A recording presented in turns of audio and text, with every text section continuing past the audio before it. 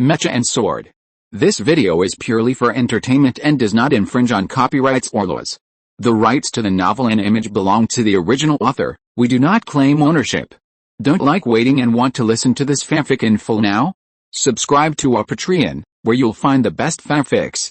Chapter 201 Ace. Ace. The 10th active Ace Mecha warrior in the Federation is not Ji Xinghe.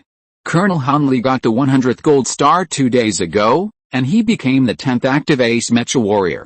As of the time the news came, he had already got 104 gold stars. The 102nd and 104th gold stars were both from the Imperial Marcus level Mecha. During the restoration of communication between base number 6 and the outside world, a lot of news came in. So, before people had time to rejoice and cheer for the appearance of the 10th active Ace Mecha warrior in the Federation, they received news that silenced everyone. A day and a half ago, Colonel Stan Eugene, an active Ace Mecha warrior, died in a battle. He got 36 gold stars in the last battle, and the total number of gold stars he got was 288. At 5:35 this morning, Colonel King Sidner, an active Ace Mecha warrior, died in a battle. He got 29 gold stars in the last battle, and the total number of gold stars he got was 231. Ji Xinghe and many Mecha warriors who heard the news did not need to watch the relevant battle record videos to imagine the cruelty of the last battle. Hanli, Jackson, and Ji Xinghe before, and many other special Mecha warriors with strong strength, never aimed to get gold stars during the battle. In a large-scale Mecha cluster battle, they got a few gold stars, which was already a lot. They who were crazy about getting gold stars were far less valuable in the battle than those who got fewer gold stars. But these two Ace Mecha warriors, in the last battle, seemed to know that they would sacrifice themselves, and chose to fight like crazy to pick stars. Is it really like this? Not really. Everyone can imagine the scene of their last battle. The two Ace Mecha warriors wanted to help their teammates and wanted to find more powerful Imperial noble mechas to fight, but their teammates could not keep up with them, and they could not fight the Imperial Duke level noble mechas alone. Being blocked and besieged, they could only pick stars with their own hands. Until there was no way to retreat, no more to pick, and the fall was like the stars.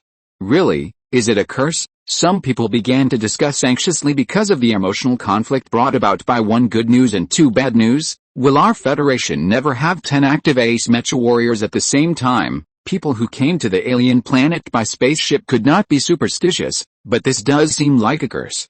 The most frightening thing about this curse is that it looks like it is controlled by the Empire. Whenever the 10th Ace Mecha warrior appears, or someone is about to become an Ace Mecha warrior, the Empire will send out Duke-level mechas, use war to force the Federation's Ace Mecha warriors to join the war, and then let the Ace Mecha warriors fall in the battle. The Federation always has only 9 active Ace Mecha warriors, just like the Empire believes that the Federation can only have 9. What if one day, the Empire believes that the Federation should not have 9, but only 5, 3, or even 1 Ace Mecha warrior? No one refuted this unsettling question, but some people began to take action for it. After receiving the news that the Ace Mecha warrior Colonel Constable was killed, Jackson sent a message to Ji Xinghe, who was fighting like a lone wolf, through the base and the detection eye. Master, I can't wait for you, because there are many people waiting for me. Okay. An hour later. 2 hours and 7 minutes after the death of the Federation's Ace Mecha warrior Colonel Constable, Base Number 6 issued a military announcement. Lieutenant Colonel Jackson received the 101st gold star. The content was very simple, only one sentence, but the excitement brought by this news was unprecedented. Those people who were in a state of panic had a new idea. We actually have many special fighters who are as powerful as ace fighters, but they have always chosen a selfless way of fighting because of their responsibilities and obligations. As long as they want, they can become new Ace Mecha fighters at any time. But this idea is not firm at present, because as of now, the Federation still has only 9 active Ace Mecha fighters. 2 new ones and 2 sacrifices still seem to be a curse. When will the 10th one appear? When he appears, will there be another Ace Mecha fighter, or even 2 Ace Mecha fighters, fall? Or will he fall like a meteor after he appears? In this round of all-out offensive launched by the Empire, the most intense battle is still outside the Federation's number 3 base. Those missiles that have crossed countless kilometers cannot completely destroy the number 3 base, which is built underground and is almost made of all metal. If the Empire wants to completely destroy the number 3 base, it must let the ground forces continue to advance until they can truly enter the number 3 base, so that they can cause irreparable damage. Han Li successfully obtained the Venus, which was promoted to an ace mecha warrior, in the battle to support base number 3. The second most intense battle was not at the periphery of base number 6, but on the main roads from the suspected location of the Empire's jump gate to base number 3 and base number 6. The Empire, which chose to force its ground forces to advance in the dust storm, suffered heavy resistance on these roads. But because of the dust storm, the Federation's resistance war can actually be described as guerrilla warfare. The Federation's rocket mine layer played an important role in this battle. Long before humans could drive mechas to fight, laying mines on the battlefield was no longer a matter of engineers digging and burying. The long-range rocket mine layer from Zhao looks like a heavy off-road truck with 4 front and 8 rear wheels commonly seen on the Azure Star. When fully loaded, it weighs more than 50 tons, the weight of the Azure Star, with a maximum speed of 110 km per hour, the speed of driving on the surface of an alien planet, and a maximum range of 1,100 kilometers. 4 modular rocket storage and transportation launch boxes were installed at the rear. Each launch box had 25 140mm rockets and could launch 100 rockets carrying mines at a time. The reloading time after the launch was only 10 minutes because of the modular structure.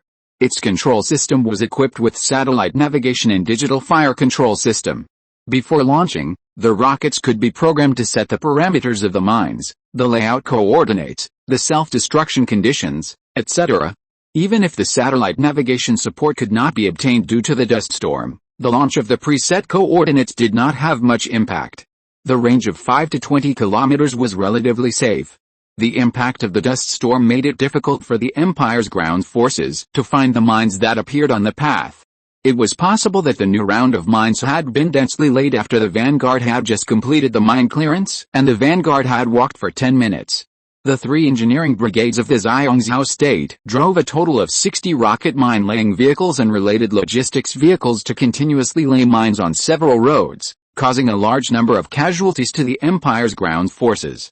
Also participating in this long-lasting sniper war were the 4 engineering brigades from Longzhou. They mainly used GBL 156 tracked mine layers, codenamed spring plowing. Compared with the rocket mine layers of Zhao, this type of mine layer has a great advantage. Rocket mine layers can only launch mines in one direction at a time, and it is easy to calculate the approximate location of the mines. However, Longzhou's mine layers have 8 launch boxes, each with 36 launch tubes, a total of 288 launch tubes, and can lay up to 1,440 mines at a time. Each launch tube can hold 5 mines. The density and range of mine laying are very strong. Because it is a scattering launch, it is more difficult to speculate the location and range of mines, which greatly increases the difficulty of mine clearance and marching speed of the Empire's ground forces, and also causes a large number of casualties. Who said that engineers can't kill the enemy?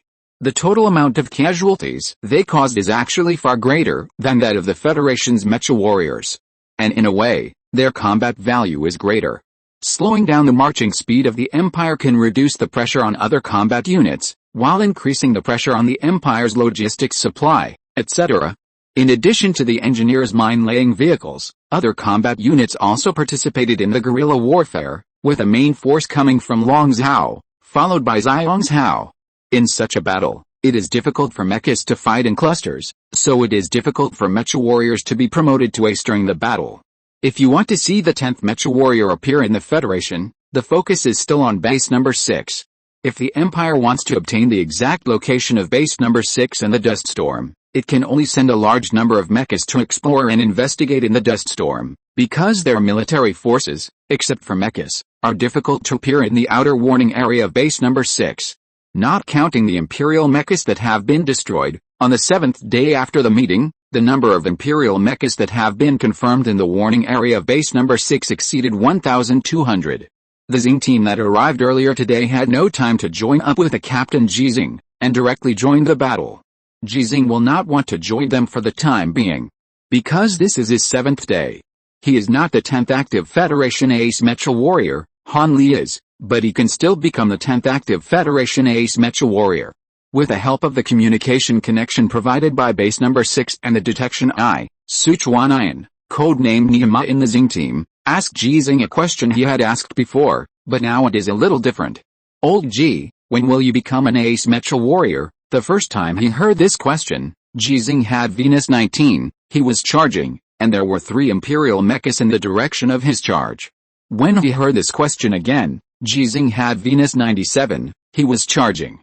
And there were 3 imperial mechas in the direction of his charge, preparing to destroy the detection eye. They destroyed very slowly, in small numbers, and did not flee when they saw Ji Xinghe, so this must be another trap. But Ji Xinghe answered in a firm tone. Today, this was his answer last time, but Sichuanian's question had changed a little, and the current situation was also very different, so he made a supplement. 3 minutes, the 3 imperial mechas that used the destruction detection eye as bait did not run away. They gave up the destruction detection eye and headed for Ji Xinghe, wanting to use their bodies to stop Ji Xinghe's footsteps. So the communication was not destroyed, and all the images recorded by Ji Xinghe's combat recorder were transmitted back to the command center of base number 6 as soon as possible. So, the Xing team on another battlefield heard the full army report from base number 6 2 minutes and 36 seconds after hearing Ji Xinghe's answer.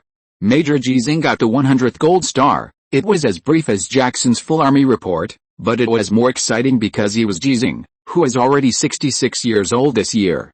He was originally just a car repairman. But he became the 10th ace mecha warrior in active service in the Federation. Neoma Sichuanian shouted like a cow and a horse in the communication channel, "Old Ji is lying, what about the 3 minutes you said it would take?" No one celebrated because the battle was still going on. Some people cheered, but suddenly suppressed it and turned into astonishment. All mecha warriors within 6 kilometers of the number 193 detection eye, immediately go to area 193 for support, immediately go to support, area 193? That was the battle area where Ji Xinghe became an ace mecha warrior. That was where Ji Xinghe was now, and he was alone in his armor. More detailed information came from the communication channel when the Galaxy Squad, Jackson and other mecha warriors reacted. Major Ji Xinghe was ambushed.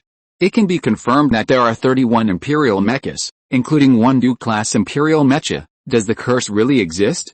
When people were panicking, Ji Xinghe's voice rang in the communication channels of many mechas and in the command center of base number 6. He asked, "Do you believe me?"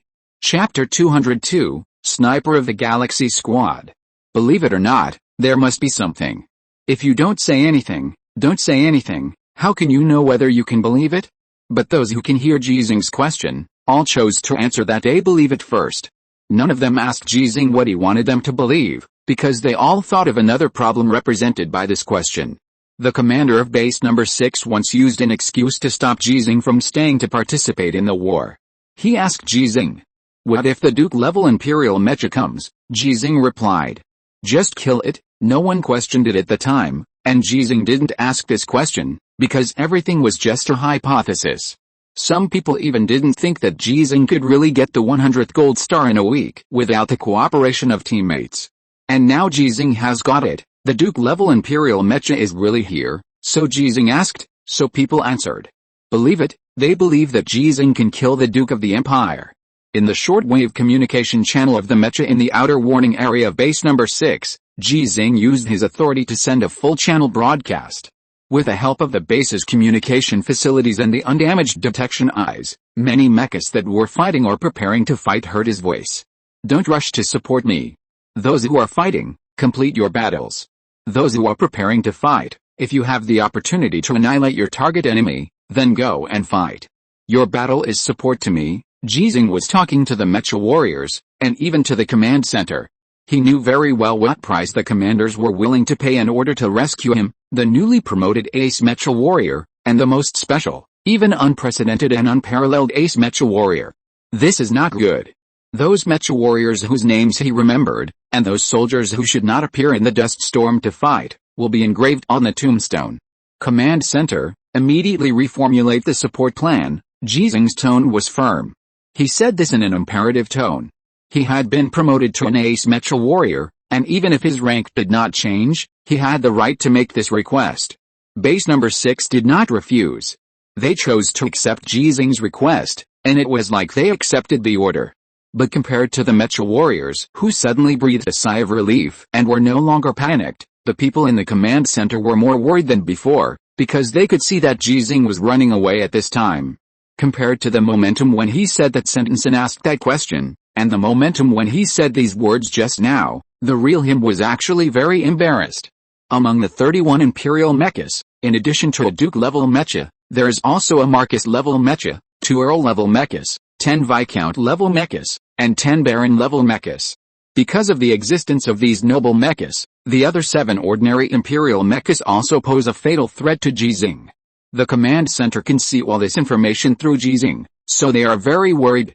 In fact, this imperial mecha formation has a total of 34 mechas, 3 of which have just been broken by Ji Xinghe. Their mission is to delay Ji Xinghe, and they succeeded. Ji Xinghe was trapped in a shrinking encirclement. But he was not panicked at all. Because a grid-like coordinate map like a chessboard appeared in his sight. It was a local battlefield mecha coordinate map shared based on the information link established by the communication signal and the base. Among them are the coordinates of the federal mecha, as well as the known imperial mecha coordinates. All known imperial mechas are marked with numbers.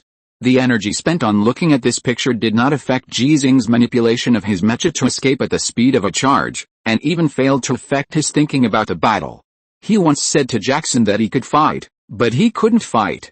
And now it's not a war, just a local battle.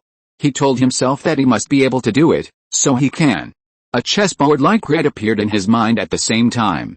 Compared with the coordinate map displayed on the holographic projection screen in his sight, the grid in Ji Xinghe's mind is relatively simpler, just a supplement. The main content is the terrain changes in this area.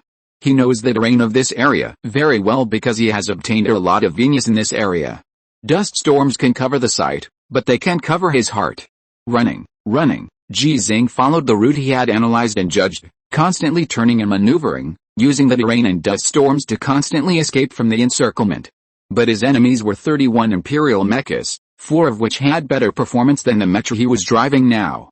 2 Earl class and 1 Marcus class, they were always able to force Ji Xinghe to re-enter their encirclement when Ji Xinghe had just escaped from the encirclement, relying on the performance of the mecha and the help of other imperial mechas. If he didn't go in, he would have to fight these 3 imperial noble mechas. It was almost impossible for Ji Xinghe to kill them instantly. If he chose to fight, his fate would inevitably be death.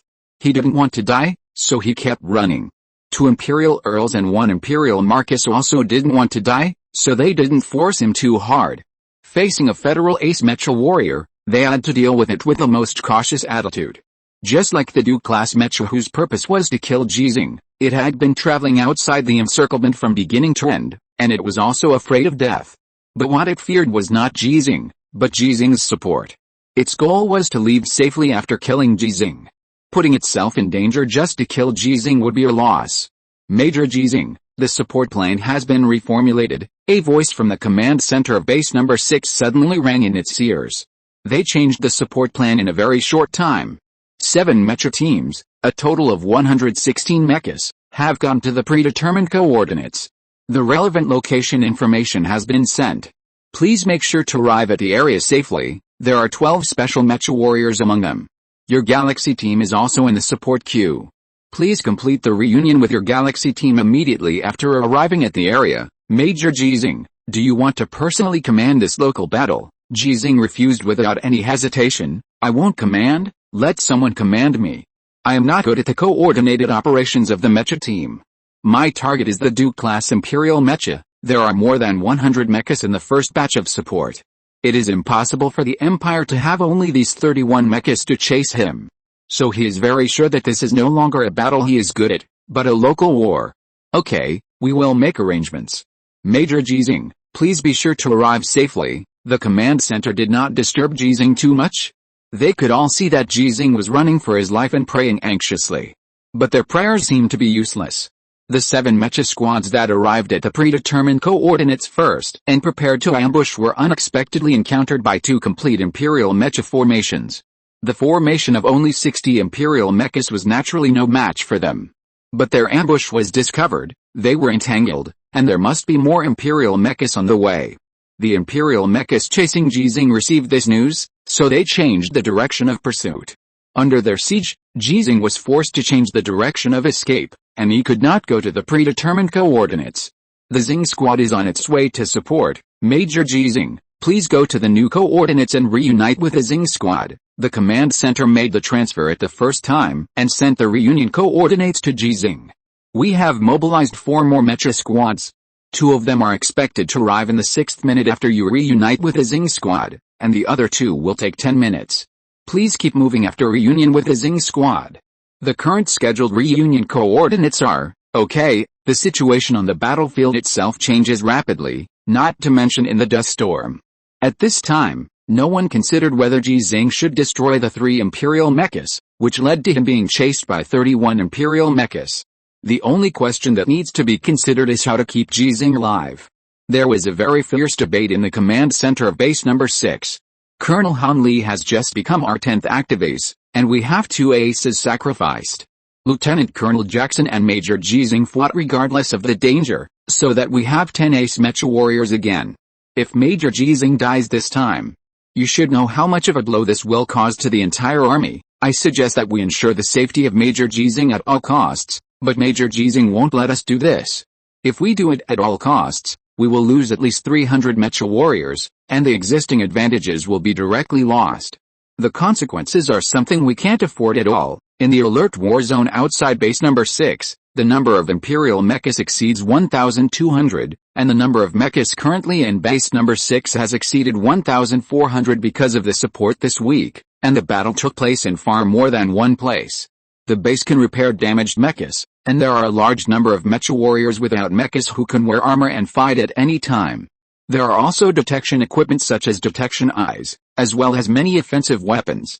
The Empire has paid and is paying a painful price to obtain the precise location of base number 6 and the dust storm. But if you support Ji Xinghe at all costs, it means giving up the existing combat advantages. While the debate was going on, a communicator suddenly shouted loudly. Lieutenant Colonel Chen Sun said that he went to support Major Ji Xinghe and asked us to formulate a support plan according to Major Ji Xinghe's requirements. Lieutenant Colonel Chen Sun, there were many reinforcements in base number 6, but most of them knew Lieutenant Colonel Chen Sun.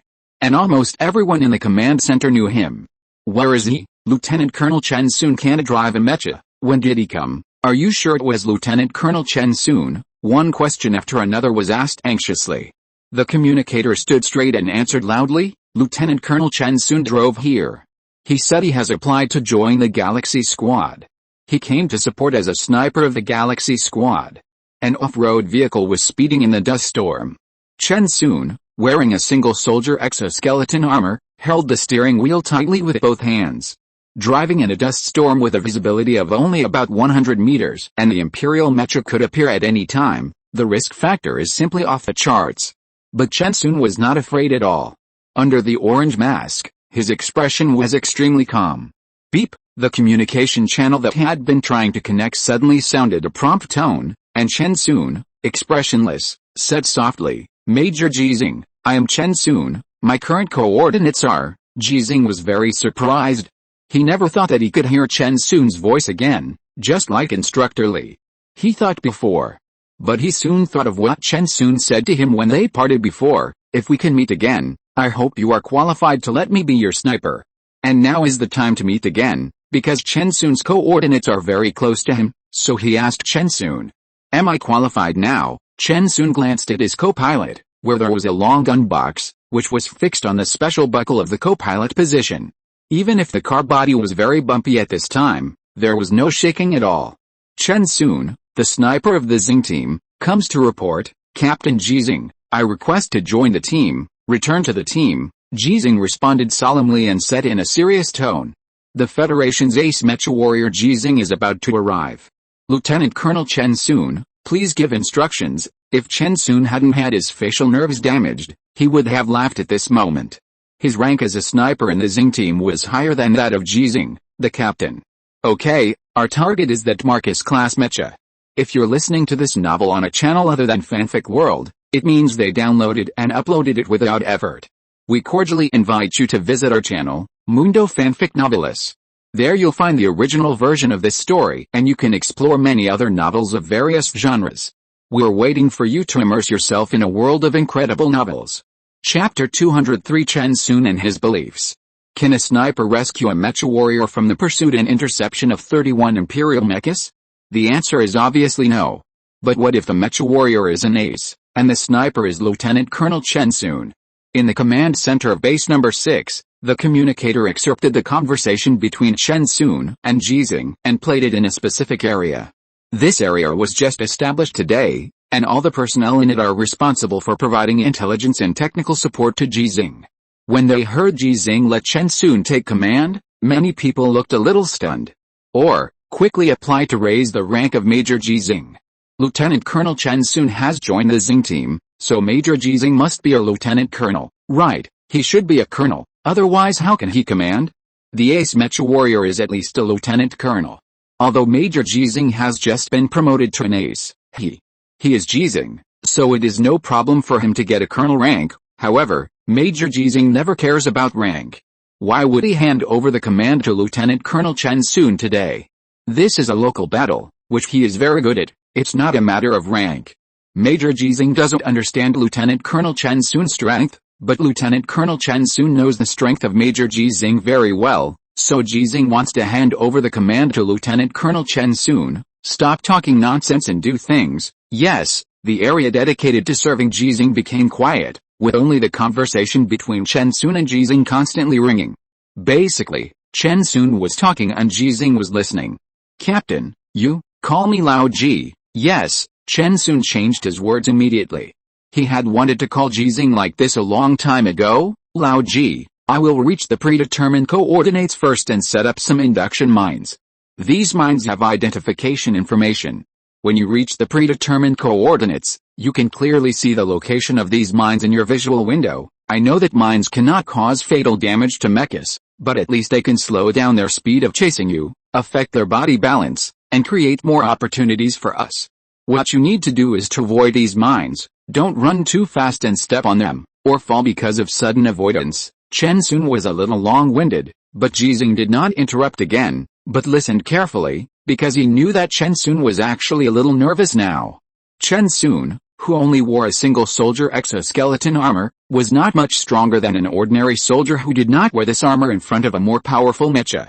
The Federation's single soldier exoskeleton armor can well resist explosions, high temperatures, conventional firearms, collisions and other attack methods, but it is difficult to resist the bayonet of the Empire's mecha, because the armor is too thin.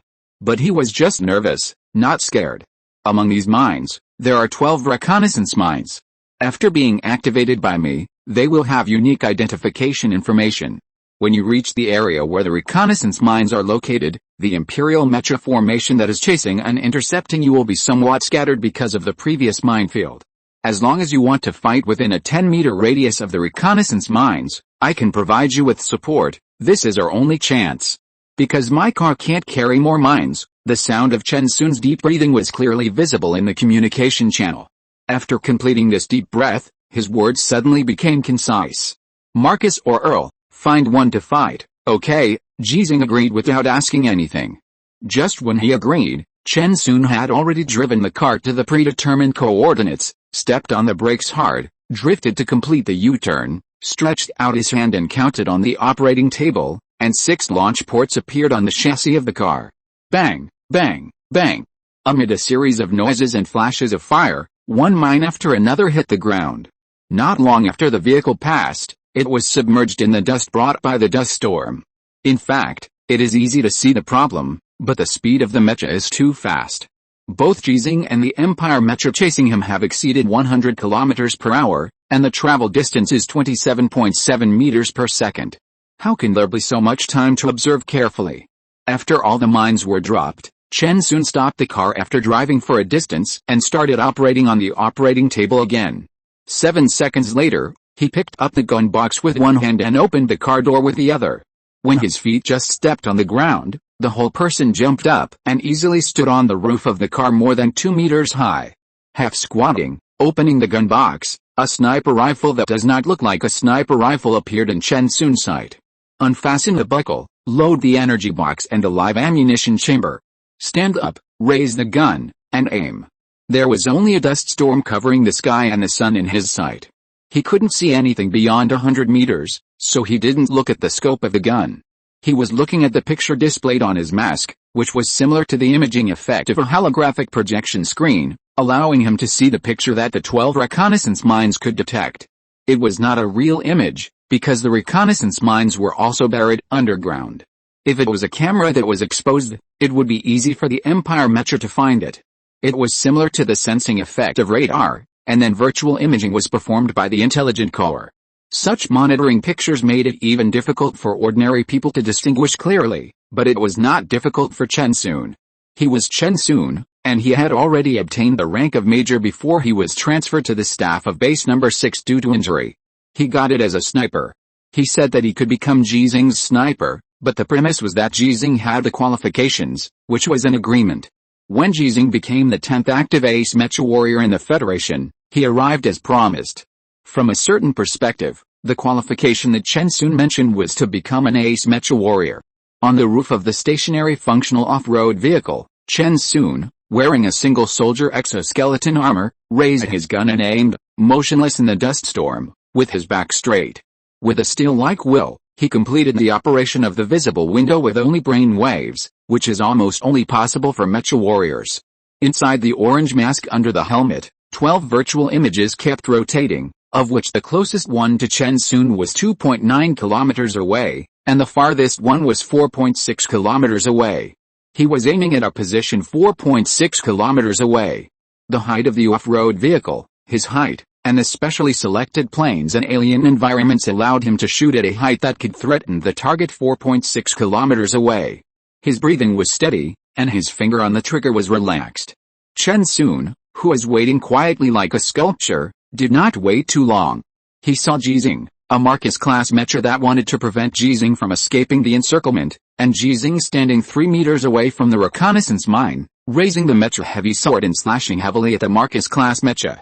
When the Marcus-class mecha raised his sword to meet him, Chen Sun pulled the trigger without hesitation. When the bullet flew out, there was no shell falling, no smoke, only a faint flash of lightning. Ji Xinghe didn't know Chen Sun's strength, nor did he know what kind of sniper support Chen Sun could provide, but he chose to believe Chen Sun, just like Chen Sun once chose to believe him and asked him to go to base number 3 to get medicine. After passing the minefield arranged by Chen Sun, the formation of the Empire Mecha chasing him was indeed a little scattered, and an ordinary Empire Mecha was injured in the foot and lost the ability to chase him. Because they couldn't see the location of the mines, the encirclement naturally began to loosen, so Ji Xinghe pretended to escape. Sure enough, as he expected, the Marcus-class mecha chasing him began to accelerate and block him. If it were before, he would choose to turn directly to avoid it and return to the encirclement of the Empire Mecha again. But this time he made a different choice, just like the mecha's energy was about to run out, or his physical strength was about to run out, and he had to choose to fight to the death. The Marcus-class mecha was not fooled. Facing Ji Xinghe's attack, it chose to defend. It did not seek merit but no fault. Its combat goal was not to kill Ji Xinghe, but to create opportunities for the Duke-class mecha. The two mecha heavy swords made of tungsten steel gold collided fiercely, and both mechas had a very short pause, which lasted less than 1 second. For the mecha, this time is not enough to make a complete tactical action, but the accident occurred in this less than 1 second. The head of the Marcus-class mecha suddenly tilted, as if it was hit by a sledgehammer, and the position of the side camera instantly turned into a hole. After this blow, the Marcus-class mecha's hands holding the mecha heavy sword did not lose strength, but when Ji Xinghe suddenly turned the sword back and chopped again, the Marcus-class mecha failed to make the most effective response in the first time. So, the metal head with a gap flew directly. Ji Xinghe controlled the mecha to leap up suddenly, then turned the sword around and stabbed along the gap in the neck of the Marcus-class mecha. Draw the sword, and draw the sword again. Ji Xinghe now has two mecha heavy swords, both made of tungsten steel gold. But it's not enough to give the Xinghe team a welcome gift. What gun are you using? When Ji Xinghe asked this question, he looked at the Duke-class Imperial mecha, which had two weapons made of tungsten steel gold. Electromagnetic sniper rifle, and some people say it's not a sniper rifle, but a single-soldier electromagnetic rail sniper cannon. Chen Sun, who was standing on the roof, hesitated for a moment, looked at the gun in his hand with a very strange look, and said softly, "I like to call her, Faith, Ji Xinghe couldn't see Chen Sun's expression, nor could he hear the difference between her and it in spoken language, but he liked the name Faith. He felt that this was the faith a sniper should have, even if he was facing a mecha. How long will the next shot take? 10 minutes. Hearing this answer, Ji Xinghe, who was eager to try with 2 mecha heavy swords in his hands, turned and ran. Chen Sun saw this scene through the reconnaissance mines, expressionless, but with some smile in his tone. Don't panic, Lao Ji. They are more scared than you, because they don't know how many guns I have, and they don't know where I am now. Yeah, Ji Xinghe was not panicking. Although he was running, he was not escaping, but charging. Right in front of his charge, there was an Earl-class Imperial mecha. It also had a weapon made of tungsten steel gold in its hand. Although it was less than that of the Duke-class Imperial mecha, this one was something Ji Xinghe could beat. The Xinghe team is about to arrive, and the gift for meeting should be more generous, just like the gift Chen Sun gave him. Live up to the long absence, live up to the promise, and live up to the expectations. Chapter 204 Venus Sent. The 2 mecha heavy swords in Ji Xinghe's hands are more than 2.5 meters long. The thickness of the sword body is slightly different, and the shape of the hilt and the handguard is obviously different. Such a weapon, even when used when driving a mecha, is not suitable for fighting with a sword in each hand. It is a two-handed sword designed for mechas, and the hilt needs to be held with both hands. But Ji Xinghe seemed to be unaware of this, or reluctant to put down the precious trophy in his hand, and started charging with a sword in each hand. The 2 mecha heavy swords did not swing with Ji Xinghe's charge. The 16th generation standard mecha of the Federation ran wildly on both feet, with arms stretched out to both sides of the body, and there was a slight bend in the arm. Overall, the arms were straight and then remained stable. The 2 mecha heavy swords in the hands extended longer along the direction of the arms, with the sword tips pointing obliquely, and the sword body was thick and long, looking like this federal mecha suddenly had a pair of wings. As it ran, its shoulders would shake to a certain extent, so that its arms and 2 mecha heavy swords seemed to swing in the wind, and seemed to be about to spread its wings and fly high. Then, it really flew up. After the custom modification, the standard mecha with a height of 4.6 meters has a very strong maneuverability under the full power operation of the Federation's 11th generation core engine. It can run at a speed of more than 100 kilometers per hour with 2 feet, let alone a full speed charge. The speed reached the extreme, and the power suddenly burst out. The mecha, weighing up to 3.5 tons, holding 2 swords like wings, suddenly flew into the sky of the alien planet. From the sensing picture of the reconnaissance mine, Chen Sun panicked when he saw this scene. He was not a mecha warrior, but he had worked with very good mecha warriors many times, so he knew that one of the laws that must be followed when driving a mecha in battle is not to leap. The gravity of the alien planet is low. The specific manifestation is not only the feeling of the body becoming lighter, being able to lift heavy objects that were once unable to lift, etc., but also an important phenomenon is that the acceleration of natural falling slows down. In short, if you jump from the roof of a 100-meter high building on the Azure planet, ignoring air resistance and with a concrete floor below, you will only have 4.47 seconds left from the moment you jump. So you can't jump off a building. On an alien planet, this time will be more than doubled. The slower the falling speed, the more time the enemy will have to react, just like Ji Xinghe, who suddenly flew up now, unable to control his parabolic flight trajectory in the air. An Earl-class mecha that originally wanted to retreat, when it saw Ji Xinghe spread his wings and fly high, chose to rush to Ji Xinghe's landing point without hesitation. It can see Ji Xinghe's landing point, because its mecha also has an intelligent core, and the result has been calculated when Ji Xinghe flew up. He held the sword with both hands, on his right shoulder, with the tip of the sword pointing directly to the sky. Not only this Earl-class Imperial mech, but also 3 Viscount-class Imperial mechas that were relatively close, all rushed over. They all knew where Ji Xinghe would land. And the bayonets or other weapons in their hands were all ready to welcome Ji Xinghe. It happened in a split second. After all, it was a 3.5-ton mech, and a full-strength jump was only a distance of more than 30 meters. For a charge, the distance that only takes 1 second to cross was extended to 2 or 3 seconds. The Earl mech landed first and stood still, raising the mech heavy sword in his hand, changing from piercing the sky to piercing Ji Xinghe. The mech heavy sword made of tungsten steel gold has unparalleled armor-piercing ability. As long as it can be pierced, Ji Xinghe's mech will inevitably be seriously damaged. And after that. But it failed to stab. Ji Xinghe, who jumped like a parabola, had already folded his wings before he fell. The two Mecha heavy swords crossed in front of him, and they cut the heavy sword of the Earl-class Mecha with great precision like scissors. It can't be cut, and there is no need to cut it. The three tungsten steel gold Mecha heavy swords collided with each other. Ji Xinghe, who was charging, could use more than 3.5 tons of his own weight at this time. The Earl-class Mecha, who raised his sword and stabbed straight, had used all his strength, but he couldn't control his arms at all. He could only watch the scissors holding his weapon and crashing into his Mecha.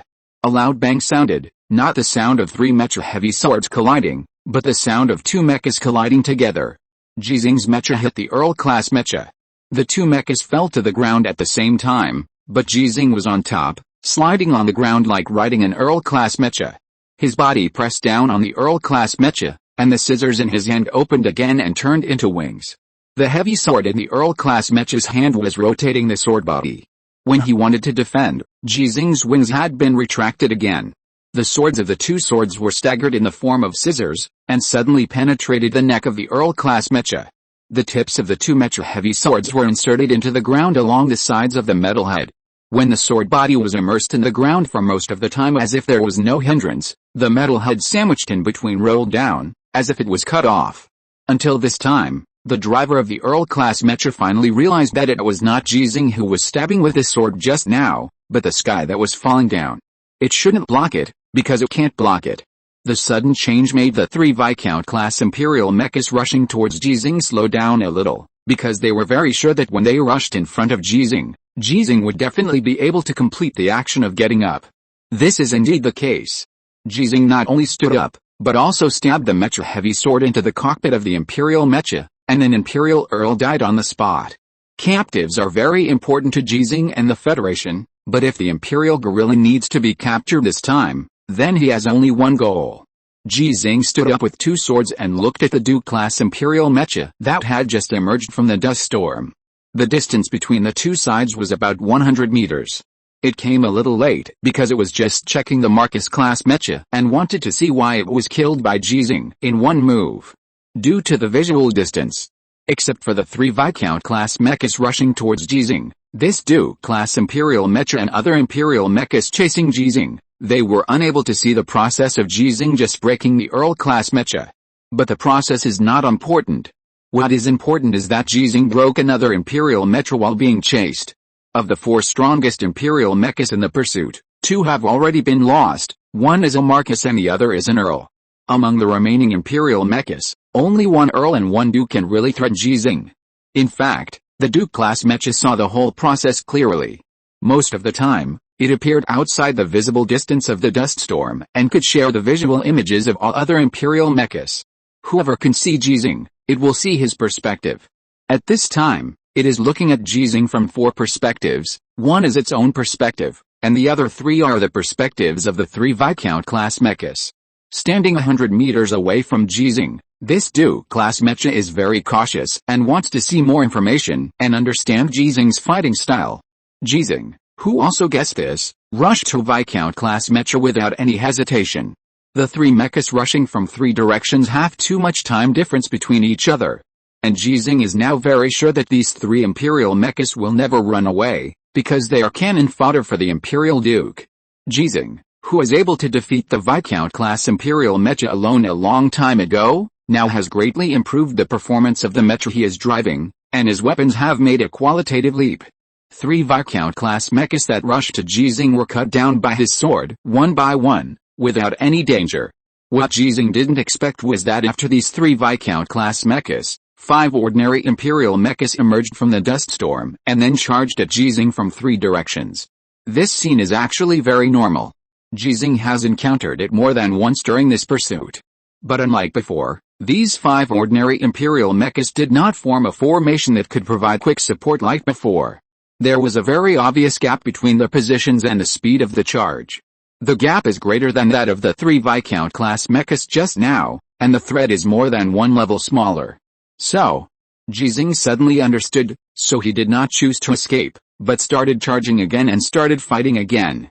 In just 30 seconds, 5 more Imperial mechas fell where Ji Xinghe passed. In this battle where he was chased by 31 Imperial mechas, he had destroyed 10 of them. The number of Venus increased by 10 more. At this speed, if there is no accident, the number of Venus he now has should have exceeded that of Han Li and Jackson. After becoming ace mecha warriors, the fighting style of these two guys will inevitably return to the previous one, mainly helping teammates, and the number of Venus is not important. Standing still, Ji Xinghe looked at the Duke-class mecha that was still 100 meters away from him, and suddenly turned on the speaker. Anything else? He spoke in Longzhou dialect. He was not sure whether this Imperial Duke could understand it, but he hoped that the other party could understand it. The Duke mecha did not respond and stood there motionless. None of these will work. If you want to test my strength and know how I fight, it's best to let the Earl come over. If it's on guard, I can't kill it instantly. It will take at least a few minutes, enough for you to see clearly. Ji Xinghe continued to persuade him, because you still wanted a weapon made of tungsten steel gold, and only the Earl level and above mechas of the Empire had this kind of weapon. Moreover, after the weapon was upgraded, the Imperial mechas that were once Viscounts and Barons, which were not his opponents, were no longer his opponents. The Earl level mechas that could have won were also no match for him. The ones who could really threaten him in a one-on-one fight had to be at least the Marcus level mechas of the Empire. But now he has Chen Sun, a sniper. 10 minutes have passed. Chen Sun raised his gun and aimed again, but because this Duke-level Imperial mecha was not within the detection range of the reconnaissance mine, Chen Sun the soldier could not aim at it. It seemed to know where those reconnaissance mines were buried, or it was just because of experience and intelligence that it knew not to get close to the combat site chosen by Ji Xinghe. Should we let it come? If not, I'm leaving. Ji Xinghe continued to force the voice, but the reaction of the Duke mech was once again beyond his expectations. It turned and left. Did it really leave? Ji Xinghe looked at everything that was obscured by the dust storm in his sight, and quietly waited for the Empire mech to appear again. But he didn't wait, and only the Galaxy squad came. Old G, we are here. Where's the Duke-class mech? Did it really run away? Wow, ha ha ha ha. It must be because it knew that my General Nima was coming, so it ran away with its tail between its legs. Lieutenant Colonel Chen Sun's voice suddenly sounded in the communication channel, interrupting the others. Talk less, do more, listen to my command. Old G, am I still in charge now? Ji Xinghe confirmed, yes, you are still in charge, now and in the future. The communication channel of the Galaxy squad fell silent, and only Lieutenant Colonel Chen Sun's voice sounded.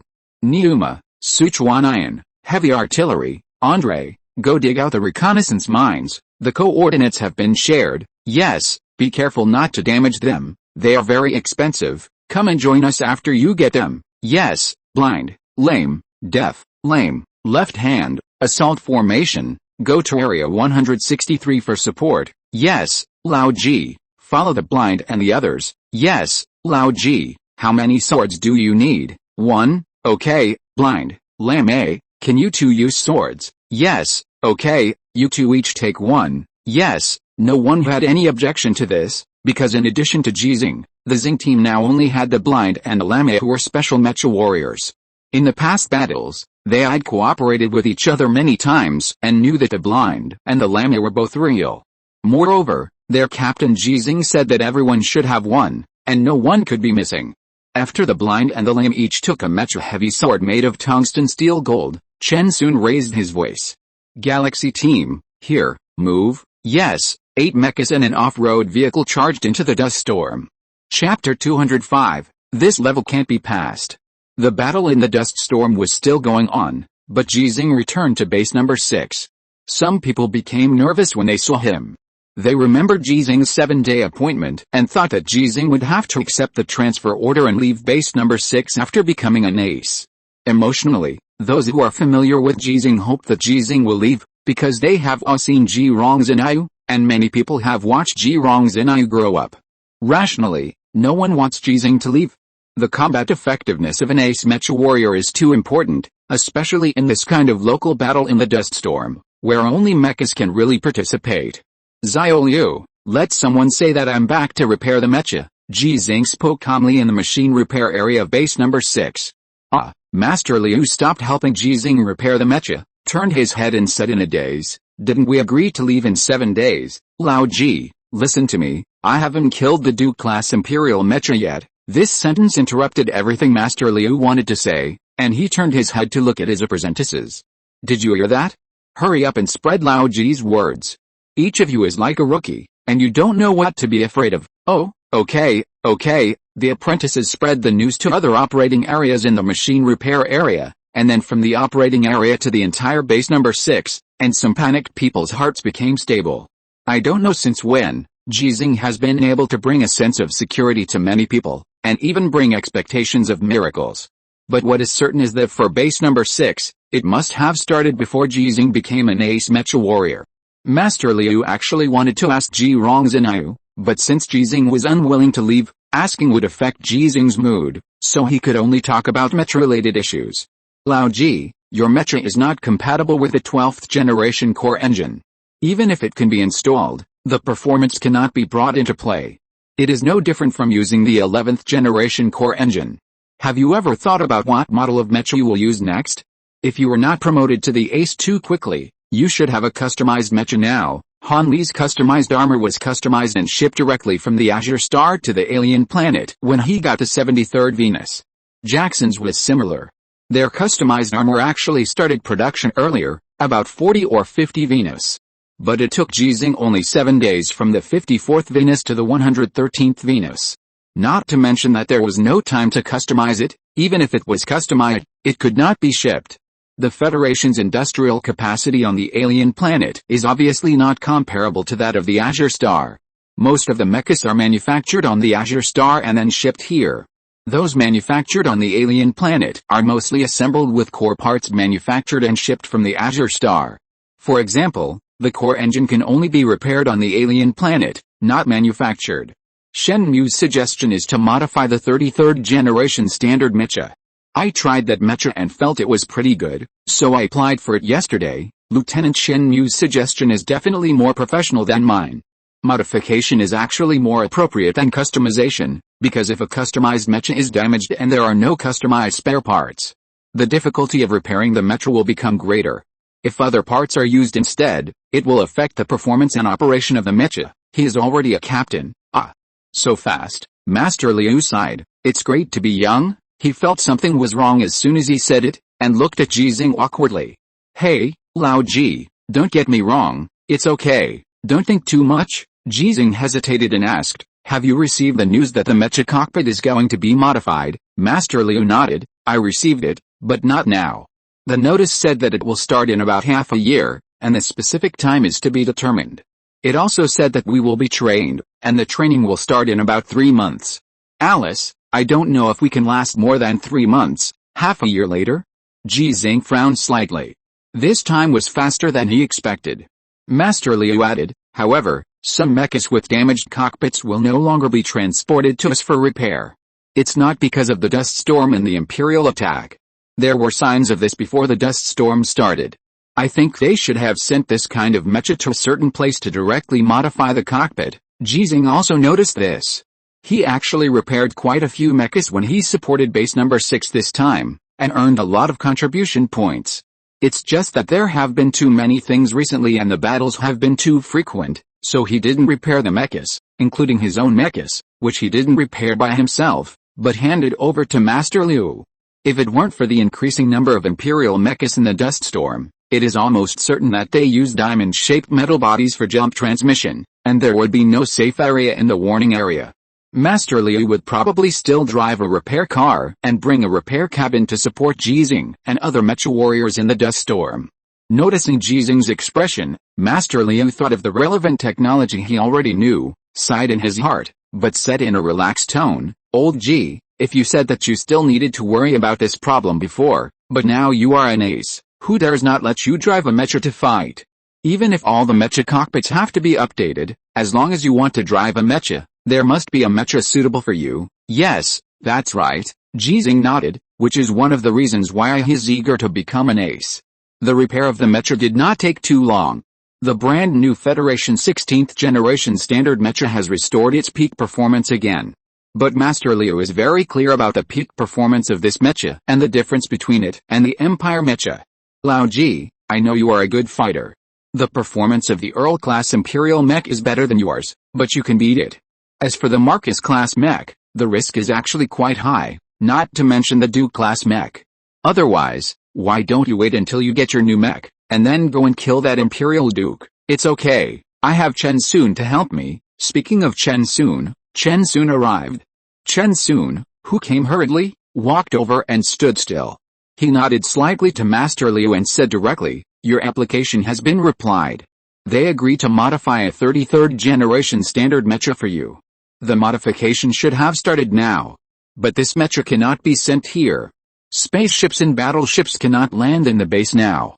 Single soldier starships cannot carry mechas. So, they mean that after the modification is completed, this mecha will be sent directly to the space battleship of the ape, and you can use it when you perform the orbital airborne combat mission next time. Ji Xinghe raised his eyebrows slightly. Should it be airdropped by spaceship after the modification, or directly airdrop related parts, and mobilized a 32nd generation standard mecha for us to modify it ourselves? With the relevant technology of the Federation, airdrops certainly cannot damage the mechas or parts. The difficulty of orbital airdrops is much greater than that of airdrops. And there are more methods than what Ji Xinghe said, so they don't want you to fight anymore, Chen Sun said bluntly, because they are afraid that you will be sacrificed. But if they don't give it to me, I will drive this mecha to fight. Isn't it more likely that I will be sacrificed? Ji Xinghe looked at the mecha that had fought with him many times, and his tone was very calm. I just want a modified 33rd generation standard mecha, not like other aces, who want a customized mecha. Ace mechas can customize their own mechas for battle. Jackson's application has been approved. The relevant parties will spare no resources to customize a mecha for him alone, and the performance will be at least on par with the Duke-level Imperial mecha. And the modified mecha that Ji Xinghe wants has the performance of at most the same as the Marcus-level Imperial mecha. The operating area suddenly fell silent, and no one spoke. Master Liu had an obvious look of anger on his face, but he didn't know who he should be angry with. To be honest, not letting Ji Xinghe fight is indeed for Ji Xinghe's good. It would be great if base number 6 had a spare 12th generation core engine. As for the 33rd generation standard mecha, there should be some that need to be repaired, right? If it still doesn't work, it means that a mecha warrior using this mecha has been injured or even sacrificed. Master Liu was in a complicated mood, and his mind didn't turn around. After a while, Ji Xinghe looked at Chen Sun. Is there a way? Chen Sun seemed to have been prepared, and seemed to have been waiting for Ji Xinghe to ask this question. He said directly without any hesitation, yes, okay. 10 minutes later, Ji Xinghe brought Chen Sun to the command center of base number 6, which surprised many people. According to Ji Xinghe's style of doing things, after his mecha is repaired and his physical strength is restored again, he should rush out and start fighting.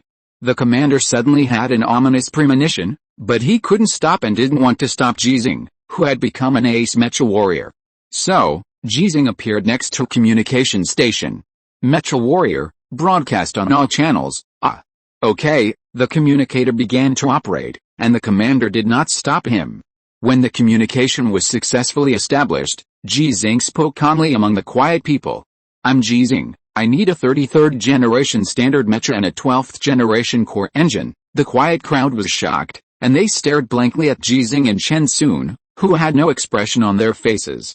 The communication channel fell into a brief silence, and about 6 seconds later, a voice sounded. Major Ji Xinghe, I'm Harris. My mecha is a customized and modified version of the 33rd generation standard mecha. If you need it, I can give it to you. But my mecha uses the 11th generation core engine. After this voice, another voice sounded. Major Ji Xinghe, I'm Qin Tong. My core engine is the 12th generation. If you need it, I can dismantle it for you. Ji Xinghe had seen these two people. They were special mecha warriors, and they had threatened Ji Xinghe before. They all participated in the combat mission to support base number 6, but now they had to give their mechas to Ji Xinghe. Even if the price was to dismantle their mechas, they didn't ask Ji Xinghe why they needed it. Because at this time, the mecha warriors who could hear this full channel broadcast knew why Ji Xinghe wanted other people's mechas and engines. Okay, come back as soon as possible, Ji Xinghe responded calmly without saying thank you. Harris and Qin Tong did not need Ji Xinghe's thanks either. They said that they would return to base number 6 after the ongoing battle was over. After the communication ended, the commander surprisingly did not stare at Ji Xinghe, but at Chen Sun. Chen Sun was once his most capable staff officer, so he knew that this must be the method proposed by Chen Sun. People and things should be used to their full potential, The commander took a deep breath and said slowly, Chen Sun, you are still the same, not changed at all. This is actually not good. Chen Sun looked directly at the commander, pulled the corners of his mouth but could not laugh. They can use another transfer order to try to change me, just like last time. They wanted to change Lao Ji in this way. But this time, it's not me standing in front of Lao Ji, but Lao Ji standing in front of me. The people at base number 6 were not unfamiliar with what Chen Sun said. When a large-scale dust storm occurred last time, Chen Sun and Instructor Li asked Ji Xinghe to participate in the battle, but they were both transferred away. As a result, it seems that there was no change. Chen Sun did not change, and Ji Xinghe did not change. No, in fact, there have been great changes. Everyone looked at Ji Xinghe, who remained silent. He did not express his opinion, but everyone knew that it would not be so easy for him to pass this level. Chapter 206. I'll go find it. If you want to do your work well, you must first sharpen your tools. Ji Xinghe did not drive his repaired mecha out to fight, but patiently waited for Harris and Qin Tong to return. The two were very fast. In an operating area of the machine repair area, the 6 most professional mechanics in the entire base number 6, plus Ji Xinghe, were ready. Harris and Qin Tong couldn't bear to watch. I'm driving Lao Ji's mecha away, you stay here and wait for your mecha to change the engine. Harris had to leave first, and his mecha was taken away by Ji Xinghe, so he could only drive Ji Xinghe's mecha. Qin Tong's mecha only needed to remove the 12th generation core engine, and the main body did not change. After replacing the 11th generation core engine that was spare at base number 6, the performance would be slightly reduced, but as long as it did not encounter the Earl level mecha, it would not be a big problem. Can you do it? Qin Tong persuaded. Why don't you wait a little longer? You are different from Lao Ji. After they know that your mecha has been taken away by Lao Ji, they will definitely find a way to transfer one to you. Although Lao Ji's mecha has been modified, it is only a standard mecha of the 16th generation after all. I can do it? The first mecha I drove was the 16th generation, Harris said unconvinced. Besides, Lao Ji can kill a Marcus with this mecha, so it's okay for me to kill an Earl, right? Of course there is a problem. Although Harris is a special mecha warrior, he joined the Orbital Airborne Mecha Corps because of his strong strength. But the last time he and another special mecha warrior Lons joined forces to try to break an Earl-level Imperial mecha, not only did they fail, but Lons also died. If Ji Xinghe hadn't been there, the Imperial Earl would definitely have escaped. There are about 300 special mecha warriors in the Federation. If these special classes are subdivided, there are actually 2 levels.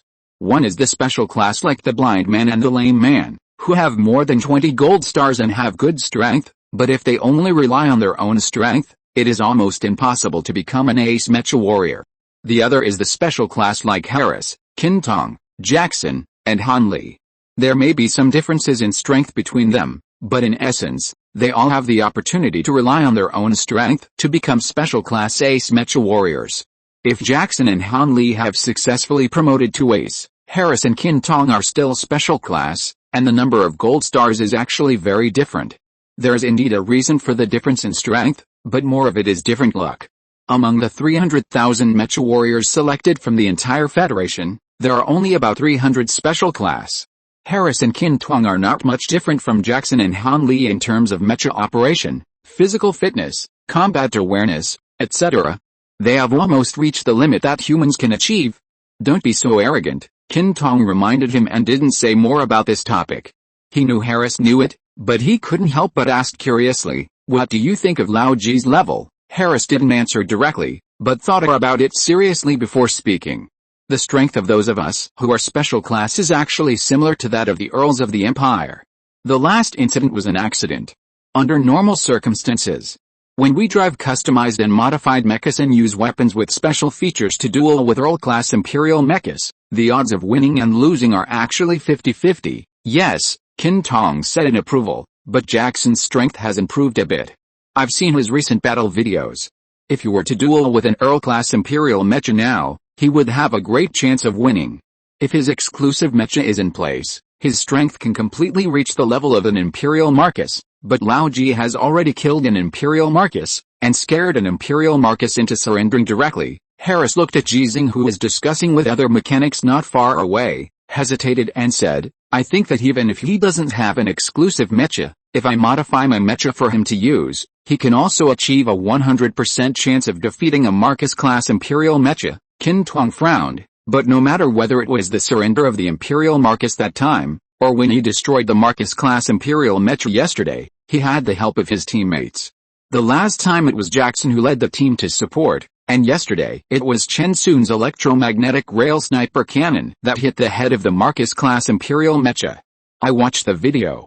Chen Sun shot the camera on the side of the head of the Marcus-class Imperial mecha from a distance of nearly 5 kilometers, and the bullet poured into it. Chen Sun, I really didn't expect him to pick up the sniper rifle again. No, it's a sniper cannon, and I didn't expect him to be so accurate now. Harris's tone was a little sad, and it could be heard from it that Chen Sun must have had a record that amazed them before, but no one told Ji Xinghe about this. But Harris changed the subject and asked, if it was you, would you believe that Chen Sun could hide it? Qin Tong shook his head. I believe it, but I won't. This is strength. He believes in Chen Sun and dares to believe it. This is one of the strengths we don't have. Harris, a foreigner, praised Ji Xinghe, which surprised Qin Tong. And, Harris continued, if it was you at that time, you must believe in Chen Sun. Could you fight the Marcus-class mecha just near the reconnaissance mine? And with just one move, the Marcus-class mecha paused for 1 second. Qin Tong shook his head. I can't. I'm driving this custom-modified 32nd generation mecha, which is much more powerful than the one driven by Lao Ji, but I can't do what he did. He defeated an Earl-class mecha before when using ordinary special weapons. Although he gave the gold star to Jackson, he was indeed the one who defeated it. Qin Tong nodded. Yes, he was indeed the one who defeated it. From the video recording, he actually had a chance to destroy the Earl-class mecha, but he gave it to Jackson. So I think that if he uses my mecha and your core engine, he will definitely be able to defeat the Marcus-class Imperial mecha 100%.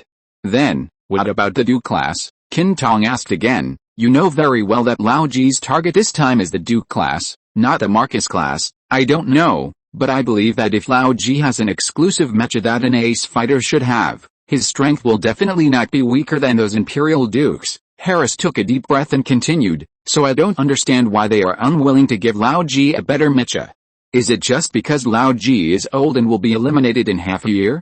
But the problem is, whether our mecha is replaced or not, Lao Ji has at least the strength of a Duke level, and he can fight. Qin Tong was silent for a while before saying, have you ever thought that when our mecha is replaced, the Empire's mecha will soon be replaced as well? They can seize our mecha and then reverse engineer the neural link technology. By that time, we will have won, Harris said in a firm voice. Yes, we will be able to win before then. Qin Tong did not respond. Although he also hoped so, he felt that this was actually a luxury. You said that they don't allow Lao Ji to fight anymore. Is it because they want Lao Ji to go back? Qin Tong made another guess. The documentary about Lao Ji has become more and more influential. In the message my family sent me, my son even asked me if I knew Lao Ji. Who knows? Forget it. Let's not talk about it anymore. Let's go kill the gorilla. Harris no longer wanted to chat and turned to leave, but he stopped after taking 2 steps, turned around and called Qin Tong. Your son can't, but my son can. Qin Tong instantly understood what Harris meant and sneered twice. Even 10 of your sons can't beat Ji Xinghe. Love is not about who can fight, Harris said proudly. My son is very handsome, and he is a child star. He has participated in 3 movies with a box office of over 1 billion in the Federation.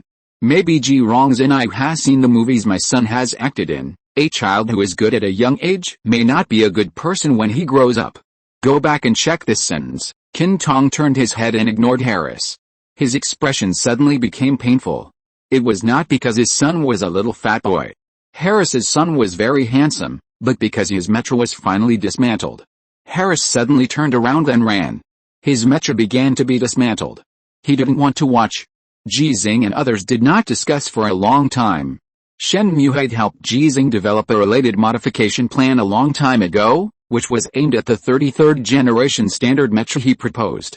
The exclusive mecha design plan for the Ace Mecha Warrior must be completed by more professional people from the Federal Academy of Sciences, but in terms of modifying standard mechas, after having the experience of designing and building Xinghe by hand, none of the 6 professional mechanics questioned the plan formulated by the genius Shen Mu. They just made some additions and improvements, because the mecha they wanted to modify had been modified before. Apart from anything else, Harris is only 1.82 meters tall, and Ji Xinghe's height at this time. Hey, Lao Ji, I remember you were not 1.91 meters tall, how come you are 1.94 meters tall now? Master Liu was shocked after getting Ji Xinghe's physical data. He didn't know that Ji Xinghe had recovered to 1.93 meters a few months ago. Even if he knew, he would still be shocked now. It's grown a little bit more, at the age of 66, can it still grow? Yeah, old Ji, Shen Mu said you can touch bones. Master Liu suddenly felt shy. How about you touch me and try? The transformation of the mecha officially began.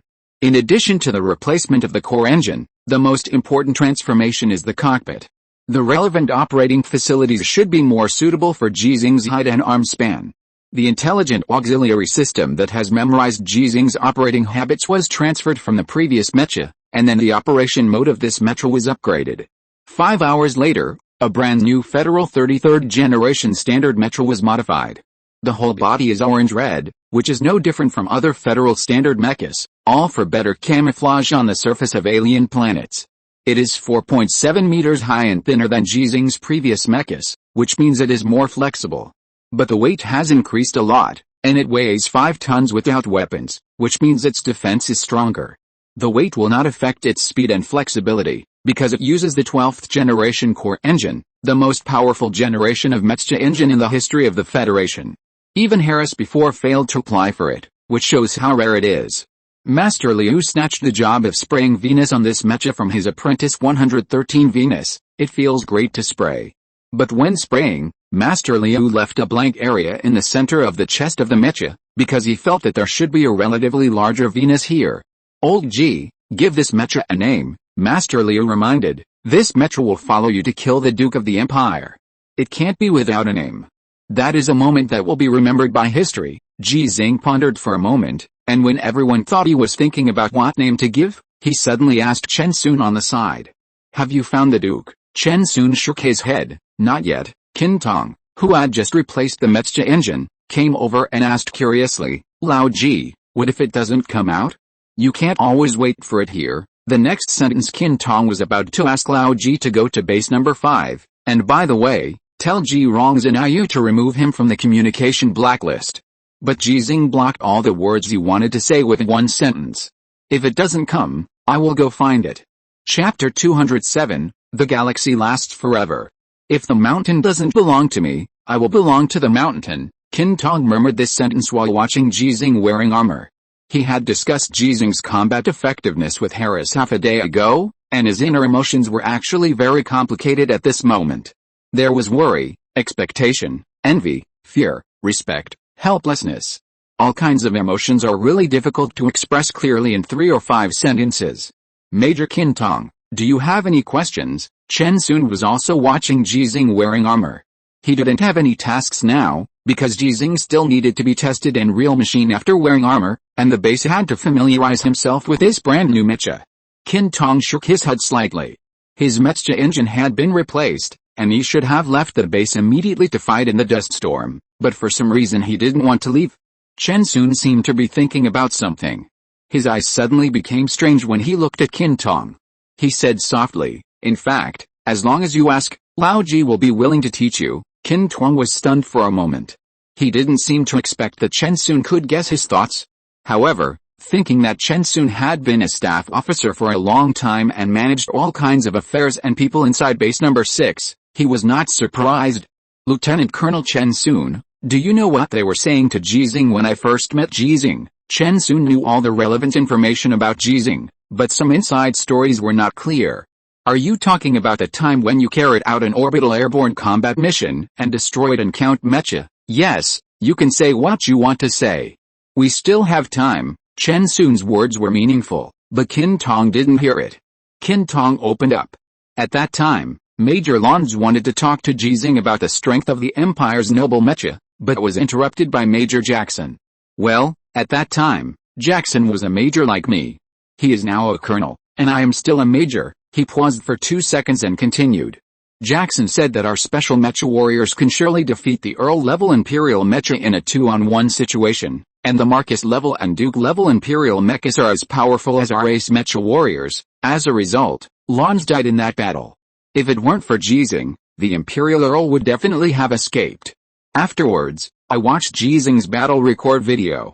He drove a mecha with much worse performance than ours, and beat the Imperial Earl without any chance of fighting back. Many people say that it was because of the pressure brought by Major Jackson's support. I thought so before. But I just talked to Harris, and then I figured out a problem. In fact, it made no difference whether there was support from Major Jackson at the time. Even if it was only Ji Xinghe and the Imperial Earl fighting alone, Ji Xinghe would definitely survive. Chen Sun listened quietly. He knew that Qin Tong was not telling him a story now, but trying to convince himself. Qin Tong took a deep breath. Ji Xinghe is very strong, but before, his strength was limited by the performance of his mecha. Just like me, if I had my own mecha, I could guarantee to defeat the Earl level Imperial mecha, but facing the Marcus level and Duke level Imperial mecha, I dare not guarantee stability. No, I don't even need a Duke level mecha. I can't beat the Marcus level. Even if I have my own mecha. Qin Tong looked at Chen Sun and asked seriously, but, why can Jackson beat them? Can Hanli beat them? And before, they were all special level like me. Chen Sun is not a mecha warrior, so he shouldn't be able to answer this question, but looking at Qin Tong's expectant expression, he answered seriously. Because they all learned from Lao Ji, the tone was serious, but the answer was not serious, and it sounded a bit like a joke. So Qin Tong argued, but my combat experience is much richer than Ji Xinghe. I have received the most professional mecha operation training and have the best instructors in the world. My physical fitness is better than Ji Xinghe, and my physical fitness is much higher than his. I am younger than him and my reaction speed is faster than his. Why can he teach Jackson, Hanli, and me? Chen Sun hesitated for a moment. He answered with a purpose, and so far he has been at a loss for words. Because what Qin Tong said makes sense. No matter from which aspect, Ji Xinghe, who changed his career halfway, is not qualified to be Qin Tong's teacher, or even Jackson's teacher. The so-called Hanli learned a lot from Ji Xinghe, but it is just a lie that Hanli will not refute in person. I'm sorry, comrades Iohan. Someone said something to me, I think it's very good, you can listen to it, or you cannot believe it. Chen Sun thought of some words that he said to him when he contacted him a few days ago. The sentence that moved him the most was said to Qin Tong in a calm tone. In every era, there are some amazing people. They are like the wind, rising from the tip of the green duckweed, achieving success among the grass, shaping the extraordinary present with the ordinary past, and writing legends about the future. Fortunately, Qin Tong is also from Longzhou. If it were Harris or Jackson, they would definitely ask what the words the tip of the green duckweed and the grass mean. That doesn't sound like you said that, Lieutenant Colonel Chen Sun. I said that this is a sentence someone else said to me. Then what else did he say to you besides this sentence? When asking this question, Qin Tong's eyes were shining, looking directly into Chen Sun's eyes. Chen Sun pulled the corners of his mouth, but still couldn't laugh. He said a lot, but it's not important. What's important is that he made me want to be the writer of the legend, not the witness. He made me want to participate in creating a legend, not wait to be saved by the legend. Qin Tong looked at Chen Sun and remained silent, not knowing what he was thinking. As a special level who had the opportunity to become an ace mecha warrior, his information channels were actually not much worse than Chen Sun, so he could know a lot of things. If, after a long while, Qin Tong finally spoke, if Lao Ji can really cut down that mountain, please help him. Tell him, I want to try to stand higher and see farther. After saying this, Qin Tong turned around without waiting for Chen Sun's response, put on the armor and left. He didn't even conduct the real machine test, because half a year ago, his mecha used the 11th generation core engine. And he had already become a special mecha warrior at that time. Now he just returned to half a year ago, and his strength has not actually declined. From a certain point of view, his current strength may be stronger. Because his heart has returned to the time when he just became a mecha warrior. Just joined the army, and just had the dream of driving a mecha. Chen Sun looked at Qin Tong's back, feeling a little helpless and a little happy. Most people in Longzhou are reserved and introverted, so they will speak in a roundabout way. Qin Tong's vague words are actually easy to understand. The strength of the Marcus level Imperial mecha is equivalent to the ace mecha warrior of the Federation. This is why everyone was stunned when the Imperial Marcus surrendered before. Isn't the Duke class Imperial mecha Which is more powerful than the Marcus, a mountain for the Federation's mecha warriors? Whether it is for ordinary mecha warriors, special mecha warriors, or ace mecha warriors, it is a difficult mountain to climb. And what Ji Xinghe has to do is not to climb that mountain, but to cut that mountain. Those who can cut a mountain, where they stand is the top. Chen Sun looked at Ji Xinghe, who was conducting a real machine test, picked up the communicator, and was not worried at all that his words would affect Ji Xinghe's operation. If Ji Xinghe didn't even have this ability, why would he come thousands of miles in the dust storm? With a rank of lieutenant colonel and taking orders from the major, he, who could once change Ji Xinghe's fate, now has to call Ji Xinghe the captain and let Ji Xinghe stand in front of him. Chen Sun's courage and determination are just like the principle he has always adhered to: people and things should be used to their full potential. Old Ji, someone told me to tell you that he wants to try the feeling of being on top of the world and looking down on all the other mountains. Yeah, Ji Xinghe responded softly, without asking or saying anything. But Chen Sun couldn't help but say a few more words. So far, there is only one Duke-level Imperial mech that has been defeated by us in a real mech battle, only one General-level Imperial mech, and only one Royal mech. All of them were defeated by General Li Yuanba, so he is now the mountain with the highest personal force among all the mech warriors in the Federation, and even in the entire Federation. Yeah, Ji Xinghe responded briefly again, seemingly not caring about these things. But Chen Sun knew he cared. In fact, Li Yuanba was not called this name before. He was called Li Yuan, and he changed this name himself later. Do you want to know why he changed his name to Li Yuanba? Ji Xinghe's actions in operating the mech did not stop at all. While being accurate and correct, he answered distractedly, and this time it was finally not just one word.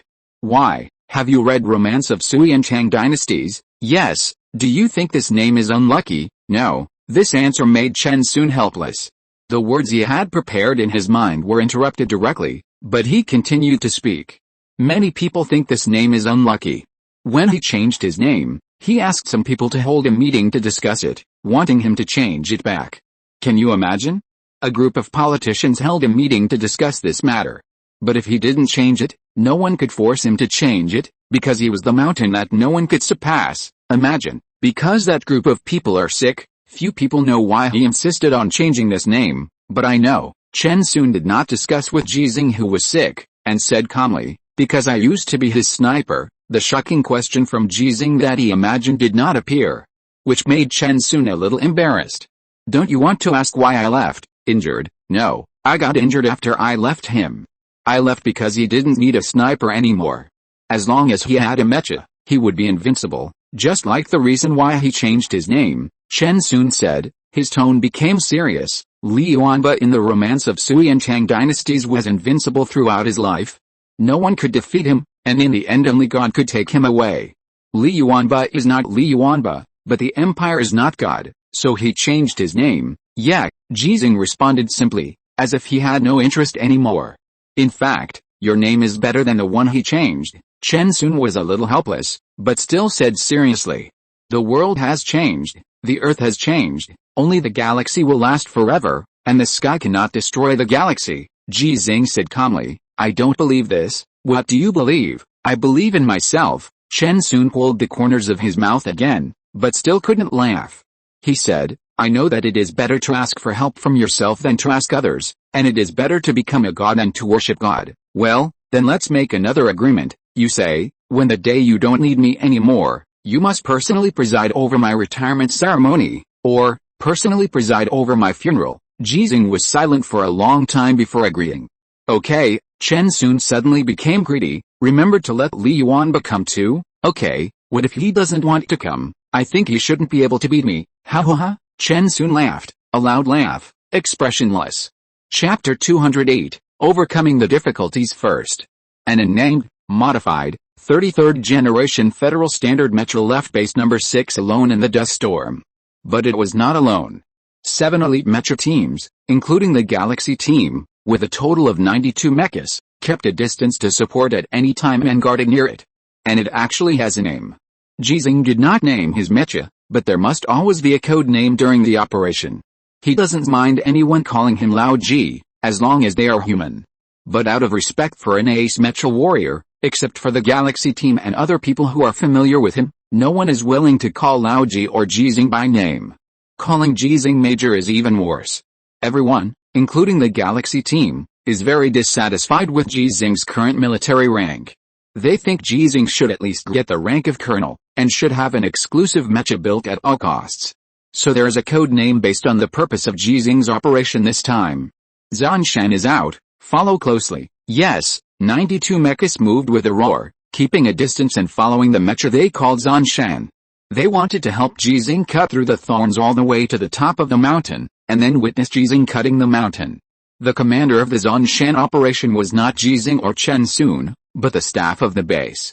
For this reason, the 92 mechas carried a lot of detection eyes to ensure communication and detection of the imperial mechas while following Ji Xinghe. The staff has assembled a lot of relevant professionals, including communicators, technicians, staff, etc. They have developed many sets of plans in the process of Ji Xinghe's transformation of mechas. Some of these plans are linked to each other, and some can be replaced with new plans on the spur of the moment. During this period, the communication between base number 6 and the outside world was briefly restored. Faced with irrelevant accusations from the superiors, the commander chose to take it for Ji Xinghe. He believed that Ji Xinghe could do it, and he could only believe that Ji Xinghe could do it. Otherwise, the damage that a Duke-class mecha could cause in the dust storm would be too great. Jackson, who had just been promoted to the ace, had not yet received his exclusive mecha, and he could not even guarantee victory over the confirmed Marcus-class Imperial mecha. All the federal mechas outside base number 6 have begun to shrink their defenses, waiting for the success of Operation Cutting the Mountain, and then annihilate those Imperial mechas. This has led to a large area of dark areas on the most conspicuous dynamic observation map in the command hall, and the dark areas are still expanding. That is because the detection eyes of the relevant areas were destroyed by the Imperial mechas. Until Ji Xinghe left the base. You are about to enter the lost contact area, please maintain the communication distance. Ji Xinghe's ears rang with a reminder from the base, but his running speed did not slow down because he believed that the Galaxy Squad could keep up with him. The closest mecha team to him is his Galaxy Squad, and the second closest mecha team is Jackson's mecha team. Compared with the Galaxy Squad, Jackson's mecha squad has more people and corresponding arms. In addition to mechas, there are also commuter vehicles, engineer vehicles, armored vehicles and other support. If their speed is not too fast, tanks will also come to fight with machine tanks. This is not a suppression of the Galaxy Squad by relevant parties, but a decision made by the different functions of both parties. There are actually two types of squads led by special fighters. One is a mecha squad similar to the Galaxy Squad, which is basically full of mecha warriors, and the main task is to provide rapid support according to instructions. The other is a tactical mecha squad like Jackson, which has corresponding defense and attack missions before the battle begins. The squads before Han Li and Ji Xinghe are like this. From the perspective of mission objectives, the sacrifice rate of tactical mecha squads is higher. Imperial mechas are found. Ji Xinghe, who just saw the Imperial mecha, did not report it out loud, but the relevant personnel in the command center who had been observing his perspective reminded other mecha warriors at the first time. 4 Imperial mechas, initially determined to have a reconnaissance mission, numbering completed, accurate coordinates being sent completed, Imperial mecha number 1 confirmed as conventional, weapon used. Imperial mecha number 1 has been destroyed, Imperial mecha number 2 confirmed as conventional, weapon used. Imperial mecha number 2 has been destroyed. Normal intelligence alerts are much more detailed. In addition to coordinates and numbers, there are also melee weapons used by mechas, and long-range weapons that may contain ammunition. However, none of the alerts from the command center met the standard. When the intelligence was only halfway through, it had to be revised. Imperial mecha number 3 confirmed as conventional, Imperial mecha number 3 has been destroyed, Imperial mecha number 4 confirmed as barren. Imperial mecha number 4 has been destroyed. The many mecha warriors who had just received the news of the discovery of the Imperial mecha had no time to make more changes before the message that a battle was over sounded in their communication channels. Major Ji Xinghe destroyed 4 Imperial mechas alone, winning all the battles. The number of gold stars increased to 117, from the discovery of the Imperial mecha to the end of the battle. It took a total of 1 minute and 37 seconds, not to mention the silence of the ordinary mecha warriors. Even Jackson, the ace mecha warrior, was silent. They knew very well how difficult it was to find the Imperial mecha and kill it in a dust storm with a visibility of only about 100 meters. It was not a question of whether they could win, but whether the enemy would run. A mecha warrior asked cautiously in his team's communication channel, when those 4 gorillas saw Lao, ahem, Xianchen, didn't they run away? Why, do you really want them to run away? No, of course I hope they are all dead. But under normal circumstances, when they saw Xianchen with so many gold stars, shouldn't they turn around and run away? Yes, our captain only has 39 gold stars, and those regular level imperial mechas will turn around and run away when they see us. Or they will come to fight us directly, thinking that we have few gold stars and are soft persimmons and want to bully us.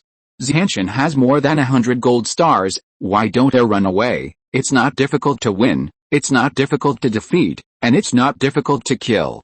Not to mention Ji Xinghe. Even a special mecha warrior with 39 gold stars is likely to achieve a complete victory when facing 4 imperial mechas alone. But the problem is that the imperial mechas will run away. Because they can't run away, the captain of the mecha team spoke up. I have obtained the combat statistics of Xianchen. During the 1 minute and 37 seconds of combat time, his average speed was 135 kilometers per hour. Fuck, is this true? I can't run that fast even when I'm charging at full speed. There are pauses in the battle, and we have to turn and pursue. The average speed is so high, so what is Xianchen's maximum speed? The captain replied, Xianchen's theoretical maximum speed is 170 kilometers per hour, but in the battle just now, Xianchen did not burst out at maximum speed, and his maximum speed was only 140 kilometers per hour, an average of 135 kilometers per hour, and a maximum speed of only 140 kilometers per hour. Someone exclaimed, fuck, Xianchen didn't charge all the way without stopping, and caught up with the Empire Mecha and got a gold star with a single blow? The only drop in speed was just because of the turning maneuver. That's probably it. The details. The captain's tone was also a little amazed. Let's watch the battle video after we go back. Now is not the time. Remember to learn well when you watch it. Can you really learn this? Captain, I'm not well educated, don't lie to me. What's the use of looking at it? I don't have a mecha like Xianchen. I'll give you Xianchen, and you go and kill it. No, I'm not afraid of death, but I don't want to die yet. They actually said one thing wrong. Ji Xinghe didn't just slash with his sword, but with his sword. The 2 upgraded 8-slash swords have the characteristics of high-frequency oscillation. At this time, they are hanging on his legs and have not been pulled out. The main weapon used is still the mecha heavy sword obtained from the surrendered Marcus. There is only one, which is enough. During the running process, this heavy sword was placed on the mounting point on his back, which was extremely stable. Compared with the previous mecha, the performance of the new mecha has been qualitatively improved. In addition to the replacement of the core engine, the performance of the 33rd generation standard mecha is much better than that of the 16th generation standard mecha. There are also some differences in the operation mode. Ji Xinghe, who was in the cockpit, stepped on the control pedals with his feet. He did not need to move his legs constantly as the mecha ran, but rather stepped on the accelerator. Only when he stopped running and started fighting would the control pedals at the position of his feet change the operation mode, and move accordingly with the movements of his feet and legs. In addition to the pedals, the operating system of the lower body also has a sensor for the position of the knee joint, which is only available from the 26th generation of standard mecha. Before, if you wanted to make similar knee joint operations, you had to use both hands to control the joystick, which undoubtedly increased the difficulty of operation. The operating system of the upper body is also very different from before. Ji Xinghe, who is in the cockpit, has his entire body in the relatively spacious upper body of the mecha, which makes it very inconvenient for him, who is 1.94 meters tall, to drive a short mecha. For example, Han Li's mecha is only 3.9 meters high, and Ji Xinghe can't stand up straight in the cockpit, so he has been using the relatively tall 16th generation standard mecha before. Starting from the shoulders, both of his arms were wrapped in 2 lateral metal linkage devices. The space in the cockpit was enough for him to make corresponding movements, and these movements would be almost synchronously manifested by the mecha. Compared with the previous simple use of joysticks and sensor gloves, the control ability of the mecha has been greatly improved. But this is not the most advanced mecha driving method of the Federation, but the neural connection technology. Ji Xinghe, who controlled the mecha to enter the running state again, did not even look at the 4 imperial mechas he had just destroyed, and once again rushed into the new lost contact area. The lost contact area he just passed has become bright on the big screen of the command center. The Imperial mechas are found, the number is 6, the numbering has been completed, and the coordinates are being sent. Perhaps because of the experience just now, the way of information notification has changed this time. After just saying this sentence, the communicator waited expectantly. Many mecha warriors who did not hear more information were also waiting expectantly. Ji Xinghe did not let them down. From running to charging, in order to ensure speed, he did not even draw the mecha heavy sword behind him. When the 6 Imperial mechas saw him, they started to flee without any hesitation, even though he had no weapons in his hands at that moment. But the gold stars on his body were more dazzling than any weapons. Run faster, and remember to tell it when you run, I'm coming to find it. Ji Xinghe thought to himself, and the speed of pursuit had soared to 150 kilometers per hour. Originally, the distance between them was less than 100 meters. Under his increased speed, the first Imperial mecha appeared within his attack range. Reach out and draw the sword. Swing and cut down. The new mecha not only has a faster speed, but also has stronger power. Combined with a charging posture, the mecha heavy sword made of tungsten steel gold easily swept across the neck of the Imperial mecha like a hot knife cutting tofu. It didn't even react, and continued to run for more than 10 meters in the posture of escape before falling to the ground. Imperial mecha number 1 was destroyed, Imperial mecha number 2 was destroyed, Imperial mecha number 3, number 4, number 5, number 6 was destroyed. Major Ji Xinghe single-handedly destroyed 6 Imperial mechas, winning all the battles, and the number of gold stars increased to 123. On the big screen of the command center, the golden light dot representing Ji Xinghe once again passed through a dark area where it lost contact, and then the area turned bright on the big screen. A technician secretly operated it. He enlarged the golden light dot representing Ji Xinghe, making him look more like a sun.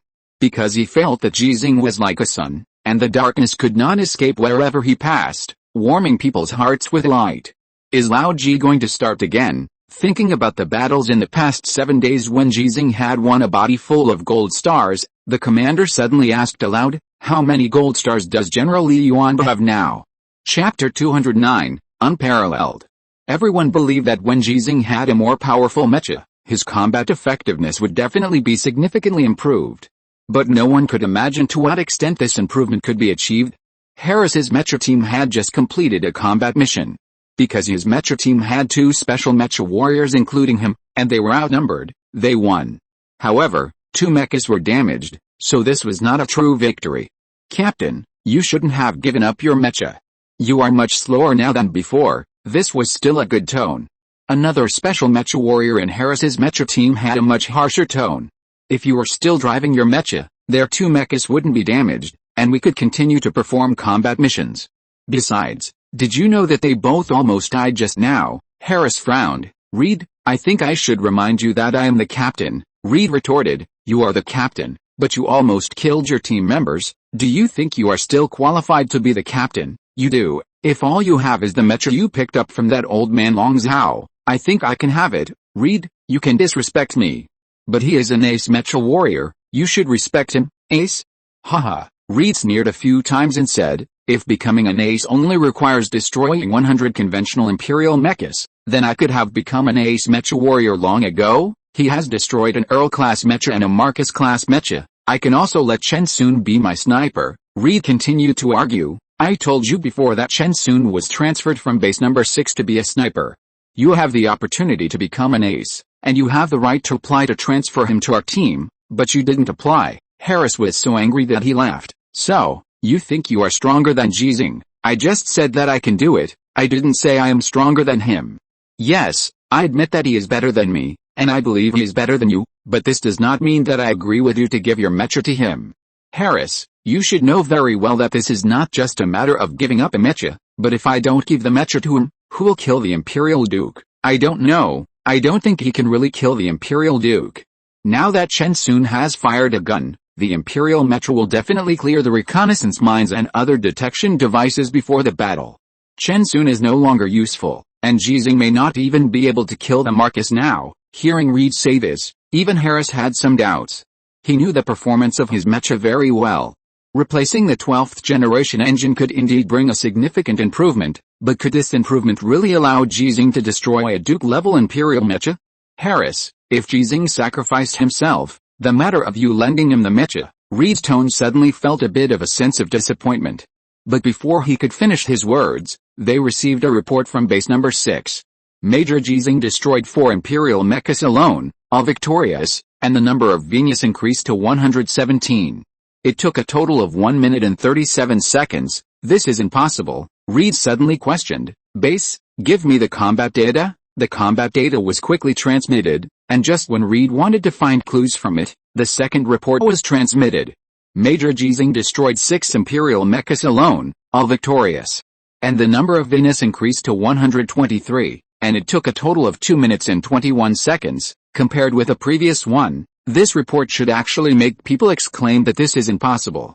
But Reed did not have such doubts, because he had just seen all the data information of the battle process of the mecha called Xianchen driven by Ji Xinghe in the previous battle.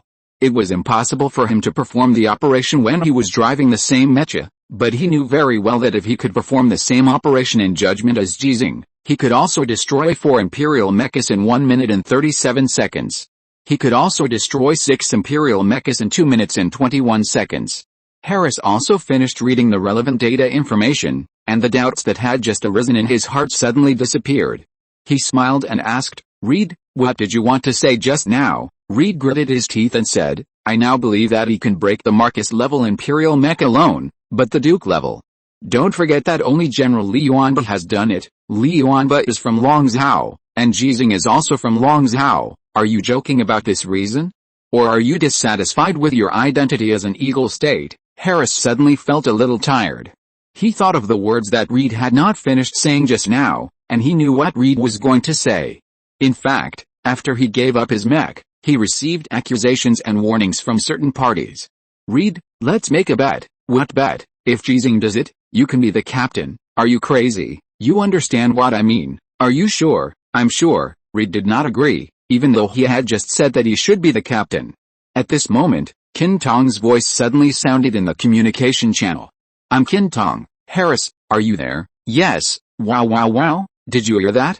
To be frank, Harris, do you think you can do it? Qin Tong, who happened to arrive in this area to perform combat missions, was able to directly access the communication channel.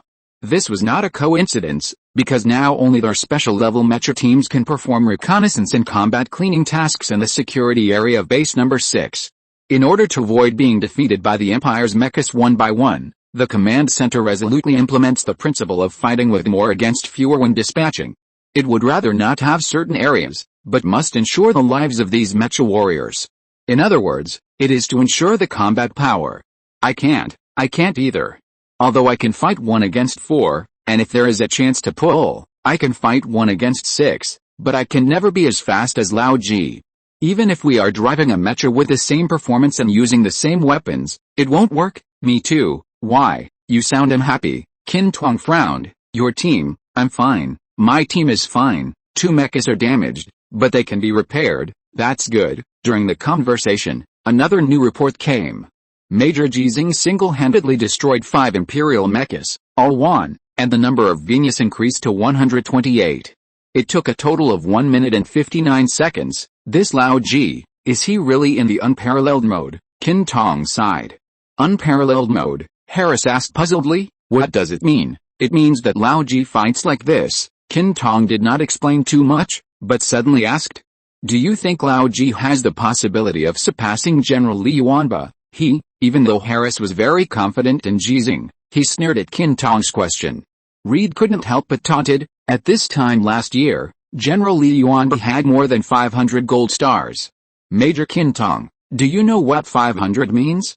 Not to mention that those gold stars are almost all from the noble mechas of the Empire, even if it is 500 regular level Imperial mechas. Do you know how many battles you need to go through to encounter so many? Who can guarantee that they will be unscathed in so many battles? The situation of war changes rapidly, and every battle on a local battlefield may also encounter various unpredictable crises. It is not uncommon for an Imperial missile to suddenly hit you while you are fighting. On the road to becoming an ace mecha warrior, strength and luck are indispensable. There are countless geniuses who die halfway with strength but no luck, and they will never become relays with luck but no strength.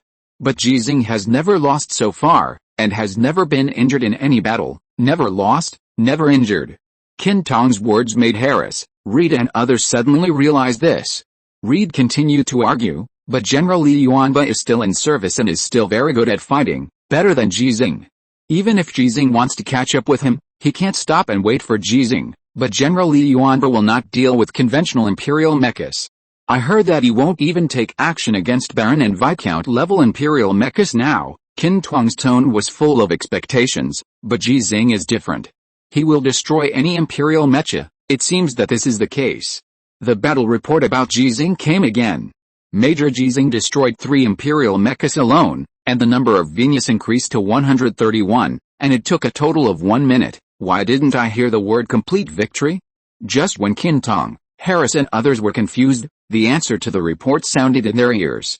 Major Ji Xinghe is chasing a Viscount level imperial mecha. All units should pay attention. Don't intercept, chase? With Ji Xinghe's speed, how could he not catch up? So, don't intercept means Lao Ji is really fierce. Isn't he afraid of dozens or hundreds of imperial mechas suddenly popping out? I think it's more appropriate to describe it as brutal. If there are so many imperial mechas, Lao Ji will definitely be able to escape. He's not stupid, that's right. I won't say any more. The communication will be interrupted. We have to start fighting. Good luck, good luck. Ji Xinghe was slowly chasing a Viscount-class imperial mecha. His speed was not slow, but compared to the previous speed, it was completely okay to say that he was slow. On the other hand, the Viscount-class mecha was running away with all its might. What it didn't know was that there were many federal mechas that could intercept it, but they chose to let it go and continued to hide in the dust storm and follow closely. The command center has mobilized more than 400 federal mechas, because according to everyone's assumptions, this Viscount-class imperial mecha is likely to take Ji Xinghe to the temporary camp of the Empire. But when the Viscount-class imperial mecha finally stopped, both Ji Xinghe and the Federation mecha hiding in the dust storm were disappointed. Including the Viscount-class mecha that just ran over. The temporary camp of only 21 imperial mechas was certainly not a temporary camp. How could one achieve the goal of cutting the mountain with only one Earl-class mecha? It was just the thorns on the road to cutting the mountain. Just as the Xinghe team and the other 3 teams were preparing to speed up their charge to catch up with Ji Xinghe, and then help Ji Xinghe complete the battle of cutting through thorns, Ji Xinghe stopped their charge. Don't come, surround the point and attack the reinforcements. If you see the Duke-class mecha, or the Marcus-class mecha, let them come. What do you mean? When everyone was puzzled, Ji Xinghe told them the answer with practical actions. He stopped running, stood with a sword, and hooked his finger at the 21 imperial mechas. 1 against 21, even if he was Ji Xinghe, even if his mecha had excellent performance, even if his weapon was made of tungsten steel, this was like courting death, which made people shocked. But what was even more shocking was that in the face of such provocation and the isolated Ji Xinghe, the Imperial Mecha formation led by the Earl-class Imperial Mecha, after having already completed the assault formation position in advance, did not dare to charge Ji Xinghe. Why? Because Ji Xinghe, who had no sword in his hand, had a heart-slashing sword covered with the gold stars. If you're listening to this novel on a channel other than Fanfic World, it means they downloaded and uploaded it without effort. We cordially invite you to visit our channel, Mundo Fanfic Novelis. There you'll find the original version of this story and you can explore many other novels of various genres. We're waiting for you to immerse yourself in a world of incredible novels. Chapter 210 Human Heart. Besiege and attack reinforcements, draw out part of the troops to besiege the stronghold, and then use the main force to attack the reinforcements that rescue the stronghold. But Ji Xinghe, 1 person and 1 armor, can be considered part of the troops? No matter how you look at the current situation, it seems that Ji Xinghe, who is responsible for besieging the enemy's stronghold, is surrounded by the enemy. Don't worry, those guerrillas dare not do it because they don't know how many people we have. The blind man spoke to the other members of the Galaxy team in the communication channel, saying that it told the others not to worry, but in fact it was more like telling him not to worry. The dust storm is still continuing, radar and other mecha detection equipment are affected, and the visibility is only 100 meters. The mecha warriors who are responsible for supporting Ji Xinghe will not be discovered by the 21 Imperial mechas in theory. Yes, they don't carry devices similar to detection eyes, so they don't know the distance between us and them, the cripple added. He and the blind man are now both deputy captains of the Galaxy team. Judging from the actual affairs they are responsible for, the blind man is more like the real captain of the Galaxy team, and the cripple is the real deputy captain. The nominal captain, Ji Xinghe, is more like a flag of the Xinghe team.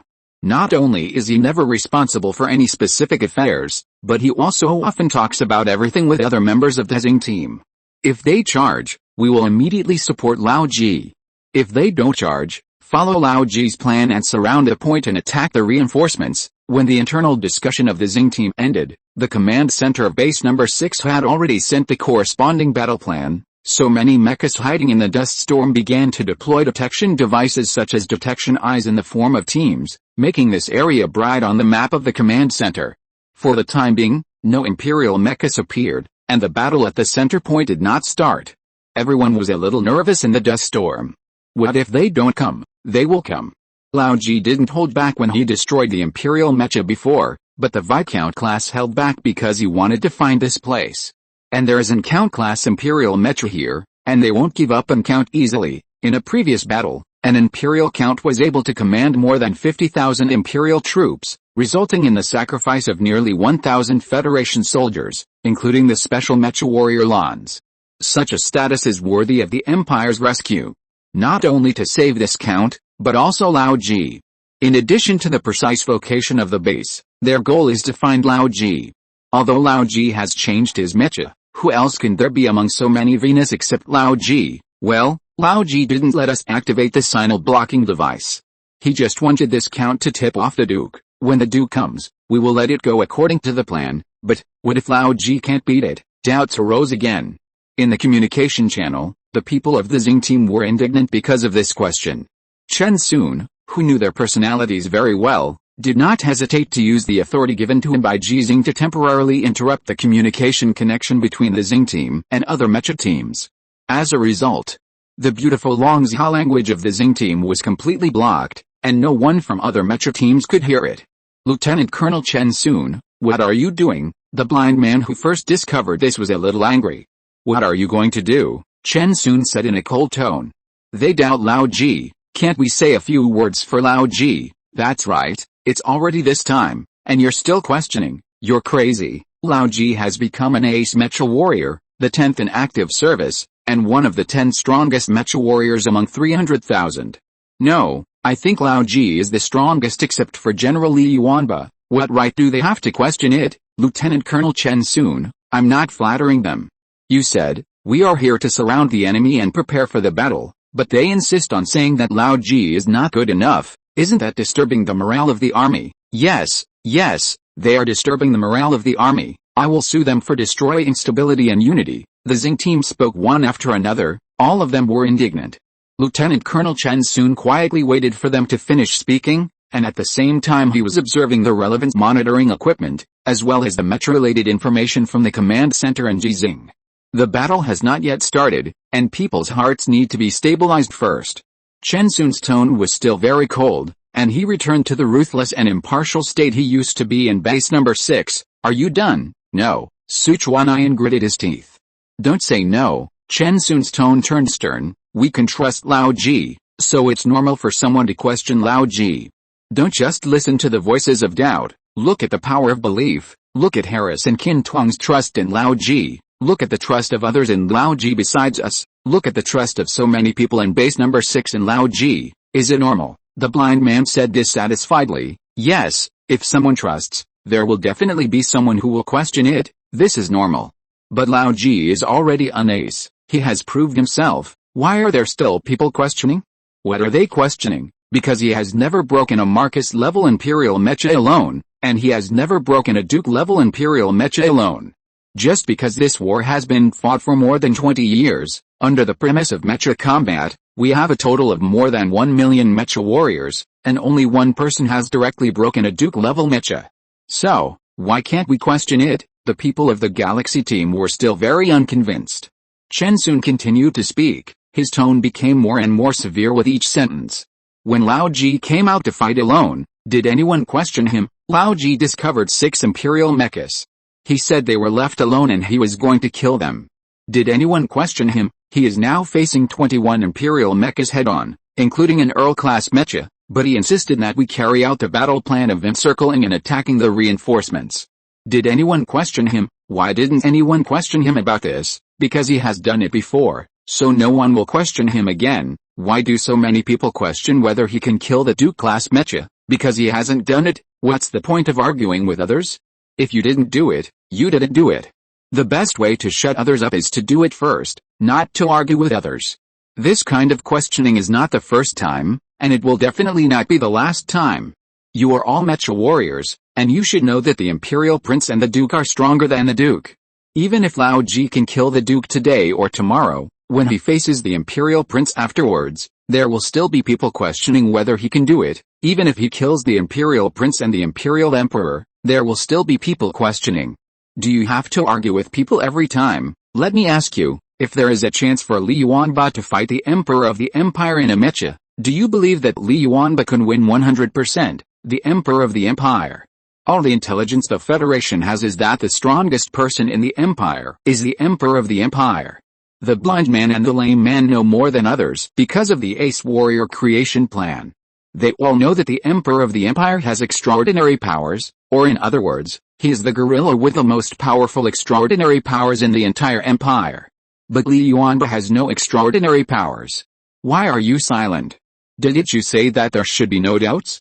I believe that you all think that Li Yuanba is stronger than Lao Ji, right? I mean, the combat effectiveness of driving a mecha. It was Su Chuanayan again, who said with a stiff upper lip, "We won't question General Li Yuanba, we're just worried." Yes, you won't question, you're just worried that Li Yuanba can't win. Chen Sun asked back, then are they really doubting?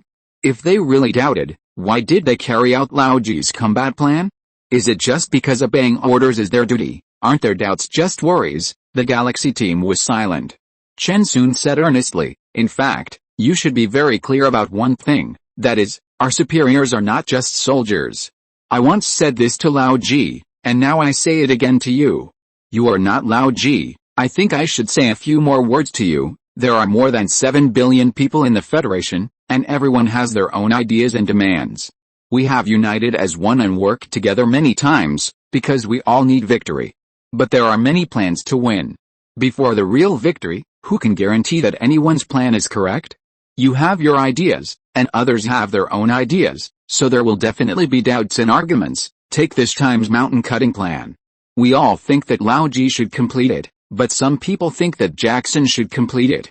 If Jackson hadn't told some people that he was not as strong as Lao Ji, then even if Lao Ji could borrow this mecha and core engine, he would not be able to really participate in this battle. And Han Li, some people asked to transfer Han Li from the battlefield of base number 3 to try to kill the Imperial Duke, because they think Han Li is stronger than Lao Ji, but Han Li gave the same answer as Jackson. Ask yourself, do you really think that Han Li is inferior to Lao Ji in terms of combat effectiveness in driving mechas? You know, he really managed to destroy a Marcus-class mecha alone, and his own mecha was not seriously damaged. Everyone in the Galaxy team was silent. There is another plan, which is to use at least 6 special-class mecha warriors and at least 60 mechas as bait to lure the Duke out, and then use weapons of mass destruction to directly and accurately strike. If you really want to implement this plan, will you agree? The Galaxy team continued to be silent, because they would agree. In the case that only Ji Xinghe can cut a mountain, they hope that Ji Xinghe can cut a mountain, but if this plan is feasible, they will support this plan. It doesn't matter whether Ji Xinghe can win or not, it doesn't matter whether more people are sacrificed, it only matters that the success rate of this plan is higher. After a long while, the blind man spoke. Why didn't you tell us this before? Why didn't you tell them this? If I tell you everything, do you still have the heart to fight? Don't forget, you and them are all mecha warriors, not politicians. Your mission is to fight, not to quarrel with people every day, but to compete with the imperial apes. The blind man was silent. Chen Sun's tone became cold. If you want to continue to be mecha warriors, you should worry less about things other than fighting in the future. If you want to transfer to an officer such as a staff officer, you can apply now. Lao Ji gave me the command of the Galaxy Squadron so that I can deal with this kind of thing. So, no matter what I say in the future, don't argue with me stubbornly, And don't argue with others about meaningless things stubbornly. Remember, everyone in the Galaxy Squad responded one after another. Among them, Brother Zhuo Xiao suddenly remembered that when they were fighting in the canyon, Ji Xinghe also said something similar to him. Now it can be extended to, don't do things that require thinking in the future, leave it to Ji Xinghe and Chen Sun.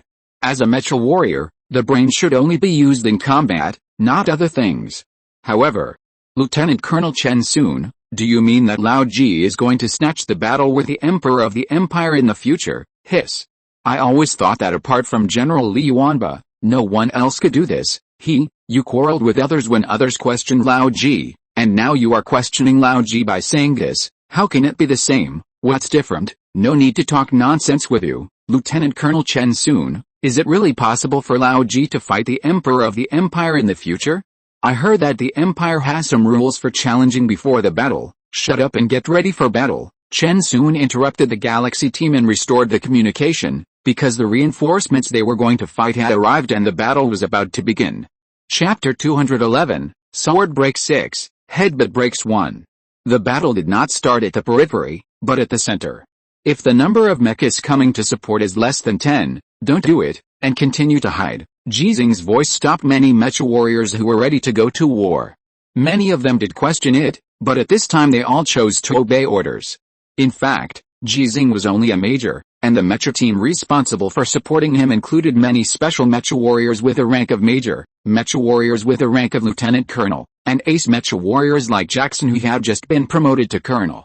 Lieutenant colonels like Chen Sun were also in the command center. The military ranks of the staff were generally higher than those of the mecha warriors, which was convenient for commanding the battle. But Ji Xinghe, who should have been commanded and said that he would let others command him, changed the combat plan that had been formulated before. This was not a violation of military orders, but he knew that many people trusted him, and he had to live up to this trust. Buzz! The mecha's Yanshin, which was turned on in full power mode, did not hesitate to charge when the Earl-class mecha it faced suddenly started charging. But the target is not the Earl-class mecha, nor can it be the Earl-class mecha. 21 Imperial mechas that received the news of the arrival of reinforcements chose to strike first. They rushed towards Ji Xinghe at the same time, but their goal was not to kill Ji Xinghe, but to trap Ji Xinghe. Are you going to leave me to that Imperial Duke? Ji Xinghe confirmed this in his heart. He had this guess before, and it was because he saw the sudden change in the formation of the 21 Imperial mechas that confirmed his idea, so he did not turn around and run, nor did he let the periphery start the battle of besieging the point and attacking the reinforcements. Instead, he chose to charge. A battle against 21, no matter how you look at it, it seems that Ji Xinghe has expanded to the extreme and it is impossible to win. But if you don't have the intention to kill, I do. The distance of less than 100 meters was directly crossed in a breath after both sides started charging at the same time. Ji Xinghe appeared in front of the Viscount-class Imperial mecha numbered 03, which was the one that Ji Xinghe had just chased. He was more familiar with this Imperial mecha than all the other Imperial mechas on the scene. The mecha sword with high-frequency oscillation characteristics was cut in half the moment it was raised, just like the weapon of the same quality and characteristics that Ji Xinghe used before, but was easily cut off by the Imperial Earl. The Imperial mecha number 03, which lost its weapon, subconsciously wanted to escape, but its starting speed was too slow compared to Ji Xinghe's slashing speed. So, beheading was a public display. This is Ji Xinghe's favorite way of fighting when facing the Imperial Orangutan, whether it is the Imperial Orangutan driving the mecha or the Imperial Orangutan being dragged out of the mecha cockpit. Ji Xinghe, who chose to behead, delayed for some time, and the two Imperial mechas took the opportunity to rush over at the same time. They really didn't want to kill Ji Xinghe, but that didn't mean they didn't want to destroy Ji Xinghe's mecha. Anyway, the Duke only wanted to kill Ji Xinghe, the new ace mecha warrior of the Federation, not Ji Xinghe's mecha. In comparison, the mecha is really worthless. Two mecha bayonets stabbed at the same time, and Ji Xinghe swung his sword left and right in front of him. The fighting style of the mecha heavy sword is actually not much different from that of a knife. Chopping is the kingly way. The biggest difference from a knife is that it has two sharp blades for chopping. While one sharp blade cut off a lance, it turned the sword body and swung it again. The other lance that Ji Xinghe had just avoided was directly cut off by another sharp blade. The mecha heavy sword made of tungsten steel gold is really like chopping melons and vegetables when facing these conventional imperial mechas. It is like an Earl, Marcus, and Duke facing ordinary guerrillas driving these imperial mechas. One sentence can decide their life and death. In order to consolidate the rule of the aristocracy, the empire severely restricted the performance and weapons of conventional mechas, laying a foreshadowing for today's battle. But the drivers of conventional imperial mechas do not want to die. The orders they received said that they could die, but they really don't want to die. Turning around and running away or retreating directly, they are dead without weapons, so they chose to pounce on Ji Xinghe. One on the left and one on the right, the conventional imperial mechas with a height of more than 5 meters rushed towards Ji Xinghe at the same time. As long as he was entangled by the two of them, Ji Xinghe's fate was self-evident. But Ji Xinghe continued to swing his sword regardless and beheaded another imperial mecha. But after this sword, his mecha was also hugged by another imperial mecha. The imperial mecha weighed 3.9 tons, and its two metal arms hugged the waist of Ji Xinghe's mecha, and the performance of the mecha burst out at full power, trying to make Ji Xinghe lose balance and fall to the ground. If it was the modified version of the 16th generation standard mecha before, Ji Xinghe should have fallen down now. But his mecha weighed 5 tons, which was a heavy weight even on an alien planet with relatively low gravity. What was even more powerful was the core engine of the mecha, which gave Ji Xinghe a stronger core strength. With his feet separated on the ground and a height of nearly 5 meters, the Zhanshan actually made a movement similar to sinking his waist and riding a horse. The center of gravity sank, combined with the power of the mecha. Ji Xinghe, whose fuselage was stable, swung a sword back and chopped directly at his own head. He would not commit suicide. The imperial mecha was taller than him, and he controlled the mecha to make a sideways movement. So it hit. This did not make the imperial mecha loosen its arms. Even if he chopped off the head of the imperial mecha, based on the previous operating instructions, the imperial mecha would still lock its arms to restrict his movement. But it doesn't matter, just treat it as a shield. Ji Xinghe, who was watching all directions, twisted his body, relying on the performance of the mecha to drag the imperial mecha to turn, and blocked a full-strength stab of a mecha spear with the side of the imperial mecha. His mecha was intact, and the imperial mecha holding his fuselage was damaged again. Although his mobility was restricted, his arms were not restricted. Swinging with a sword, the moves were simple, only powerful and heavy. The imperial mecha, who wanted to come over to pick up the bargain, had no time to retract the spear and was beheaded by Ji Xinghe with a sword. Ji Xinghe, dragging an imperial mecha, was not much slower than before. This was the 12th generation core engine of the Federation that Harris had not been able to obtain before. The third one.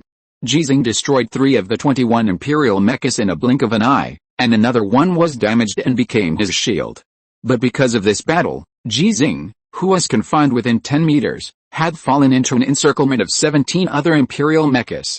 Theoretically, he had lost the ability to escape. But in this battle, he never thought of escaping. 3 imperial mechas attacked at the same time. This was the most suitable and efficient joint attack formation in a local battle in terms of the size of the mechas, while the other imperial mechas continued to narrow the encirclement. How to fight with an imperial mecha still hanging on his body. The relevant personnel of the command center, looking at Ji Xinghe's perspective, couldn't help but call for support. But Ji Xinghe's strength has never been truly shown to the world. Whether it was a battle without armor or a battle with armor, he had never really used all his strength after taking off his armor, because when he was fighting with armor, he had never driven a mecha with such powerful performance before. Ji Xinghe used the imperial mecha as a shield again, and kept drawing his sword. Without being hit, he successfully cut off the weapon bayonets of 3 conventional imperial mechas. Ji Xinghe was very experienced in this scene. He had been cut off his weapons in this way before, but the difference was that he had 4 swords at that time, while these conventional imperial mechas only had 1 bayonet. The imperial mechas that lost their weapons wanted to turn around and retreat, but it was easy to come, but not so easy to leave. Ji Xinghe, who was murderous, didn't let them go, and they couldn't leave. Break one first, and then chase and break another one. The battle between mechas, when the performance has an essential difference, from a certain perspective, is like when Ji Xinghe was fighting without armor. His explosive power can crush many young elite warriors. When my son fought to the death, he destroyed 6 imperial mechas alone. If I fight to the death, how many imperial mechas can I destroy? Ji Xinghe will not choose to fight to the death for the time being, but he wants to give it a try. There are already 5. An imperial mecha with a broken bayonet successfully escaped. When Ji Xinghe thought he could not catch up, the imperial mecha turned around and rushed back. It had no weapons, and for reasons that were easy to guess, it rushed directly to Ji Xinghe. It also wanted to be Ji Xinghe's shield? Of course not. So Ji Xinghe didn't want to, and the heavy sword in his hand chopped off countless dust in the dust storm, and chopped it on the imperial mecha that had just escaped and was about to die. Ji Xinghe never minded going all out to satisfy the imperial gorilla's desire to die. The 6th one.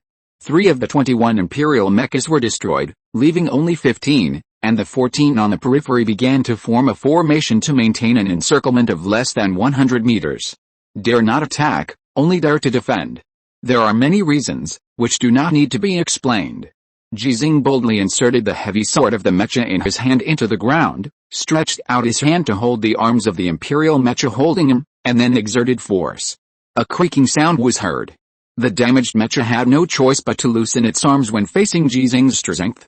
The only damage it left to Ji Xinghe was the dents on the protective armor that were not visible to the naked eye. Ji Xinghe, who was holding the arms of the imperial mecha, scanned the 14 imperial mechas around him in a stalemate. When he was sure that they could see him clearly, Ji Xinghe suddenly hit him with a headbutt. The imperial mecha was hit in the face, and the 2 cameras were instantly shattered. One headbutt was obviously not enough, so Ji Xinghe hid a second headbutt. Relying on the excellent performance of his mecha and the hard protective armor, he grabbed the arms of the imperial mecha that was taller than him. One headbutt after another, until the head of this conventional level imperial mecha was completely deformed, the central control system collapsed, and the arms were powerless. Let go, kick. The sound of the imperial mech falling to the ground was not loud in the dust storm, but it hit the hearts of all the imperial mechas who saw this scene. The head of the mech driven by Ji Xinghe did not appear to be damaged. He calmly turned around and drew his sword, and then turned again. One foot stepped on the chest of the fallen imperial mech, and then swung the sword, like playing golf. What came out was not a ball, but a deflated metal head. The head did not fall too far, just on the edge of the fuselage, in the cockpit exposed in the dust storm. An imperial gorilla looked outside with horror through the mask. The space at the neck of the mech was very small, and it looked like it was looking at the sky from a well. But because of the dust storm, it could not see the alien sky, it could only see a Federation mech covered with Venus. Walk over, stand still, and then kick. What it saw was that its head flew high and disappeared from its visual range in an instant. What it couldn't see was that its head was kicked in front of the Earl-class Imperial mecha by Ji Xinghe. What it saw was the Federal mecha, which was as invincible as the sky, holding a sword in one hand and hooking its finger in a direction. What it couldn't see was that the direction was facing the location of the Earl-class mecha. What it saw was that the Federal mecha, which seemed to have received no response, turned around and looked at it in anger, then walked over, squatted down, and punched it. What it couldn't see was how brutal Ji Xinghe looked in the eyes of everyone and the gorilla at this moment. Just as Wang Shizhen expected, Ji Xinghe would not only keep fighting, but he would also keep being brutal. Because all the softness in his heart belonged to Ji Rongzhenyu. Chapter 212, a challenge that could change the form of war. The command center fell into a brief silence because of Ji Xinghe's fighting style. They were the people who saw the most clearly besides Ji Xinghe. Those Federal mecha warriors who maintained communication could not see Ji Xinghe's battle scenes. They could only see the battle process afterwards based on their reports and the relevant data sharing they applied for. So the first people to react must be the communicators in the command center. They came to their senses and began to report at the first time. And just when they reported Ji Xinghe's record, Ji Xinghe's battle started again.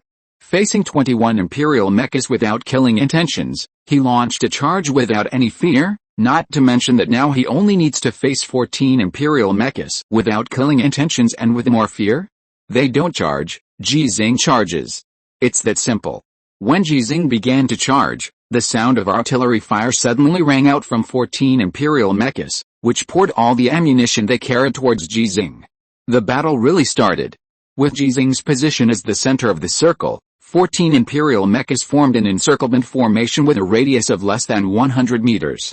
With the help of information sharing between each other, they can all see Ji Xinghe, even if the charging Ji Xinghe has appeared outside their visual range. The target of all ammunition is Ji Xinghe. Ji Xinghe, who has just charged, keeps making non-standard tactical evasive maneuvers in a circular area with a diameter of less than 200 meters at a speed of 100 kilometers per hour. He must maintain this speed, even if this speed will bring him a great burden because the distance is too close. The Imperial Mecha did not use long-range attack methods before because the distance was not close enough and the encirclement was not small enough. Ji Xinghe could evade calmly, just like when they evaded the firepower attack of the Federation. The roar continued, and the dust raised by the dust storm had just been cleared by the power of the explosion, and then the dust generated by the explosion was dense again. The flames continued to explode and then disappeared. The sound of machine guns in the alien environment sounded like the guns with silencers installed on the Azure Star. But the power of those bullets is more powerful than on the Azure Star, because the firepower weapon system carried by the Mecha is designed to deal with Mecha. The speed will also be faster.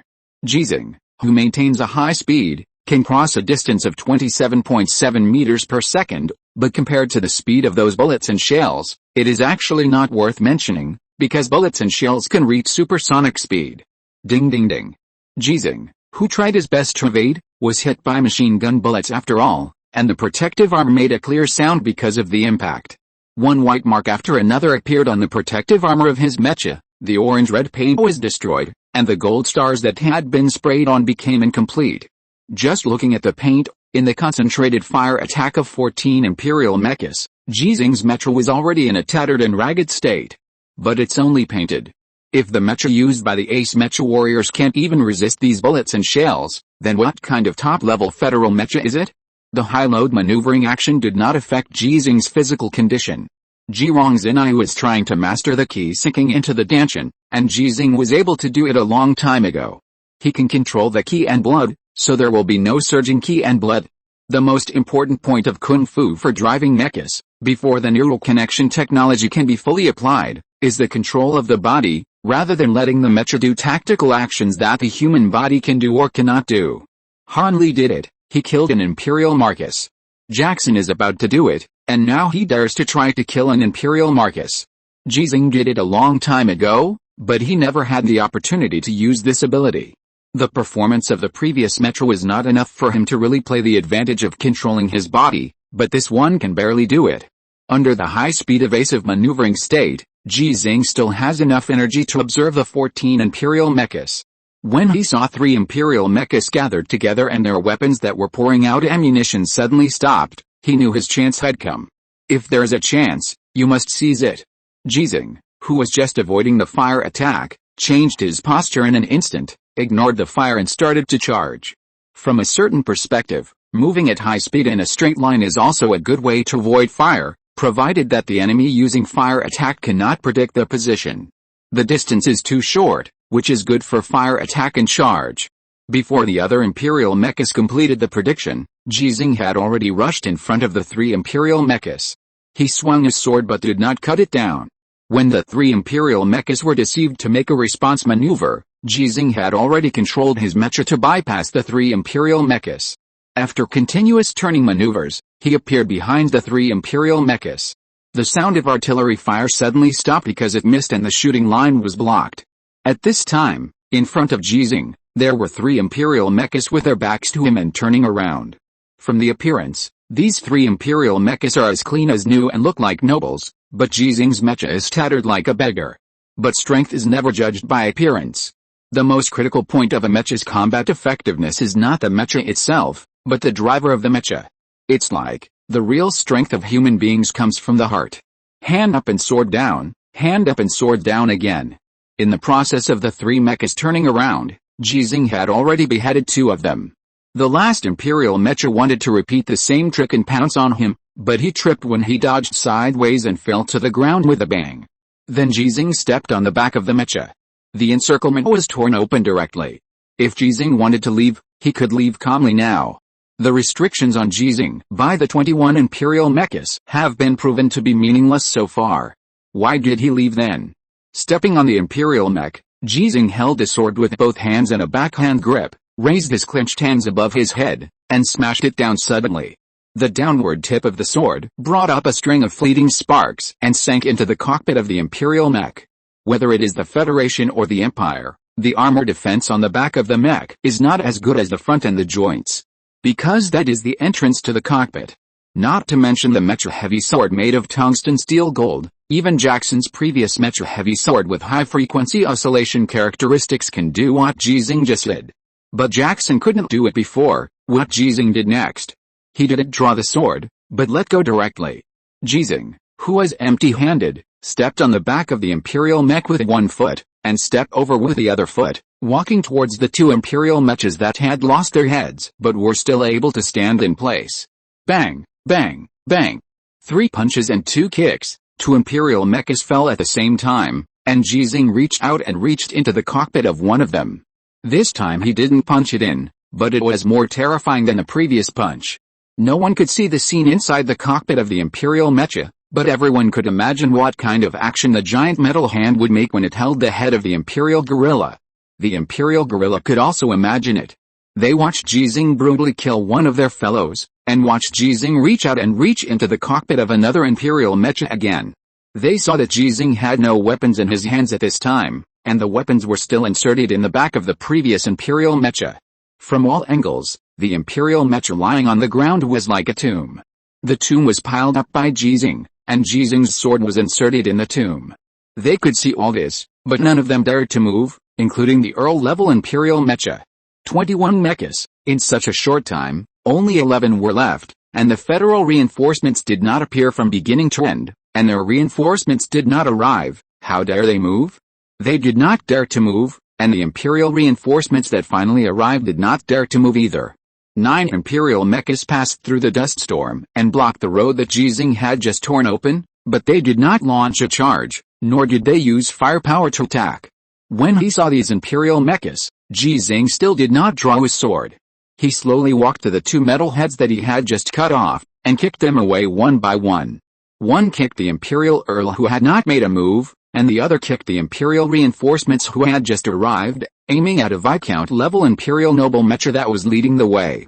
The Imperial mecha still did not move. Ji Xinghe stood by the grave, stretched out his hand to hold the hilt of the sword but did not pull it out. This is not the most tyrannical him, because the hatred in his heart is difficult to extinguish even if all the water in the 4 seas is poured out. This is not the most arrogant him, because he will never be arrogant, and everything has a purpose. Base, Ji Xinghe spoke calmly in the cockpit of the mecha. Yes, is Liu Yingzi here? Yes, have her record a message and send it over. The content is that I want to challenge that Imperial Duke. According to their so-called rules, I will challenge him in front of the battlefield. Yes, no one questioned it, only execution. Liu Yingzi, who had been waiting in the command hall, finally got the task she had been looking forward to for a long time. Her hands were shaking with excitement as she held the communicator. After taking deep breaths to calm her emotions, her voice was still a little excited. The recording was sent to Ji Xinghe. And he did not repeat Liu Yingzi's words because he did not want to make any mistakes. The female voice sounded from the speaker of Ji Xinghe's mecha, which was a little weird, but it was transmitted very far. All the Imperial mechas present heard it. About 10 seconds later, the Earl-class Imperial mecha, which had not moved, spoke. Liu Yingzi, who pricked up her ears, completed the translation in the first time. They agreed, but they want to fight in another place, and they want to fight now. You can't go back to the base to repair the mecha. This request is normal, because the Empire does not know how many federal mechas there are in this dust storm. It is also normal to agree, because Ji Xinghe now seems to have consumed a lot of physical strength, and the mecha has also been damaged. Okay, Ji Xinghe agreed without any hesitation. His momentum has been accumulated. His hard-cutting knife has cut the Imperial Duke through the surviving Imperial mechas present. Okay, Liu Yingzi said another paragraph, and she didn't even ask the commander whether she should agree. The commander of base number 6 and other people present did not stop her translation from being sent to Ji Xinghe. The Earl mecha spoke again. Liu Yingzi translated in real time. The Duke said that you have to repaint the gold stars on your mecha, repair the existing ones, and add the ones you should. Okay, let someone send the tools over. Ji Xinghe agreed again. They said that you have to go to that coordinate with them, and you can't get out of their sight during the process. Yes, Ji Xinghe agreed again. So the two sides began to move, and it looked like 20 Imperial mechas were escorting Ji Xinghe, but in fact, it was Ji Xinghe who was escorting these apes.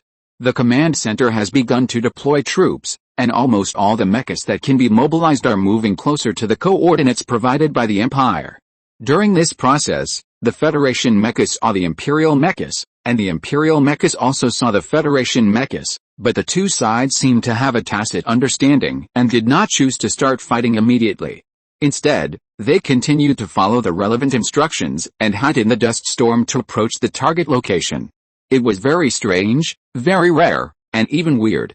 In a sense, this special battle that is about to begin is very likely to change the form of war between the Federation and the Empire.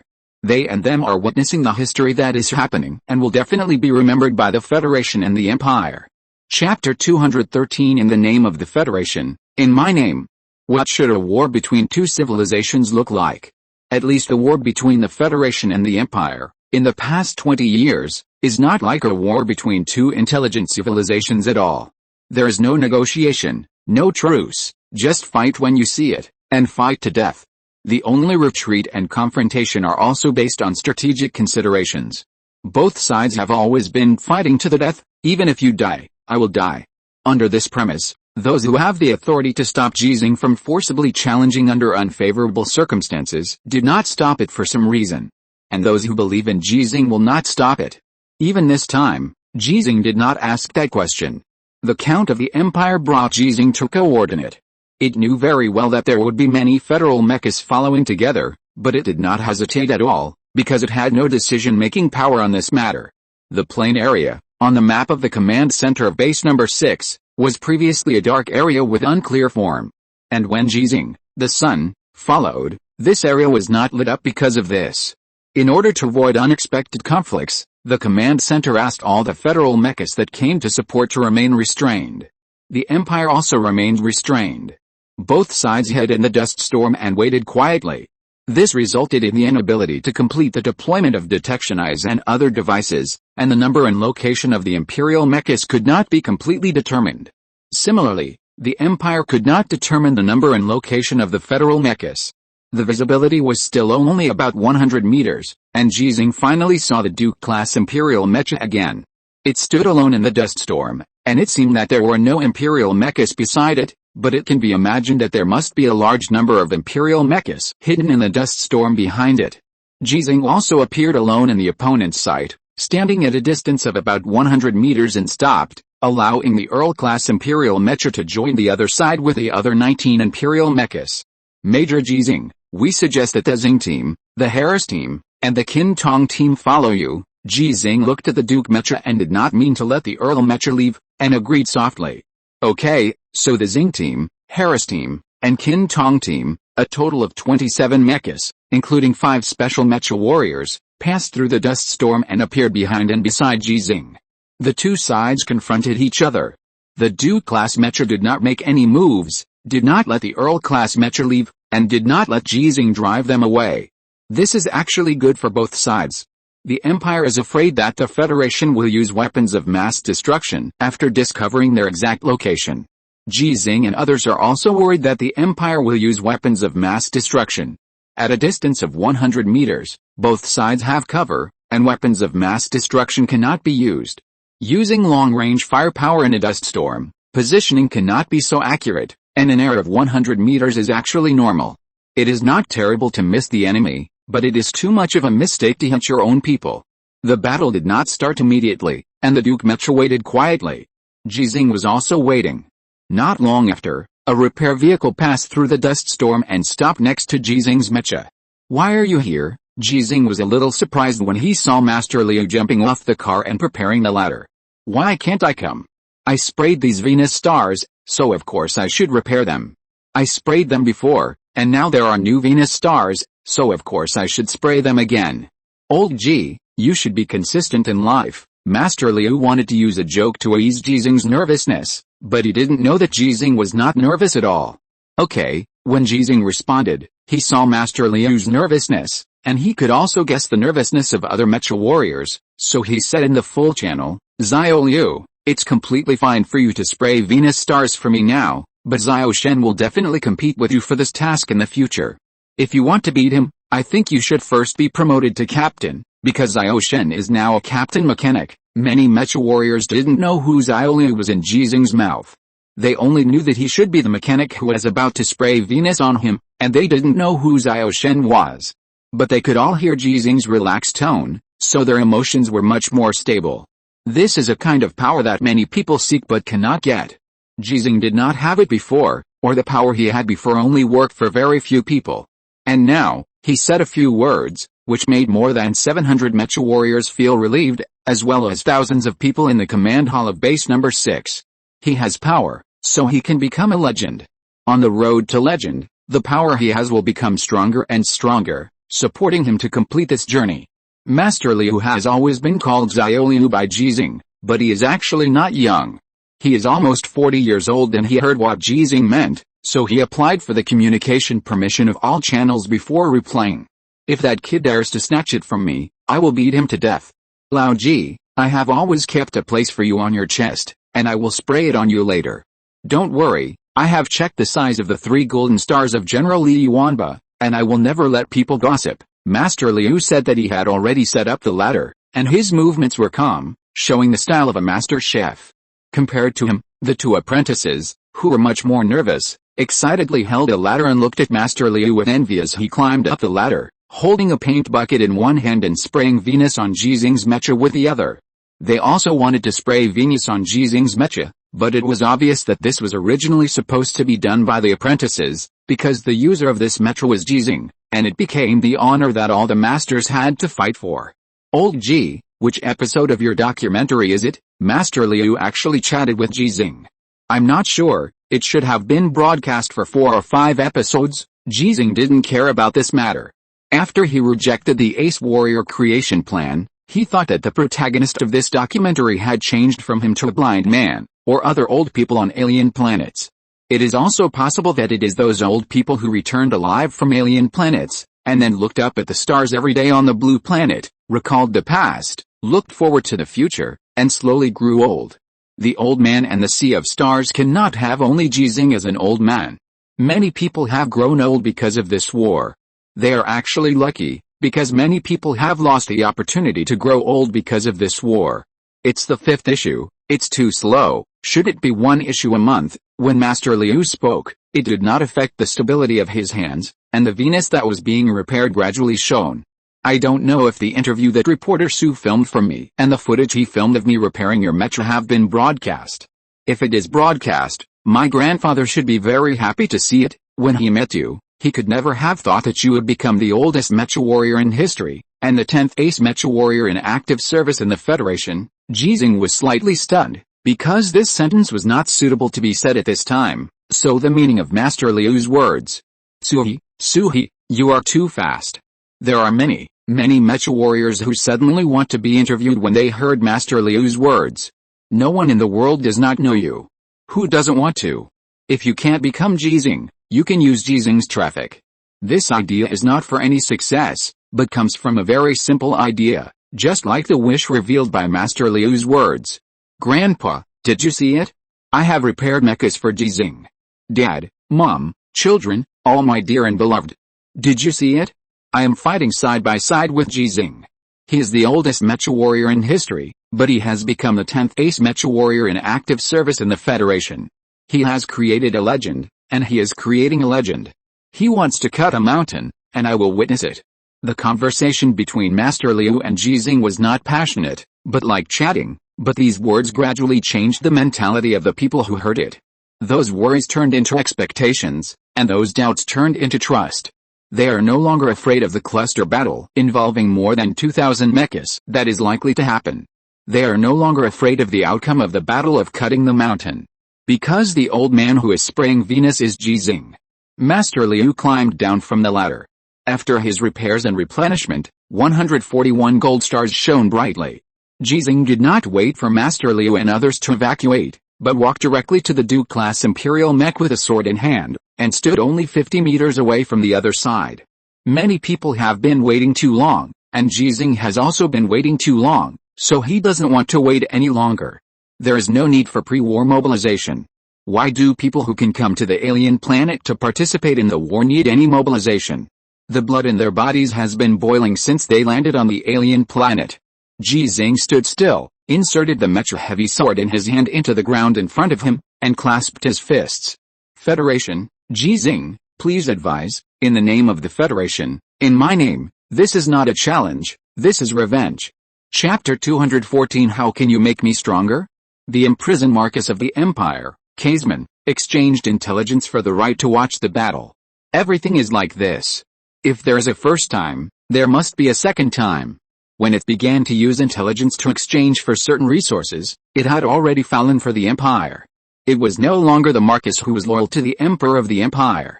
Waste, it suddenly cursed, because from the perspective of the Galaxy team, it can be clearly seen that after Ji Xinghe stood up, Bilrosi IV did not stand up directly. You are afraid, you are actually afraid, Bilrosi, why are you afraid? Kaisman was very puzzled, because he knew how powerful Bilrosi was. When he was not wearing a mecha, he would be killed by Bilrosi within 10 moves. When wearing a mecha, it can only hold on for a minute at most. In its opinion, Ji Xinghe's strength is not as good as it is. Needless to say, when he is not wearing armor, it is confident that it can kill Ji Xinghe in seconds. It can't beat it even when it penetrates armor. The difference in mecha performance is one aspect. Ji Xinghe is not as good as it in terms of mecha operation and the ability to withstand various loads. It wanted to ask Ji Xinghe a question before, what can you use to fight me? And the new mecha that Ji Xinghe has changed now is not as good as the previous one in its opinion, let alone the one of Bilrosi. That's why he wants to reveal information. It doesn't want Ji Xinghe to die. It wants to kill Ji Xinghe with its own hands. But now Bilrosi, who is more powerful, did not act rashly, but was much more cautious than it knew. This means that Ji Xinghe has no chance at all. Why? It didn't see that before this challenge, Ji Xinghe used a fighting method that the federal mecha warriors had never used before, showing the imperial apes the tyranny of humans, so it couldn't figure it out. Ji Xinghe, you're dead. Marcus Kaisman couldn't figure it out, but still came to this conclusion. It was extremely disappointed, but it stared at the screen with its eyes wide open. Even if it couldn't kill Ji Xinghe with its own hands, it would watch Ji Xinghe die with its own eyes. Bilrosi did not choose to come out to fight directly, but let a Viscount-class mecha stand up, holding a scanning device, and conducted a detailed scan of the area with a radius of 100 meters. Logically speaking, this is the battle site they chose, and it is unlikely to hide any reconnaissance equipment, but the Federation's holographic stealth technology is actually very good, and it is normal to apply it to reconnaissance equipment. Among the relevant intelligence held by the Empire, the Federation has a device called a fully invisible self-propelled reconnaissance communication robot that can sneak into their military camps without knowing it. Seeing this scene, everyone knew that Bilrosi was worried about Chen Sun, the sniper. Many people who didn't know Chen Sun also heard that he helped Ji Xinghe destroy a Marcus-class Imperial mecha in the previous battle. They really wanted to ask how Chen Sun did it before and whether he was going to do anything now, but the timing was obviously not right because the Duke-class Imperial mecha moved. Empire, Bilrosi IV, please teach me. Bilrosi finally stood up in the mecha, stood 30 meters away from Ji Xinghe, and said his name like Ji Xinghe. It spoke Longzhou dialect. Based on its maneuvers and speaking speed, the command center made a judgment at the first time. The Imperial Duke named Bilrosi can speak Longzhou dialect, just like Marcus Kaisman, but more fluent than Marcus Kaisman. This information can be extended to mean that the great nobles of the Empire have been learning the federal language. The relevant intelligence analyzed by the Federation before showed that the federal language is a highly confidential information in the Empire. Just like in the Federation, only a very small number of people can learn the Imperial language. These people are not in a high position of power and are monitored at all times. By analogy, the Imperial nobles who hold real power do not have the authority to learn the federal language. Now the information has not only been corrected, but also has a deeper meaning, which has given some people special ideas. Let Major Ji Xinghe talk to it, negotiate with it, just like he did to Marcus Kaisman who was captured by us. Talk to it, it won't be too late to fight after talking. This proposal is very meaningful from many perspectives, just like this challenge before the battle. But when the proposal was sent to Ji Xinghe, he ignored it directly. The 3 words please advise have been said, what else is there to say? Draw the sword and charge. Ji Xinghe, who wanted to talk to Bilrosi more than anyone else, wanted to kill Bilrosi more than anyone else. You can't have your cake and eat it too, so he chose to kill. Because he knew that some questions were impossible to answer, and the answers he wanted could only be robbed. Xinghe suddenly burst into speed and crossed a distance of more than 20 meters in an instant. The mecha arm holding the sword completed the accumulation of momentum during the charge. The powerful slash was enough to kill a Viscount-level Imperial noble mecha in seconds. Dang! It was blocked. The lance made of tungsten steel is nearly 7 meters long.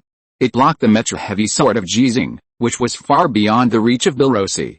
This was the first time that Ji Xinghe's attack was blocked after he changed his mecha. The invincible mode ended here. Step back, draw back the sword, and chop again. Ji Xinghe, who stopped because his attack was blocked, chopped with great force again. He wanted to chop the lance in front of him. But he couldn't. Bilrosi, holding a spear, extended his power to the spearhead. The powerful performance of the mecha combined with the operating ability of driving the mecha was fully demonstrated at this moment. When chopping the spearhead in front of him with a heavy sword, Ji Xinghe actually felt that his power was weaker. Then cut it off. Step back again, draw back the sword, and chop again. Ji Xinghe wanted to try to cut off the Imperial mecha lance that was stabbing at him like before. The mecha heavy sword in his hand, as he expected, chopped the side of the spearhead that had just collided twice in a row. The position was precise, as if it had been measured. But he couldn't cut it. The weapons were both made of tungsten steel gold, and they were almost identical in hardness, sharpness, etc., and Bilrosi's weapon forging technology was better. He couldn't split it, and he couldn't cut it. Ji Xinghe failed to rush to Bilrosi's front, but was blocked by a bayonet outside his attack range. How can we fight if we can't even hit the enemy? Ji Xinghe, who was driving the mecha and continuing to make futile attacks, suddenly spoke. He asked a question that surprised everyone who could hear it. Grandpa Ji, we don't know either. Then hit whoever you can hit first, Ji Xinghe answered himself.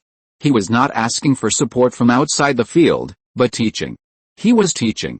The command center reacted immediately and transmitted what Ji Xinghe said to all the mecha warriors. In fact, many mecha warriors couldn't see Ji Xinghe's battle scene at all, but when they heard this voice, they felt more at ease and continued to be alert to the surroundings. There were constant clanging sounds, which were extremely weak in the dust storm. Only Ji Xinghe could hear them very clearly, and only the people in the command center could hear them very clearly. Ji Xinghe, who was constantly attacking with a mecha heavy sword, was always about 6 meters away from Belarus. This was the length of his arm combined with the length of the mecha heavy sword, and it was impossible to cut Bilrosi. But Bilrosi's gun tip could pierce him. What was strange was that Bilrosi had not taken the initiative to attack so far, but stood still, holding the gun with both hands to constantly block Ji Xinghe's mecha heavy sword. Or when Ji Xinghe tried to avoid the gun tip and rush to its close range, it attacked for the purpose of defense, forcing Ji Xinghe to retreat. It didn't seem like a life and death battle, but rather like a sparring match. It wants to understand my speed, strength, and attack method, Ji Xinghe spoke again and told his disciples. Many people who can hear are not his apprentices, but there should be many people who want to be his apprentice like Jackson, and like Qin Tong, are hesitating whether to become his apprentice. Listening to Ji Xinghe's voice, the worries that gradually arose in the hearts of the Xinghe team, Harris team, and Qin Tong team, who could see the battle with their own eyes, began to dissipate again. From their point of view, all of Ji Xinghe's attacks were in vain, so they would be worried as a matter of course. But Ji Xinghe said to them in person. Similarly, I also need to understand its speed, strength, attack methods, and so on. This is a test that both sides need. In the process of the constant collision between the mecha heavy sword and the lance, Ji Xinghe did not feel the slightest bit of futility, only the long-lost pleasure. All the muscles in the body have been activated, and all the physical control devices are extremely well behaved, and a feeling of being able to use one's arms and fingers surged into his heart. The mecha is no longer controlled by him, as if it has become an extension of his limbs. Actually, I don't like the battles I fought today. It's not that many people would say that my fighting style is cruel and brutal, but because they failed before I even used my strength. Ji Xinghe began to exert his strength. He shouted loudly during the battle. How can I become stronger if I fall so easily? He is still fighting at the age of 66, and he still wants to become stronger. P.S. I got the honor badge of updating 10,000 words a day, which means updating more than 10,000 words every day for 30 consecutive days. I posted it yesterday. Yesterday was April 11th, and this book was put on the shelves on March 11th. Chapter 215, Do the Splits. Bilrosi took a step back. This was the first step it took to retreat in this battle, and it was of great significance because Ji Xinghe took a step forward. In the previous battles, Ji Xinghe had tried to advance many times, trying to close the distance to weaken the characteristics of the mecha's lance, which was 1 inch longer and 1 inch longer, and to play the advantage of the mecha's heavy sword, which was 1 inch shorter and 1 inch more dangerous. But without exception, all of them were blocked. His sword could not break Bilrosi's defense, and he was forced to retreat just after taking a step forward. After he took this step, he did not retreat, but forced Bilrosi to take a step back in order to open up the distance. This was a small step for Ji Xinghe and a big step for the Zanshin plan. Speed, strength, these are the two elements that can determine the outcome of the battle. Ji Xinghe, who really began to exert his strength, spoke again, which shocked everyone who could hear his voice inexplicably, and even panicked. The control method of the Federal Mecha has always been a combination of 3 methods: body, voice, and brain waves. These 3 control methods are combined with the intelligent core inside the Mecha, that is, the artificial intelligence-assisted operating system, to complete the maximum control of the Mecha. Talking while driving a Mecha in battle will undoubtedly affect the driver's ability to issue relevant voice commands. In contrast, the more serious problem is that the control method using brainwave sensing will be affected. Most people's thoughts cannot be completely controlled by their own will. Various chaotic thoughts will only increase mental consumption in normal times and will not affect real life. But for Mecha warriors, these chaotic thoughts will have a fatal impact at critical moments. When I want to attack, I suddenly feel scared, so I have the idea of retreating in my mind. If this idea is captured by the sensing helmet, it will affect the maneuverability of the Mecha. When I want to retreat, my blood suddenly boils in my heart, and the will to fight to the death will also produce corresponding brain waves. The Federation's brainwave sensing technology, in a sense, is actually the sensing capture of specific ideas. Many people's physical fitness level is completely sufficient.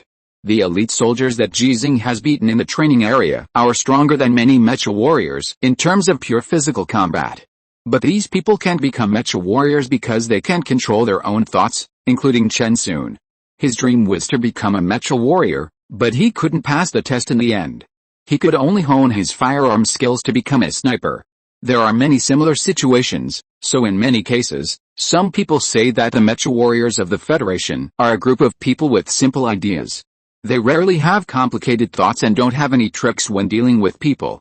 You can all see that, and I can feel that my speed is not as fast as it, and my strength is not as strong as it. Ji Xinghe's voice continued to sound, his battle continued, and he took the second step, forcing Bilrosi to retreat the second step. This seems to be completely opposite to what he said. If the speed and strength are weaker than the enemy ape, how can you suppress the enemy ape? The explanation soon rang in everyone's ears. But in my opinion, the key factor that can really determine victory or defeat is not these two, but skills. Fighting is not a track and field competition. Whoever runs faster will win. Fighting is not a weightlifting competition. Whoever has greater strength will win. If we only look at strength and speed, how can there be the term weak victory over strong? Many people, including some gorillas, can see Ji Xinghe waving his Mecha heavy sword, constantly colliding with Bilrosi's spear, and subconsciously they will think that the two sides are fighting head-on. But it is not. Whether it is Ji Xinghe or Bilrosi, when controlling the weapon to attack or defend, they did not use all their strength. The offensive route of the weapon is not straight.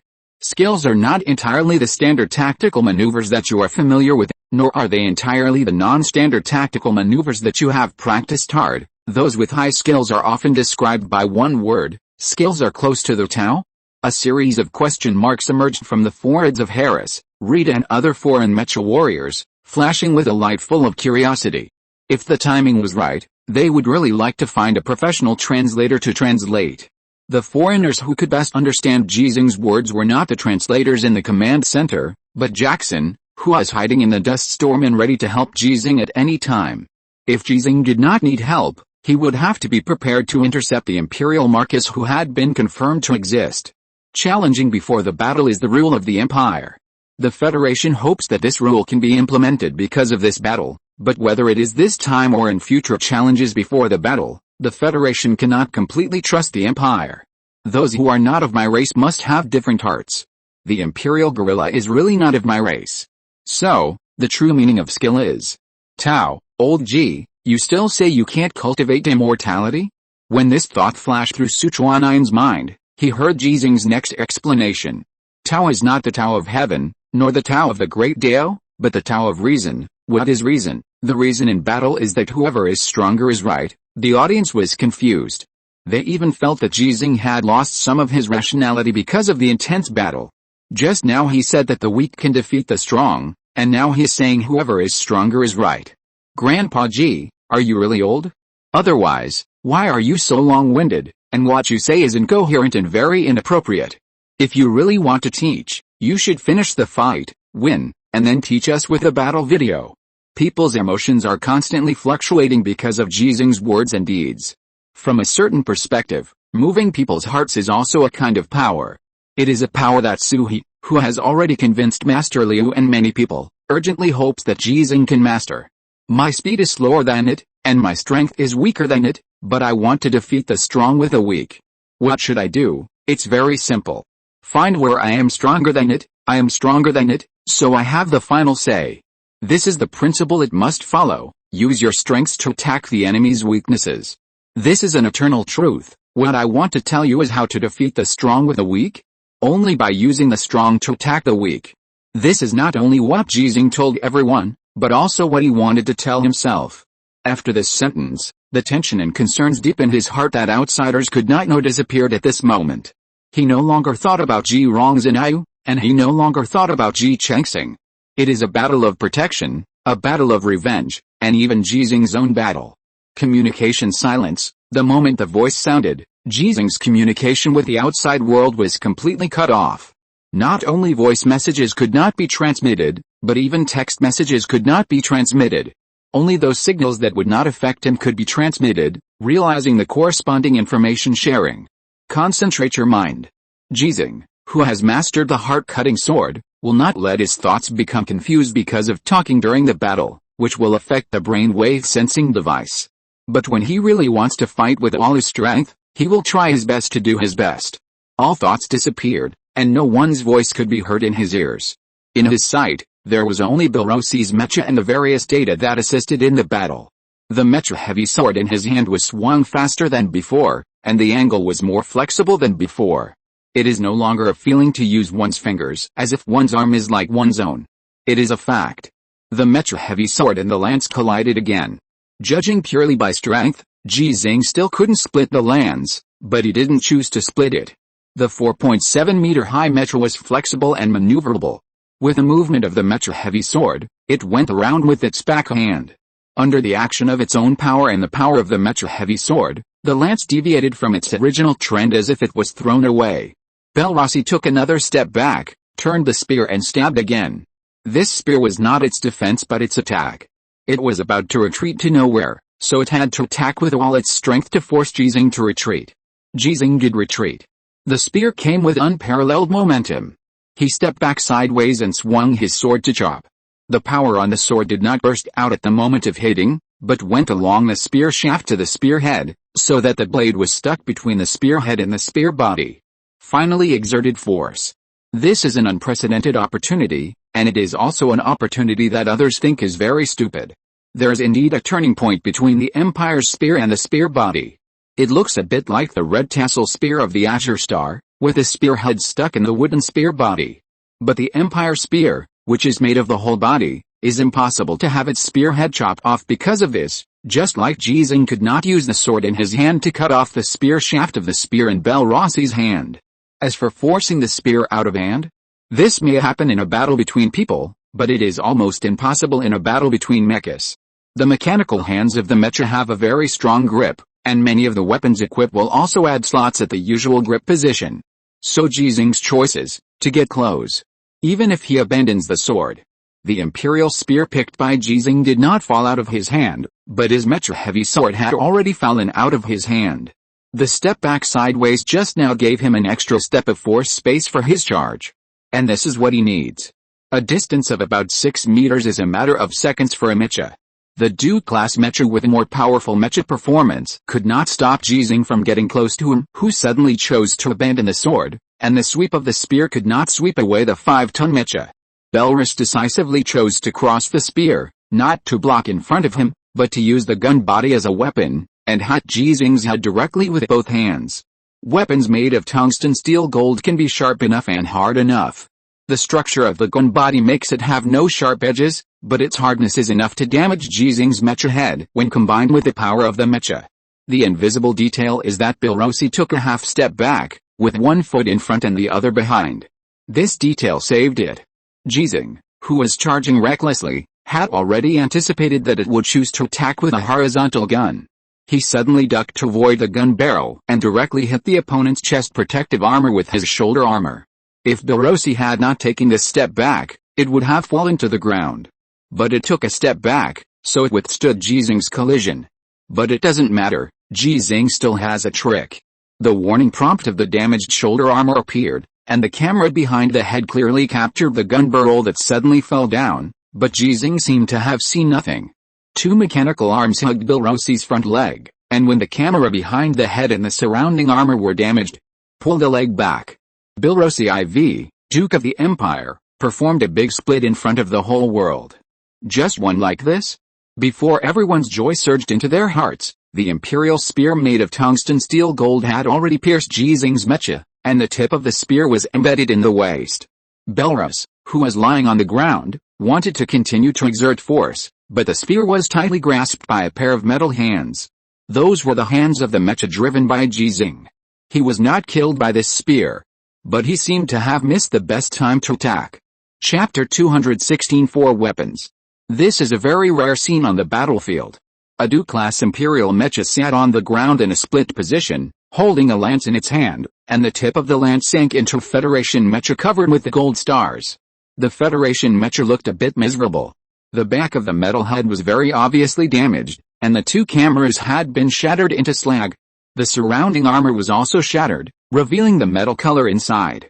Its waist was pierced by the lance, and its hands were tightly holding the gun body under the gun head. There were no blue veins exposed, but it must be in a state of stalemate with the opponent with all its strength. Once the force is unloaded, with the length of the lance in Belarusi's hand and the tip of the lance that can directly break through its outer protective armor, the cockpit will definitely be penetrated in the first time. But if he keeps exerting force and stalemates with the opponent, or steps back to avoid this shot, Ji Xinghe will not be able to seize the opportunity he created with his own hands. How can he, who has just thrown away his own weapon, stop Belarusi from climbing up in the mecha? Among the Galaxy team watching the battle from behind, several mechas were eager to try, and they had already activated the full power state before the battle began. Considering the distance between the two sides at this time, it only takes 3 or 4 seconds for them to rush over and beat up Belarusi. The weapons in the hands of the blind man and the crippled man were the mecha heavy swords that Ji Xinghe had snatched before, which were made of tungsten steel gold. Except for Jackson, among all the mecha warriors in base number 6, only these two could really cause fatal damage to Belarusi's mecha. Don't move, Chen Sun's voice sounded from the communication channel. He was not watching the battle on the spot, but he could see the stalemate at this time through the perspective of the mecha driven by the blind man, and he could also see the people of the Galaxy team preparing to move. Everyone, don't move. When Chen Sun gave the order, his hands were shaking a little, so that the sniper rifle he had picked up before the battle started was a little unstable at this time. Until Lao Ji gives the order, everyone, don't move. Whether this order is correct or not, no one knows the answer for the time being. If Chen Sun had not questioned the Galaxy team repeatedly before the battle began, the mecha warriors of the Galaxy team would never obey his order at this time. Even if the Empire mecha also moved, so what? Even if all the Empire mecha rushed out, a cluster battle of more than 2,000 mechas suddenly broke out, so what? They had the opportunity to help Ji Xinghe successfully kill Belarusi, the Grand Duke of the Empire, and complete the plan to cut a mountain. But now, they recalled what Chen Sun had said before. Ji Xinghe, the captain of the Galaxy team, handed over his command to Chen Sun, who had just joined the Galaxy team and was not a mecha warrior. So they had to obey orders. Everyone, don't move, the blind man shouted angrily in the communication channel of the mecha warriors, and his body was shaking, because this order went against his heart. So everyone held back, the Galaxy team did not move, and the Harris team and the Kintong team would not move either.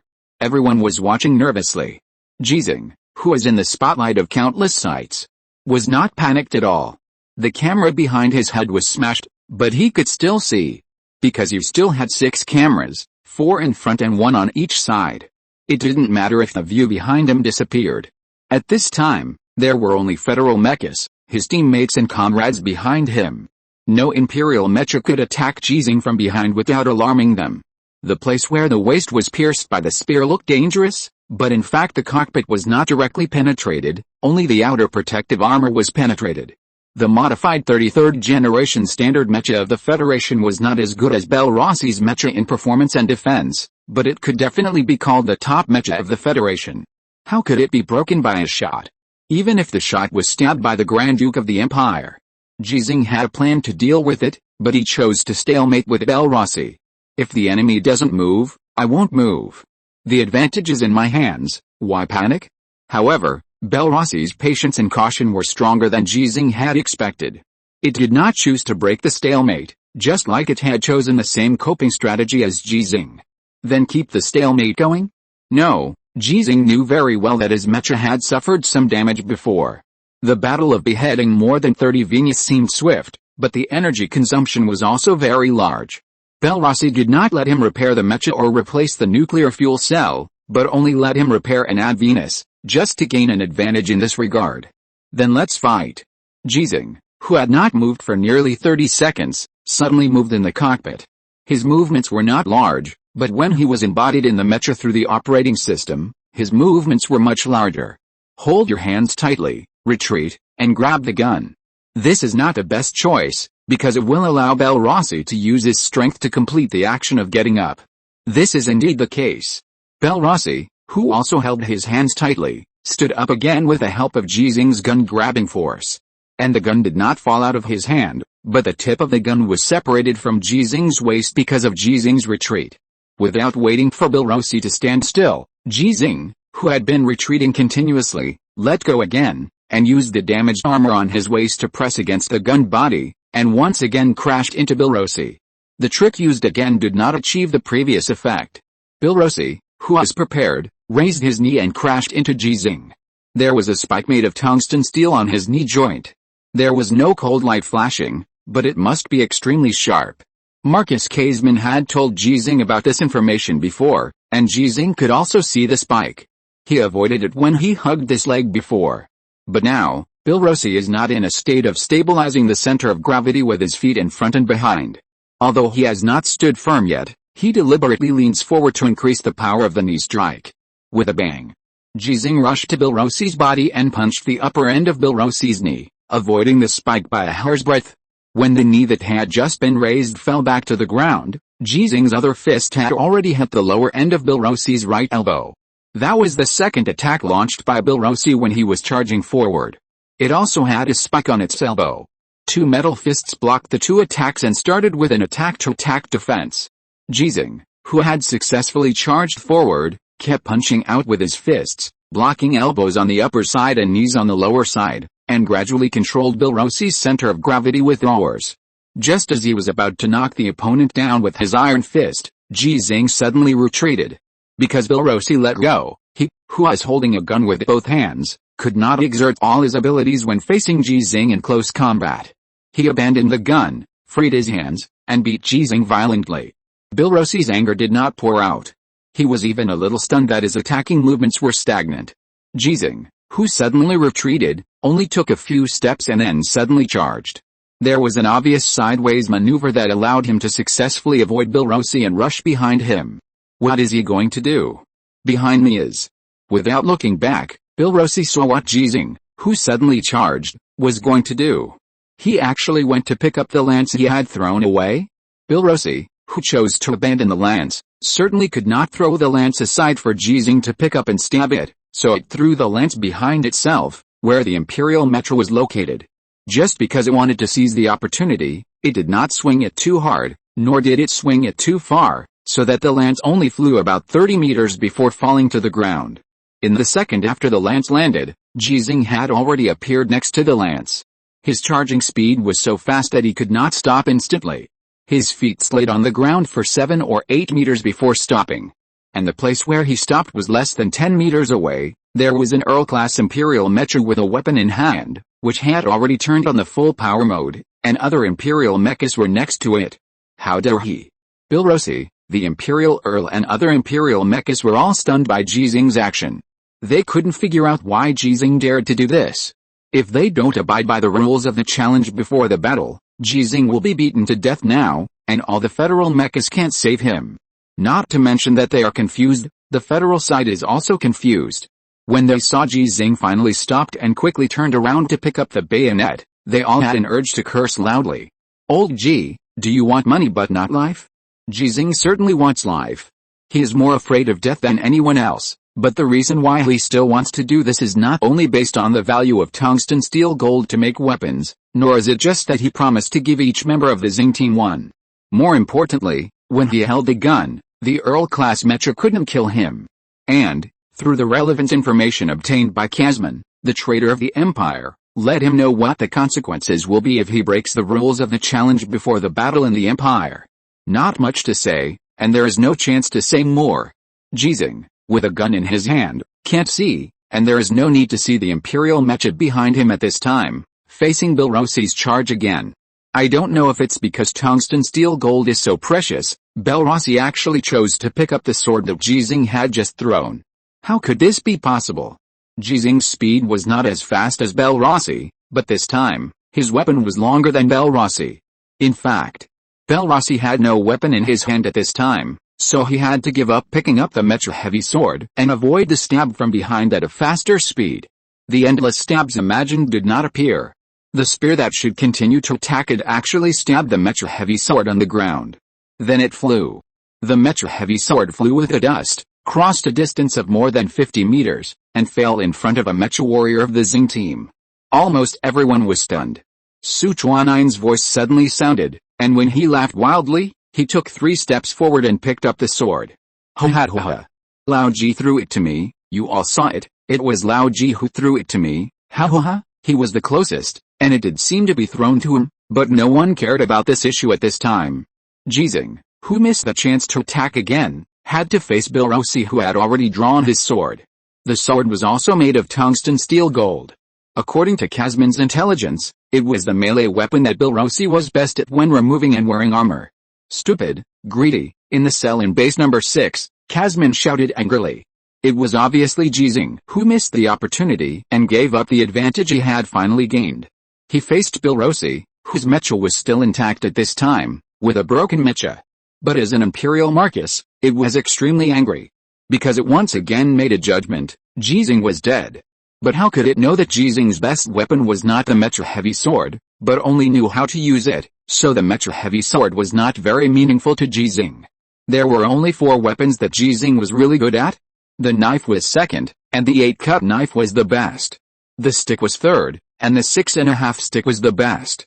The gun was fourth, and the Imperial bayonet was also okay. If you're listening to this novel on a channel other than Fanfic World, it means they downloaded and uploaded it without effort. We cordially invite you to visit our channel, Mundo Fanfic Novelis. There you'll find the original version of this story and you can explore many other novels of various genres. We're waiting for you to immerse yourself in a world of incredible novels. Chapter 217 Carrying the Mountain on Your Shoulders. The battle started again. Both sides changed not only weapons but also the way of fighting. Ji Xinghe, who had picked up the heavy sword of the mecha with a gun, did not charge, because Bill Rossi had charged first. The mecha sword in its hand was nearly 3 meters long. With its nearly 6-meter body, the attack distance was actually very long. The mecha, which was bursting with full power, exerted unprecedented speed and strength. There was a flash of tungsten golden blade light between the sword and the sword. With a clang, Ji Xinghe stood sideways, holding the gun with both hands, and picked up Bill Rossi's sword at an extremely precise angle. His speed and strength also reached the peak. But the opportunity to attack did not appear because of this. Before he could turn the gun tip back and stab Bill Rossi's mecha, Bill Rossi's next knife was already on him. There was another clang. The gun tip collided with the mecha sword again, and the gun head and the blade separated as soon as they touched, and each was bounced away due to the force and angle generated by the collision. Clang clang. When the mecha warriors of the Galaxy team were worried, They suddenly thought of the battle process they had just seen. That was when Ji Xinghe used the Mecha heavy sword. He also kept waving the Mecha heavy sword to chop and slash, trying to split Bilrosi's spear and rush to fight in front of it. The Mecha heavy sword and the spear kept colliding, but both sides were always unharmed. Until Ji Xinghe seized the opportunity to successfully rush forward, he was hit on the back of the head by Bilrosi with a gun butty. So, Bilrosi, who has been unable to attack for a long time, will use the trick that Ji Xinghe just used. Looking at the gap between the size of the mechas of both sides, everyone suddenly felt a sense of unbearableness. If Ji Xinghe's mecha was close to Bilrosi, even if the spikes at the joints were not considered, just looking at the gap between the size and performance of the mecha, the ending would be so tragic that they would regret it for the rest of their lives. Do you want to? Bilrosi finally decided to change his way of attack, and before that, it never thought that it would not be able to break Ji Xinghe's horizontal spear. Its speed is faster than Ji Xinghe, its strength is stronger than Ji Xinghe, it takes the initiative to attack rather than passively defend. How can Ji Xinghe block all its attacks? Even when its attack was just launched, Ji Xinghe had already made a nearly synchronized defensive action. The lance blocked its sword attack route as if it had predicted it. This made it feel fearful. Skills? Not entirely, because it also has skills. When driving the mecha, it uses various fighting skills, including using the control of the center of gravity of the mecha to make the mecha burst out with power and speed beyond its performance limit. It can do all these. But its sword just can't break through Ji Xinghe's defense. It is combat awareness and a special ability that he doesn't understand. The only thing Bilrosi can be sure of is that compared to the mecha sword, Ji Xinghe is better at using the lance as a weapon. After changing the weapon, Ji Xinghe's combat effectiveness has been significantly improved. So it changed its way of attack, but it did not learn Ji Xinghe's advance, but took the initiative to distance itself from Ji Xinghe. It understands the principle that an inch longer is an inch stronger. The reason why it made this combat decision is that, after completing the retreat, Bilrosi suddenly burst into speed and rushed to the position beside Ji Xinghe. When the mecha completed the charge, it swung the mecha sword in its hand again and slashed at Ji Xinghe horizontally. The bayonet that originally belonged to it once again blocked its sword. It stepped back again to open the distance and began to charge and slash the sword again, also at the side of Ji Xinghe. Ji Xinghe, who stood in the same place almost without moving, had already turned half a circle. As Bilrosi continued to retreat, advance, and slash, he controlled the mecha to complete a complete 360-degree turn. During the entire turn, he blocked Bilrosi's 5 swords with his bayonet. So, Bilrosi determined the time he needed to complete the turn in place, but Bilrosi did not give up this circling attack method. It retreated a little further and continued to circle around about 8 meters away from Ji Xinghe. After turning 4 or 5 meters, it swung its hand and chopped with a knife. At the moment when the mecha sword in its hand collided with the spearhead, it completed the turning action again, and swung the knife again after another 4 or 5 meters. Until this time, Harris, Qin and others who were watching the battle finally understood what kind of fighting method Bilrosi chose. In short, it wanted to appear behind Ji Xinghe, because the camera behind Ji Xinghe's head had been broken by it before. Without the sight angle from behind, Ji Xinghe could not see the attack from behind. Ji Xinghe, who stood in place and kept turning, needed to turn at a much smaller angle than Bilrosi, but the problem was that he was in a defensive position and could not be sure of the time when Bilrosi would attack while circling. This kind of defense made him, who had a smaller turning angle, not much faster than Bilrosi in the time required to complete the turn. Counting the performance advantages and integrity of Bilrosi's mecha, he gradually showed disadvantages under Bilrosi's attack. The battle between mechas is different from the battle between humans and humans, and also different from the battle between humans and gorillas. Under the existing operation mode, no matter how perfect the operation is, there will be a certain time delay to realize the maneuver. Many times, the maneuver that you want to complete will be deformed for various reasons. 1 circle, 2 circles, 3 circles, 4 circles. Bilrosi, who was 8 meters away, was getting closer and closer to Ji Xinghe, with only about 7 meters left. This was the limit attack distance of the tip of the gun when Ji Xinghe stood still with his hands holding the gun. A distance of 1 meter is not long, especially for a mecha. But if Ji Xinghe is regarded as the center of the circle, and the position where Bilrosi keeps wandering is the edge of the circle, then this 1 meter indentation means that the circular area defended by Ji Xinghe with a lance has shrunk by 2 meters in diameter. Bilrosi takes less time to wander around, and the frequency of collision between the mecha sword and the lance, which he frequently swings, increases again. Clang. Clang. Clang. Clang clang. The sound of the two weapons colliding began to become dense again, and Ji Xinghe, who still needs to turn around while standing in place, was bearing more and more steering loads. Ordinary people will feel dizzy if they stand in one place and turn around for more than 10 times in a row. Although Ji Xinghe's speed of turning is relatively slow, he needs to stay focused on defense. The collision between weapons does not produce impact force, but turning in one place with a high concentration of mind will produce a dizzying feeling for normal mecha warriors. When Ji Xinghe could not turn, it was the time when Bilrosi completed the advance, split the bayonet in his hand with the mecha sword and hit his mecha. The battle that lasted for a long time, is it finally going to be decided? All the mechas of the Xinghe team were ready to charge again.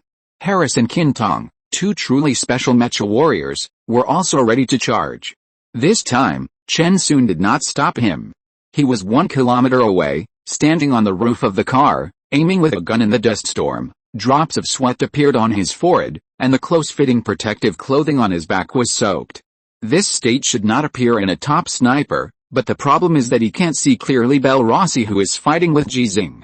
The perspective that the blind man's mecha can provide him, and the perspective that customized reconnaissance equipment such as reconnaissance mines can provide him, are enough to make many snipers give up shooting. The continuous movement of Bilrosi has increased the difficulty of sniping with one shot. What's more difficult is that he has determined from the information revealed by Marcus Kaisman that Bilrosi's mecha uses a lot of tungsten steel alloy. Can his bullet really penetrate the protective armor of Bilrosi's mecha? There are many nervous people, but Ji Xinghe is not one of them. So far, everything is under his control. But he has turned on the silent mode of communication, and he can't tell others this to reassure others, and he doesn't have the extra energy to speak in such a battle. Sweat also overflowed from his body, just like when he drove an ordinary Federation 16th generation standard mecha and fought in a dust storm for the first time. When he finished breaking 9 imperial mechas, his sweat soaked his protective suit. His physical strength was finally approaching the limit, but he did not feel dizzy as Bilrosi had expected. He could still fight, and he was still waiting for an opportunity that Bilrosi was also waiting for. Buzz! The core engine of the mecha continued to sound, and when it was close to the limit, the tip of the gun that Ji Xinghe stabbed out for the purpose of defense was hit by the mecha sword and bounced up to a height far exceeding the previous one. Now, Bilrosi finally waited for this opportunity. It suddenly accelerated and rushed forward while retracting the sword. The mecha charge had not been truly completed, and the mecha sword in its hand had been swung again. When the fatal blow was about to come, Ji Xinghe had already retreated. Strictly speaking, it was not retreating, but a direct charge from the side. When he stabbed out the previous shot, he had already anticipated that he could not block Bilrosi's mecha sword, so he did not turn around at the same time when completing the attack. Maintaining the status quo, his mecha almost turned its back to Bilrosi and charged forward directly. It's over. The Federal mecha warriors who saw this scene finally panicked. Because they all knew that the camera behind the head of the mecha driven by Ji Xinghe had been destroyed before. So Ji Xinghe, who was charging with his back to Bilrosi, could not see the attack behind him at all, and could not even see the distance between Bilrosi and him at this time. Can you run away? When the Federal mecha was about to launch a charge and rescue Ji Xinghe regardless of the consequences of breaking the rules, they saw a change that really determined the outcome of this battle. Ji Xinghe, who had just completed the charge, suddenly jumped up and completed the turning maneuver while the mecha's feet left the ground. The 4.7-meter-high Federal mecha completed the turn in the air, and before the turn was completed, the spear in its hand had already stabbed out with all its strength. Can't see it, can stab it? If Han Li was watching this battle, he would not be as worried as other mecha warriors, because he was stabbed in the chest by Ji Xinghe when Ji Xinghe's vision was completely blocked. That time was in the virtual world, and that time Ji Xinghe's spear did not have a gun head. This time it was in the real world, and this time Ji Xinghe's spear had a spear head.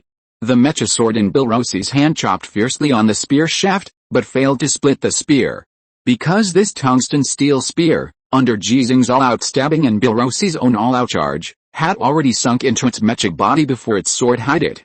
The slashing was useless, but it increased the armor-piercing power of the spear. The spear that had already sunk into its body, Under the power of this knife and Ji Xinghe's full swing after landing, broke a not-so-big gap horizontally. It was enough.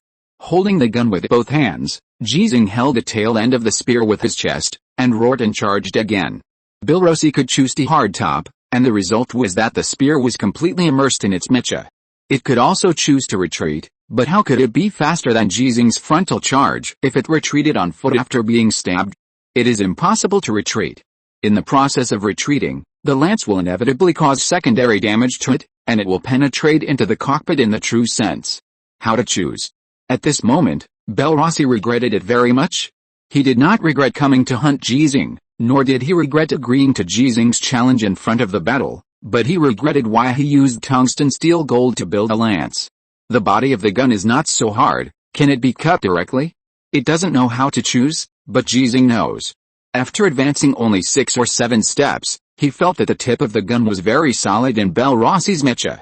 He suddenly stopped and moved the end of the lance against his chest upward. In coordination with the movement of the fuselage, he once again turned his back to Bilrosi, and this time, he held the tail of the gun in front of him with both hands, and his shoulder resisted the gun body. The tip of the gun was still immersed in the state of Bilrosi's mecha. This change was very fast. Bilrosi just reacted and was about to take the opportunity to break free and take the opportunity to slash Ji Xinghe's back with a knife, but he felt an irresistible force appear, and his feet left the ground. It flew over Ji Xinghe's head in a leaning posture, and then fell in front of Ji Xinghe. This shot is called, carrying the mountain on the shoulder. Chapter 218 Because I am a mechanic. The Galaxy team, which was about to charge, stopped. The mecha driven by Harris and Kintong put the feet back to their original positions. They did not move, and the Imperial mecha did not move either. Even at this moment, the Grand Duke of the Empire, Bilrosi IV, was being ridden and beaten by Ji Xinghe. To be more precise, it should be the mecha driven by Bilrosi that was being ridden and beaten by Ji Xinghe's mecha. After Bilrosi jumped over Ji Xinghe's head, he fell to the ground with his head first. The dust was flying like a cannonball. But this level of impact will not cause any damage to its mecha or to itself. It only takes 1 or 2 seconds for it to stand up again and maintain its peak combat effectiveness. The damage between the chest and abdomen will only affect its defense, not its combat effectiveness. But this time, Ji Xinghe did not miss the opportunity he had finally hit. In 1 or 2 seconds, he can do more. The spear in his hand, which had just been used to carry a mountain, was thrown into the sky by him. His fierce strength did not dissipate. He raised his foot and strode forward. After 3 consecutive big strides, one foot stepped on Bilrosi's right arm. It was Bilrosi's knife-holding hand. Without giving Bilrosi a chance to break free, Ji Xinghe's other foot had already stepped on its chest and stepped on its other arm to the ground. Then he sat down on his chest. He fell on the chest of Bilrosi's mecha with his buttocks, making a somewhat weird straddling posture. It doesn't matter whether it's weird or not, the most important thing is the effect. Ji Xinghe's posture successfully stuck the upper body of Bilrosi's mecha. The 2 movable mechanical legs, because of the special characteristics of the mecha joints that are different from those of humans and gorillas, it is impossible to attack Ji Xinghe. It's safe, but not yet won. So he punched hard and beat furiously. Boom boom boom. Like the roar of artillery shells, a pair of iron fists made of high-strength special alloys, like 2 pile drivers, took turns to hit Bilrosi's head. This is not Bilrosi's vital point. It is now intact in the cockpit, but it is the vital point of this Imperial Duke-class mecha. The camera that was smashed by Ji Xinghe at the first time was just the beginning. Because of the continuous and extremely high-frequency bombardment, the central control system integrated inside the head gradually began to collapse. I don't know where the problem is. Bilrosi, lying under Ji Xinghe's crotch, suddenly made a split action, as if he was making a joke. But in fact, it is not funny, but it wants to use this method to determine the leverage point. The arm stepped on by Ji Xinghe's feet want to take the opportunity to push Ji Xinghe away. 5 tons of weight is nothing for this mecha. The Federal heavy tank weighing up to 40 tons has been directly overturned by it with its hands. But it can't overturn Ji Xinghe. It was very strange, just like it couldn't figure out before why Ji Xinghe could always block its attacks. In addition to speed, strength, and skills, there must be some power that it doesn't know about. Turn on the communication, Ji Xinghe's voice sounded. He didn't need to concentrate on the battle at this time. He just needed to control his fists and keep hitting the head of the Belarusi mecha. The head made of tungsten steel alloy and the main skeleton inside made Ji Xinghe's fists look a little futile for the time being. It could only damage part of the outer layer and could not completely destroy the head of the mecha. At least it didn't seem to be able to do so in the short term. It's the center of gravity. My center of gravity blocked its force point, making it unable to fully exert force, so it couldn't push me away directly. You don't actually need to learn about this, because you are not a mechanic and you can't learn it, Ji Xinghe explained twice, but it was a pity that Belarusi, who was being beaten up by him, couldn't hear it. In fact, you can also find some time to learn more about mechanical repair. Believe me, when you know enough about the mecha you are driving, including all its parts, you will be able to exert its greatest combat effectiveness. You can also know everything about the enemy's mecha, just like now. Before this sound, no one noticed that Ji Xinghe's punch angle was a bit strange. He was not actually hitting directly, and did not follow the principle that the straight line between 2 points is the shortest, nor did he grab the severely damaged place and attack. There were many piano keys on the head of Belarusi's mecha. Ji Xinghe struck a piece of music that no one could understand for the time being by hitting it in different positions and forces. Tungsten steel alloy can't be broken? That's because you don't understand the structure of the mecha. As long as you know enough, you can be like me. When the voice fell, Ji Xinghe's fist suddenly became empty, and he broke the indestructible mecha head of the Duke of the Empire. Between the flashes of electric sparks, his legs were still splitting, looking for the best point of force for the Duke-level Imperial mecha, and it was completely motionless. Prepare to charge, Ji Xinghe said indifferently. He opened the communication channel just to remind everyone of these 4 words. But the federal mecha that was ready to charge failed to start the charge, because when Ji Xinghe's fist completely broke through Belarusi's head, the Count's mecha that was watching the battle turned around and left. The rest of the Imperial mechas stayed in place for only 2 or 3 seconds, and all turned around and left. All the Imperial mechas disappeared in the dust storm. The federal mechas that were ready to charge were still ready to charge. They had to guard against the Imperial mechas that suddenly rushed out of the dust storm again. From their point of view, if Ji Xinghe was being ridden and beaten by Belarusi at this time, they would definitely charge regardless of everything. Does the Empire really abide by the so-called rules of the challenge before the battle? It's a matter of life and death. The mecha warriors of the Federation, including all the people who were watching the battle in the command center, all had unbelievable thoughts at this time. The level of civilization of the Empire may be higher than the Federation's cognition. In fact, an empire that can reverse the federal mecha to research the imperial mecha, an empire that has nuclear fuel cell technology that needs the federal reverse research, and an empire with jump gate technology, has not been overthrown by domestic rebels after fighting the Federation for more than 20 years. How could it be just a barbaric civilization that advocates the use of force? Ji Xinghe did not think about these problems. He smashed Belarusi's head, just like collapsing the top of the mountain. The victory was beyond doubt. Get up and pick up the knife. The mecha sword in Belarusi's right hand has slipped out of his hand and fell into Ji Xinghe's right hand. He stood beside Belarusi, looking down at the imperial mecha that did not climb up, and turned to the left side of his body after a short wait. An imperial lance made of tungsten steel gold just fell from the sky and landed less than 10 meters to the side of Ji Xinghe. The tip of the gun landed first, and then the gun body was almost completely immersed in the ground. The tail of its gun was firmly held in Ji Xinghe's hand, and then the entire gun body was pulled up. He held the gun in his left hand and carried it on his shoulder. He held the knife in his right hand and dragged it on the ground. This was originally intended to deal with the cluster charge of the Imperial mecha, but the Imperial mecha retreated. So Ji Xinghe slowly walked back to where Belarusi was. Come out, he spoke in Longzhou dialect, and he believed that Belarusi could understand it. Belarusi did not come out, and its voice suddenly rang out. The built-in speaker of this mecha was not destroyed in the previous battle. You are very good at using a gun, why didn't you use it before? Why not eat meat? Ji Xinghe thought that the Duke gorilla would definitely be angry, so he patiently replied, because I don't have such a good gun. What a plain answer.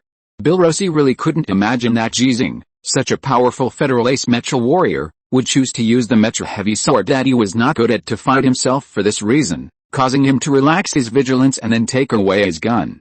Isn't he afraid that he will be killed by me when he takes the sword? Isn't he afraid of failing to take the gun?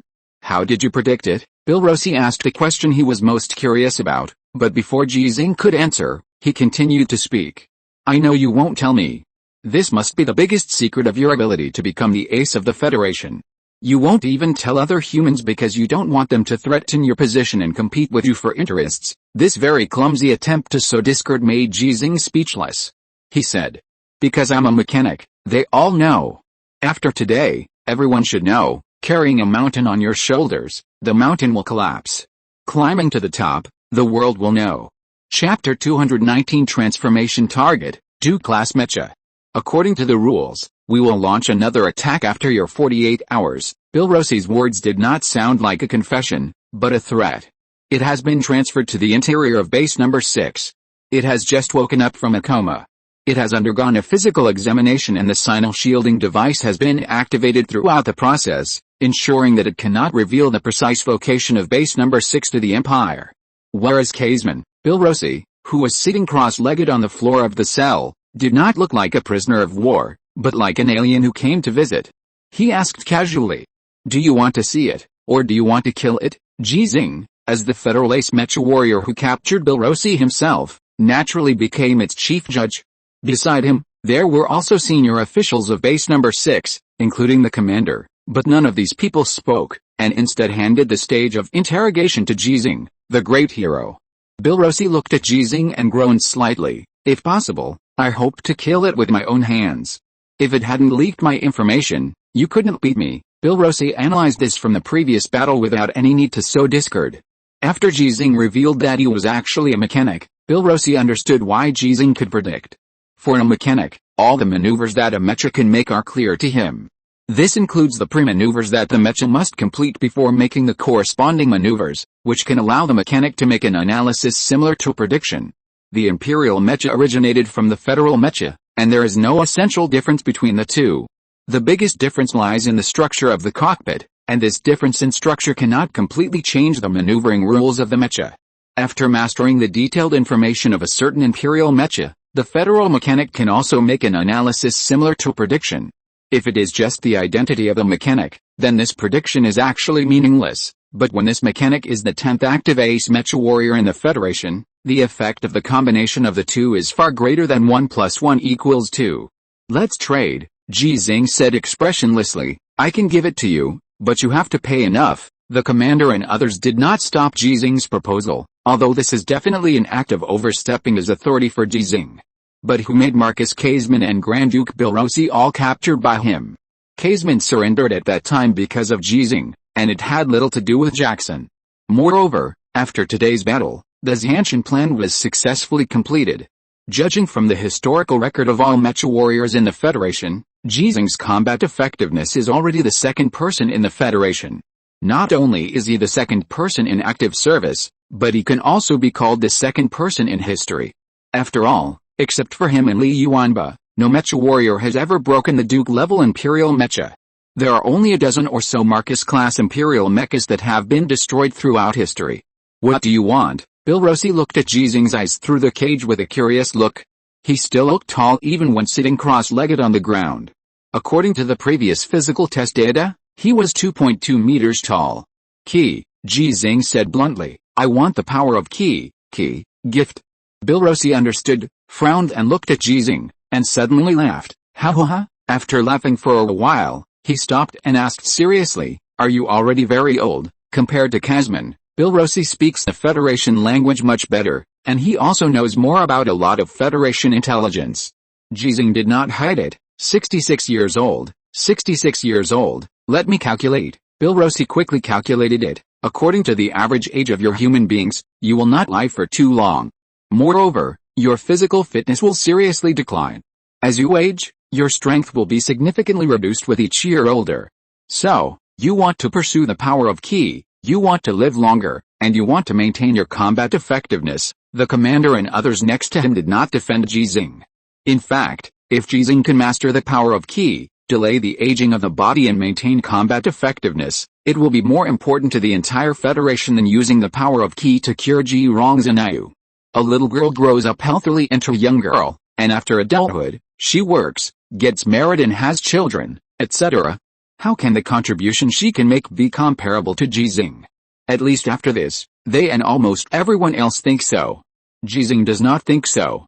He knows that his granddaughter is a genius, but even he does not know how amazing his granddaughter's talent is. That's right, Ji Xinghe confirmed Bilrosi's analysis and asked, I want to know, in addition to the gift, is there any other way to obtain the power of Qi? Bilrosi did not answer directly, but asked, do you know what effect the power of Qi has on delaying the aging of the body? You say, tell me first, is Kaisman still in this base? Yes. Is he dead? Still alive for the time being? Okay, then I'll say a few words. Bilrosi's attitude was much calmer than Kaisman's. He made a deal when it was time to trade, and was extremely decisive. Compared with your average life expectancy, our average life expectancy is actually much worse. As of last year, the average life expectancy of our empire was only 60 years old.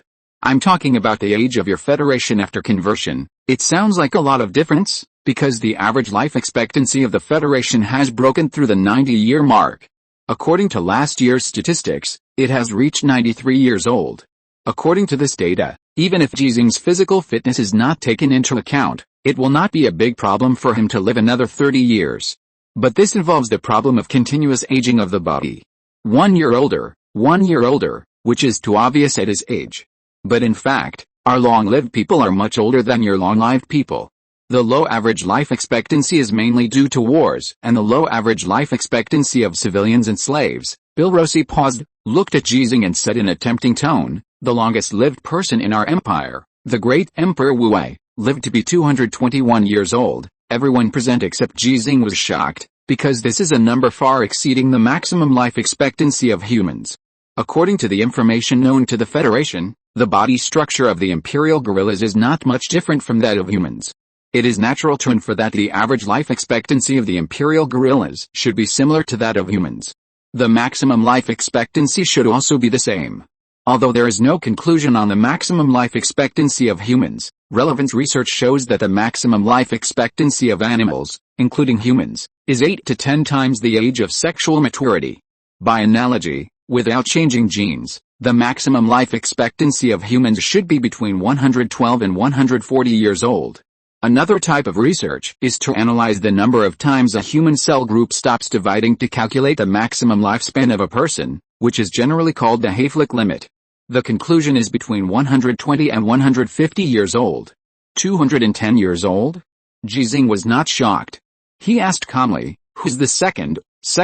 Bilrosi smiled and said, 176 years old, our great Emperor Wu Wei. The gap is very obvious, so Emperor Wu Wei's lifespan of more than 200 years is just a special case.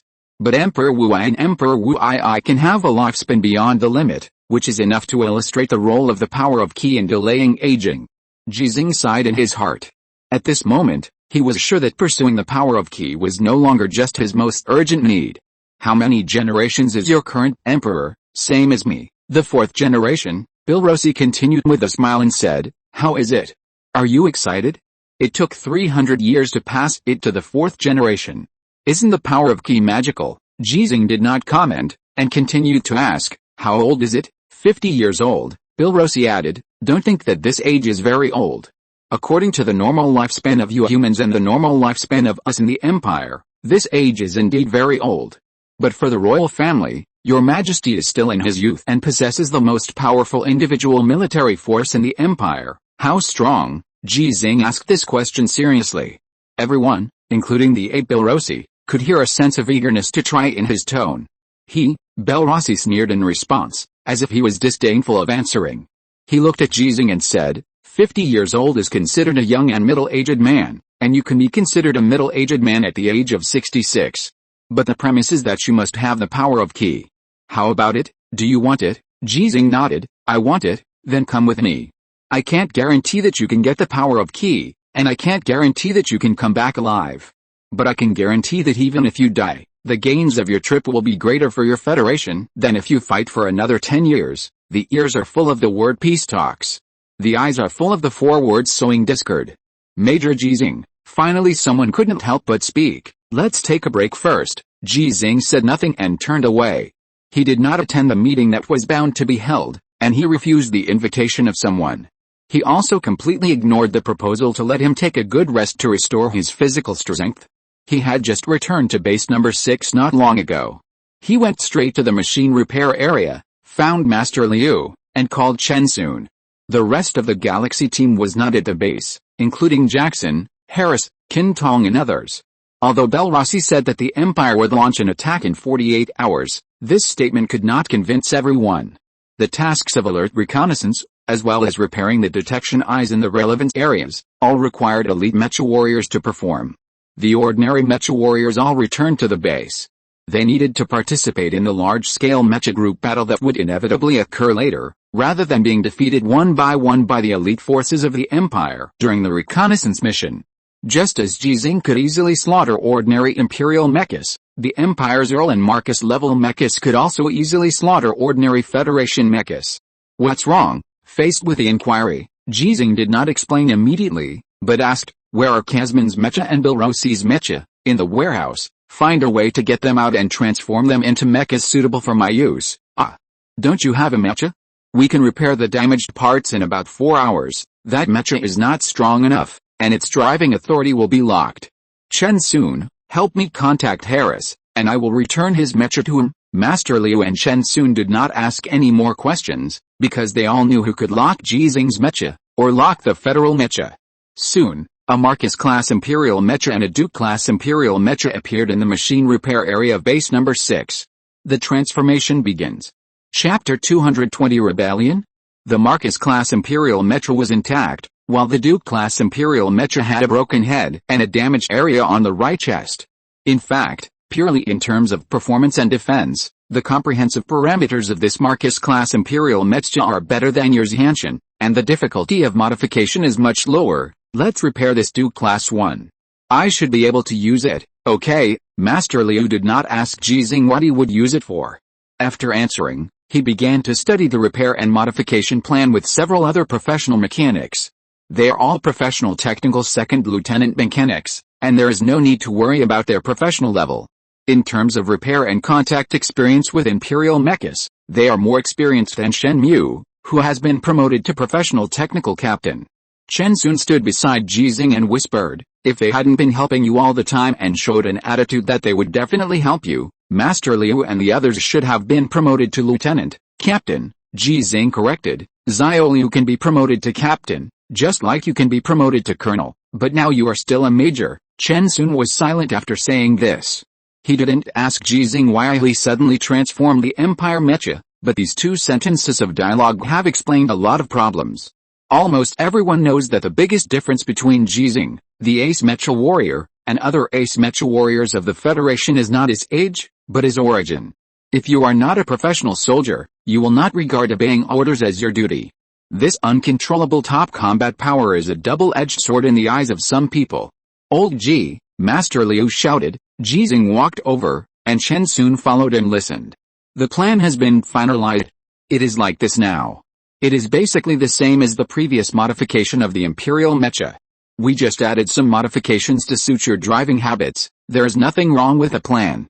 The mechanics of the Federation are not unfamiliar with the Imperial mecha. In addition to the experience of dismantling the spoils of war, sometimes they have to modify the Imperial mecha for the use of the Federation mecha warriors. And Ji Xinghe's driving habits are also very familiar to the mechanics such as Master Liu. They are all old mechanics of base number 6, and Ji Xinghe can be regarded as an old man of base number 6. An old man who deserves the title. There are a few small issues that I still need to talk about. After the plan was finalized, Master Liu arranged for several other mechanics to start preparing instruments, equipment, related materials and parts, and he took the opportunity to remind them. The first is the difference in operation. We can replace the sensor helmet and the intelligent core, but you should know that if the main structure and transmission structure cannot be greatly changed, only replacing the software system will cause incompatibility problems. Software and hardware must be formed in a matching way. Many experiments are required during the design process to make the two perfectly integrated. The modification of the Duke-class mecha is basically equivalent to replacing the software system. Most of the hardware changes are limited to the cockpit, and the transmission device and so on have hardly changed. I see. I will do more actual machine testing. Okay, the second is the weakness of this mecha after the modification. Well, they are all the places you broke. We don't have tungsten steel alloy to replace them, so we can only use the head of the Marcus-class mecha to replace them. As for the wound on the left chest, we will use the strongest alloy we can get, but the defense will be worse than tungsten steel alloy. The weakness depends on what it is compared with. If it is compared with a Hanshin that Ji Xinghe just drove, then these weaknesses are not weaknesses, so Ji Xinghe is not worried about this and has not made too many requirements. The third is that in a sense, your mecha is disposable, because we don't have the corresponding parts to replace. If there is damage, unless there is an imperial mecha of the same level that can be disassembled, it cannot be repaired, and can only be repaired. The difference between repair and repair is very large. The same level of mecha does not completely mean that it must be a Duke-class imperial mecha, but at least a Marcus-class imperial mecha is required. Some key parts can only be obtained by disassembling the Duke-class imperial mech. Judging from the current Federation's record against the Duke-class imperial mech, it is not a problem to say that it is disposable. I will try my best not to let it break down. When Ji Xinghe said this, his tone was very calm, but the people around him felt extremely relieved after hearing it. Who can break your mech? It's not so easy to encounter a Duke-class imperial mech, Master Liu smiled and said, and continued to remind. The fourth question is the operation mode. Due to its integrity, we can't directly replace the cockpit, so we can only modify the cockpit. Orangutans have 4 hands, and their mecha operation mode is different from ours. After the modification, the pressure on your hands will increase, Master Liu said to the drawing, because we have transferred most of the foot-operated operating devices to the hands. There is also the problem of driving height. Bilrosi is 2.2 meters tall, and you are only 1.94 meters tall. Its cockpit is too tall for you. After the modification, one question after another was raised. In the end, Master Liu concluded, in general, the requirements for your operating ability have become higher, which is about 29% higher than before. If you can exert 129% of your operating ability, you can fully exert the performance of this mecha. Chen Sun asked curiously, Master Liu, what is the base number of this 129% you mentioned? It is the operating speed, accuracy, efficiency and other parameters of his Hanshin when Lao Ji was driving Hanshin to fight Bilrosi. We generally call it operating ability. Chen Sun looked at Ji Xinghe. Is that your limit? It's close to the limit. Ji Xinghe pondered for a moment. However, if it was only 129% at that time, I can give it a try. Chen Sun, Master Liu and others were stunned. Is the difference between close to the limit and the limit as big as 29%? Ji Xinghe added, if you want to know the combat effectiveness level of me driving this mecha, I need to conduct a real machine test before I can tell you. Okay, the transformation work officially began. The head of the Marcus-class mecha was disassembled first and will be installed on the Duke-class mecha. The most difficult part of the hardware transformation is not this, but the transformation of the cockpit. Ji Xinghe also participated in this process and gave full play to his 9th-level fitter's hands-on ability. Chen Sun was watching the replacement and upgrade of the software system from the side. There were some things that Ji Xinghe could say, but he hoped to say it for Ji Xinghe. Delete the code related to the final authority. But according to the regulations, all federal mechas need to load the code of the final authority. This is, I know, but this is not a federal mecha, but an imperial mecha. I will bear all the consequences myself, don't worry. That's right, Lieutenant Colonel Chen Sun. Although I met Lao Ji a few days later than you, you really can't compare with me in terms of contact time. Okay, I'll do it. The final authority is just as the name implies. Under the premise that all federal mechas belong to the Federation must have the highest control over the mechas. The specific performance is generally to lock the driving authority of the mecha, and the ace mecha warriors cannot operate the mecha in this case. In some special cases, the Federation also has the authority to control the mecha to self-destruct. However, under normal circumstances, the energy consumption of the mecha that needs to self-destruct is almost the same, and the power of the self-destruction is really limited. In fact, even if the nuclear fuel cell is fully charged, it will not explode in the special surface environment of the alien planet. If the nuclear fuel cell is so easy to explode, the life safety of the mecha warriors cannot be guaranteed. While Ji Xinghe was working overtime, the relevant personnel of base number 6 did not get the news. There were actually quite a few people who saw the 2 imperial mechas being transported out of the warehouse and being renovated in the machine repair area. But none of these people chose to report it. What's even more amazing is that although the base's artificial intelligence program discovered this operation that violated the authority, the relevant reminders made were directly suppressed by the relevant personnel, and they were also not reported to their superiors. The first to get the news were Harris and Qin Tong, who were performing reconnaissance tasks outside. They completed the relevant tasks and returned to the base for rest. "Old Ji, you are not kind.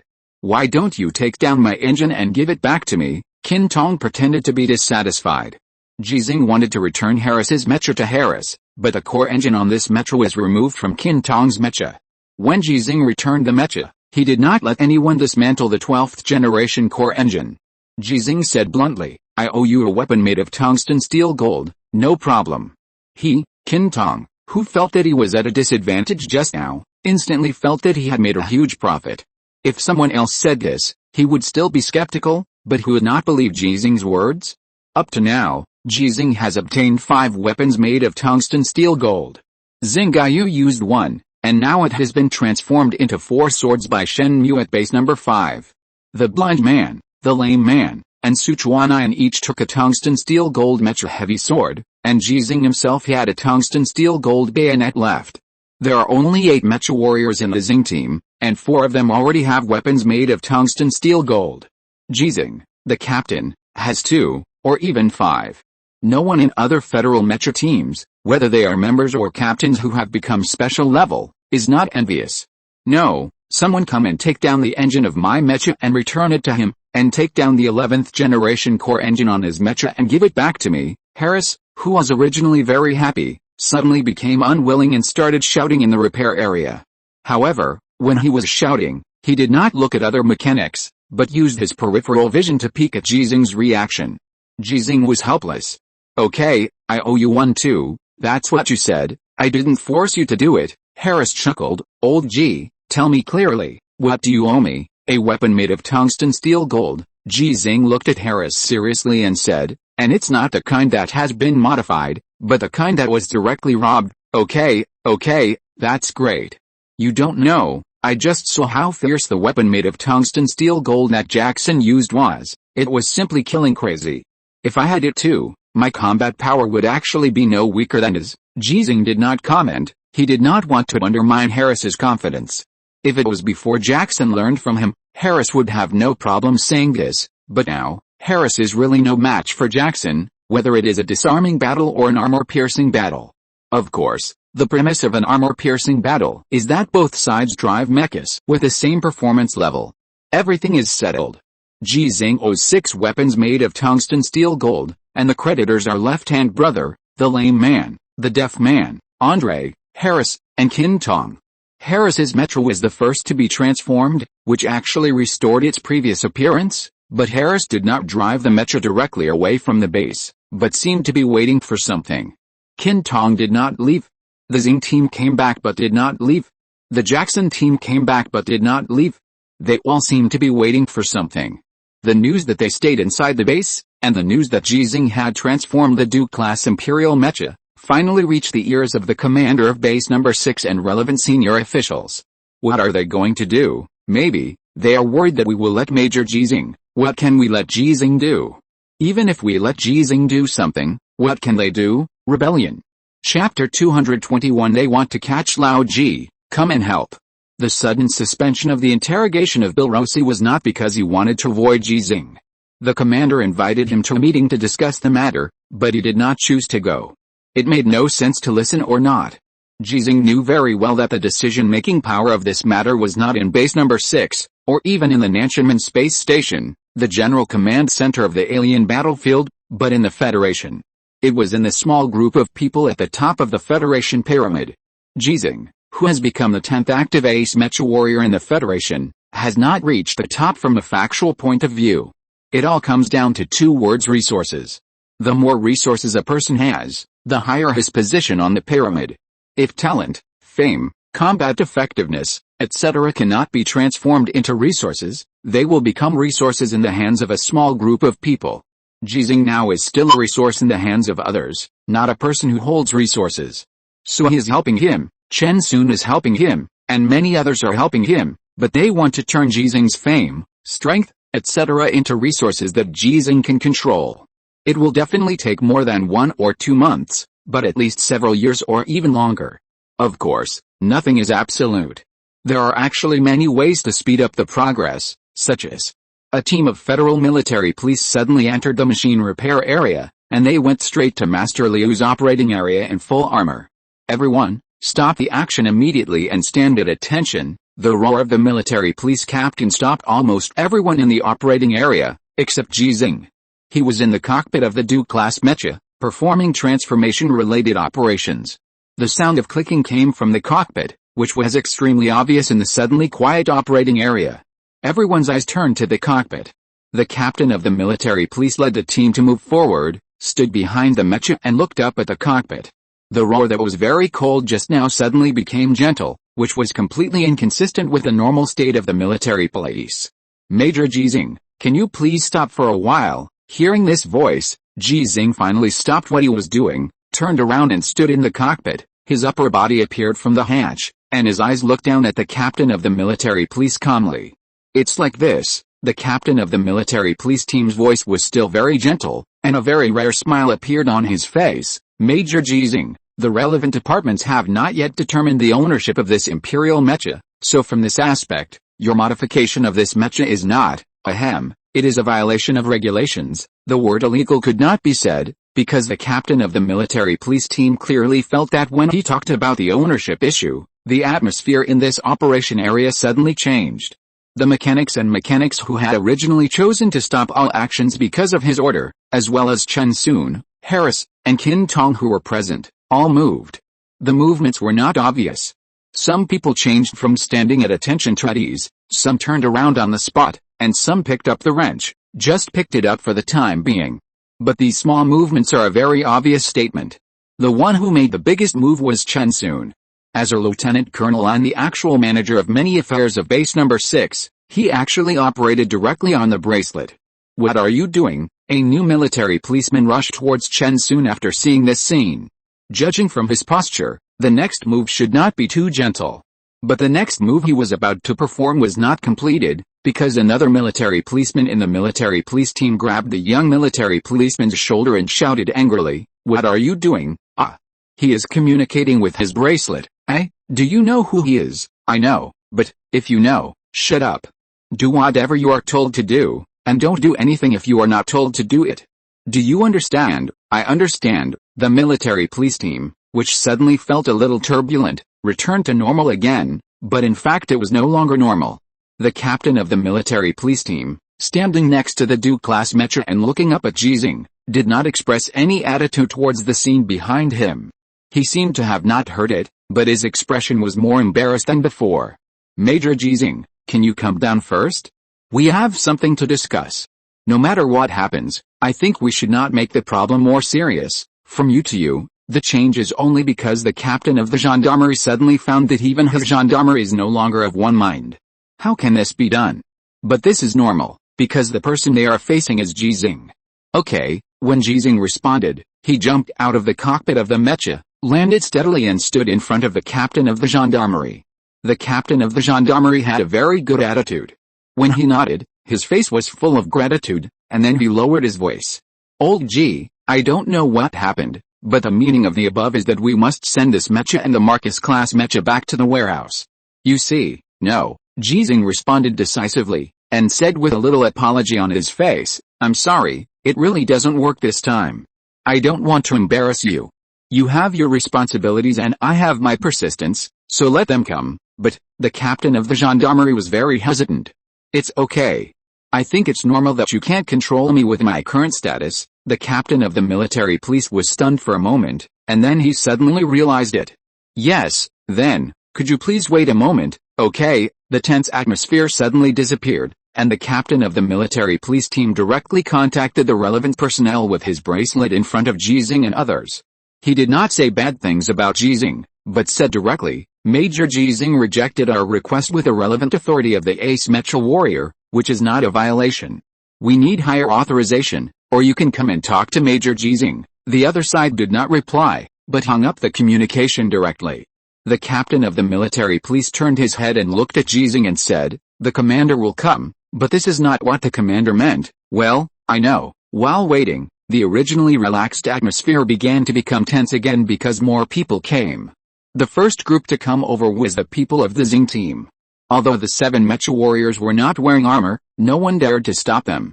Then the people in Harris and Qin Tuang's 2 teams, including Reed, who had previously tried to compete with Harris for the captain position, actually followed and stood behind Ji Xinghe.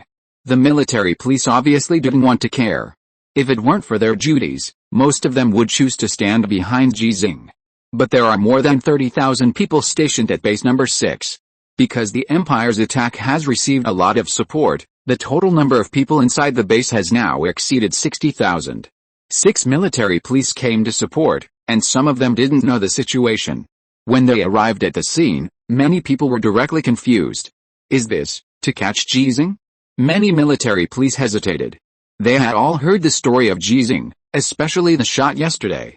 I don't know how many people in the entire base number 6 couldn't sleep last night, thinking about the style of Ji Xinghe's shot, and were extremely excited. What are they doing? I don't know. Why are there so many military police suddenly here? It seems to be from the direction. The machine repair area that accommodates 150 operating areas is very large. What happens in an operating area can only be noticed by a few nearby operating areas. And it's been very busy recently, and everyone has no leisure to pay attention to other things, except Ji Xinghe's battle. Lao Liu's operating area? Isn't he modifying the mecha for Lao Ji? Yes, so will the military police go to Lao Liu or Lao Ji, go to Lao Ji? Ha ha ha, you are such a joke, ha ha ha, yes, how could the military police go to Lao Ji? If they did, they would go to a general to award Lao Ji a military medal or something. While joking, in a certain operating area, someone turned up the power of the external speaker of a mecha to the maximum. The military police are here to arrest Lao Ji, come and help. The entire machine repair area suddenly became quiet, and the clanging sounds disappeared instantly. The military police are here to arrest Lao Ji, come and help. The voice rang for the second time, and because of the silence in the machine repair area at this moment, everyone heard it. Then, hoo-la-la. Thousands of machine repair personnel rushed to Master Liu's operating area. Before the military police could make an effective response, they were surrounded by 3 layers of people inside and outside. Fortunately, they are the military police, otherwise these mechanics holding wrenches, hammers, screwdrivers and other maintenance tools might really rush up.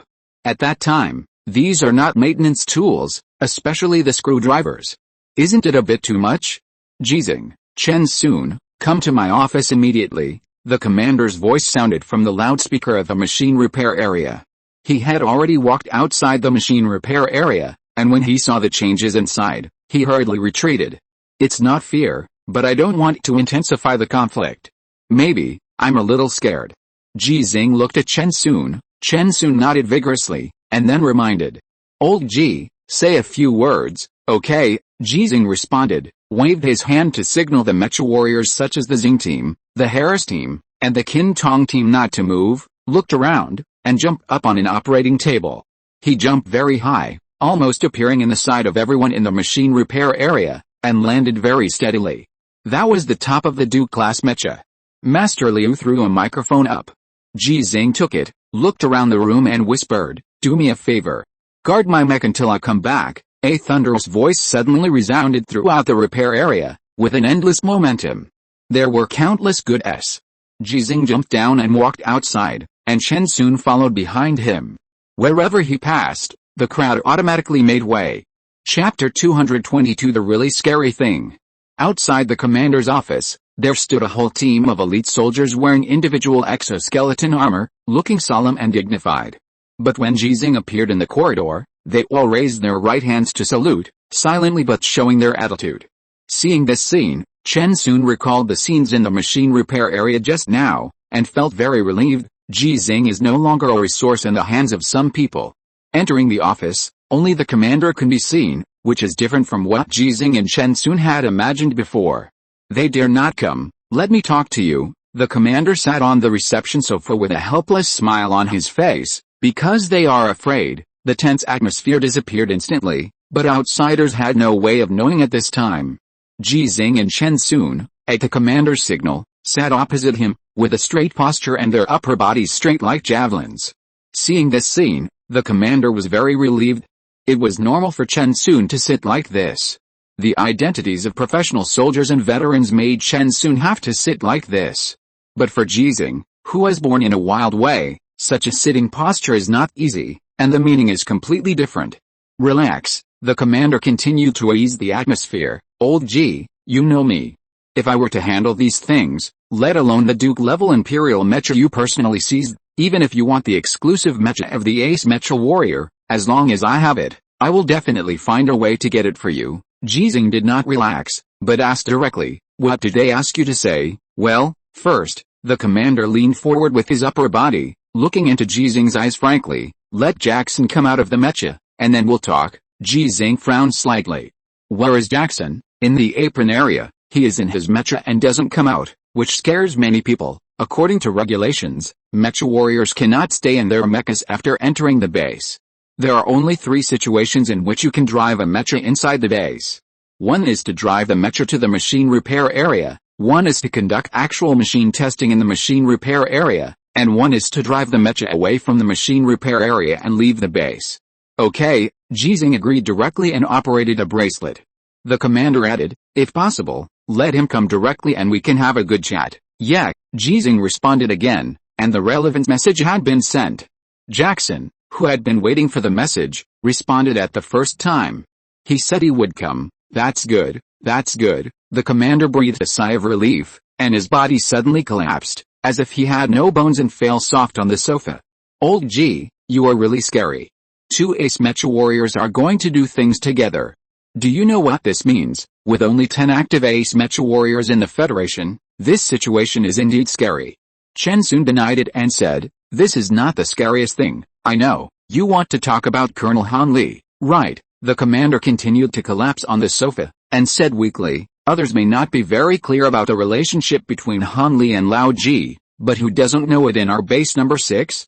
Everyone remembers clearly that Han Li was willing to bring disgrace upon himself in order to help Lao Ji become famous. But now it seems that it was not Han Li who was asking for disgrace at the time, but that he really couldn't beat Lao Ji, including Han Li. There are 3 active Ace Mecha warriors. Who can ignore this force? It's not that, Chen Sun continued to deny. Moreover, based on my understanding of Colonel Han Li, if something really happened that neither we nor you want to see, he would not choose to help Lao Ji. What do you mean by something that neither we nor you want to see? The commander frowned and stared at Chen Sun, his most capable subordinate. You? Chen Sun, you are getting bolder and bolder now. Is it because I am too bold, or are some people getting bolder and bolder? Chen Sun did not give in at all. Don't you find that they are increasingly ignoring those forces that they call the bottom? And this is what I want to say is more frightening. The commander was stunned. He thought of the surveillance footage of the machine repair area that he had seen through the bracelet just now.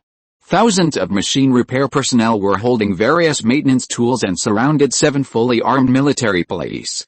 The commander has always been very clear about Ji Xinghe's influence in the machine repair area of base number 6. He thinks it is normal for these people to choose to help Ji Xinghe, just like he also wants to help Ji Xinghe. So he didn't think much about it before, but after being reminded by Chen Sun at this time, he suddenly realized. 2 Ace Mecha warriors, even Han Li, who Chen Sun thought would not help Ji Xinghe, 3 Ace Mecha warriors doing things together, can cause an impact. Is it true that thousands of repair personnel are on strike at the same time, and the impact will be greater? According to the 150 operating areas of base number 6, each of which can complete the repair work of 2 mechas every day, 300 mechas will lose their combat effectiveness in 1 day, and 3,000 mechas will lose their combat effectiveness in 10 days. No, 300 mechas will be lost in 1 day, and more than 3,000 mechas will be lost in 10 days, because the number of mechas will decrease, and the war losses will continue to increase. The Federation has only 50,000 combat mechas on the alien planet, which is indeed more frightening.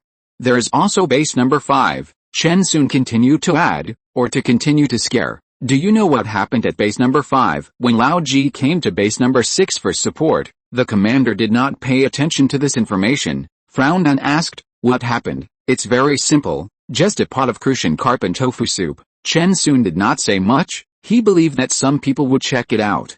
The commander did not ask more questions. He also knew that some people would check. It can also be said that some people have actually paid attention to it before, but they did not expect things to change as they are now.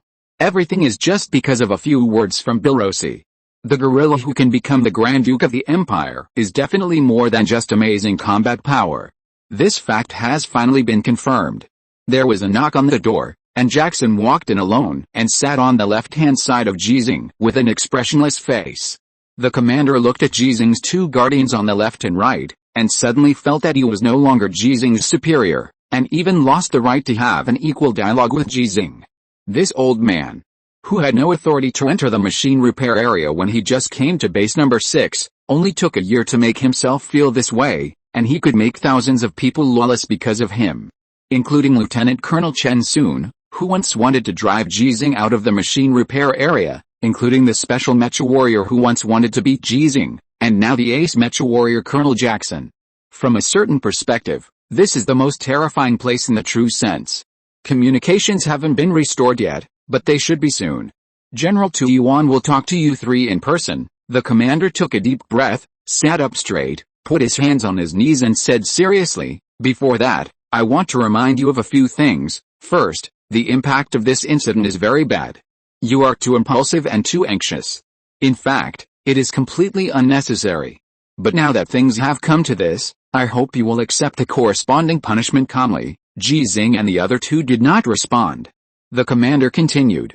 Secondly, from a certain perspective, you are not impulsive, nor are you in a hurry, because if it weren't for this incident, their decision might be even more disadvantageous to Lao Ji. So, I hope you can stick to your attitude. After saying this, the commander hesitated for a moment and added, "Of course, I'm not asking you to really rebel, that will only end in death, not to mention that both of you are aces. Even if all three of you are aces, it won't work, and even if all the members of the Galaxy Squad are aces. What I mean is that you should give in when you should, and insist on what you should insist on. Lao Ji, don't make decisions on your own, listen more to Chen Sun's opinions, and let him talk when necessary." Ji Xinghe nodded slightly. "Yeah." Third, according to the information I received, Colonel Jackson, you will be transferred, and the final battle of base number 3 is about to begin.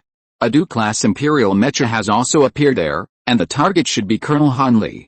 Colonel Han Li needs you, and the war over there needs you, so this is a normal transfer. It is related to this incident, but not very related. Can you understand? Jackson did not respond. Ji Xinghe looked at Jackson first. "Go ahead, kill more. You can't always have less Venus than me. Besides, don't you want Han Li to see your growth?" Jackson took a deep breath and agreed. Okay, according to his character, he shouldn't just say this one word, but he didn't want to talk today. The commander was a little helpless and a little happy to see this scene. Fourth, about that mecha, the commander looked at Ji Xinghe and hesitated for a while before saying, "If you really want that mecha, your exclusive customized mecha may be gone." "No, not possible, it will definitely be gone. This problem is actually very serious.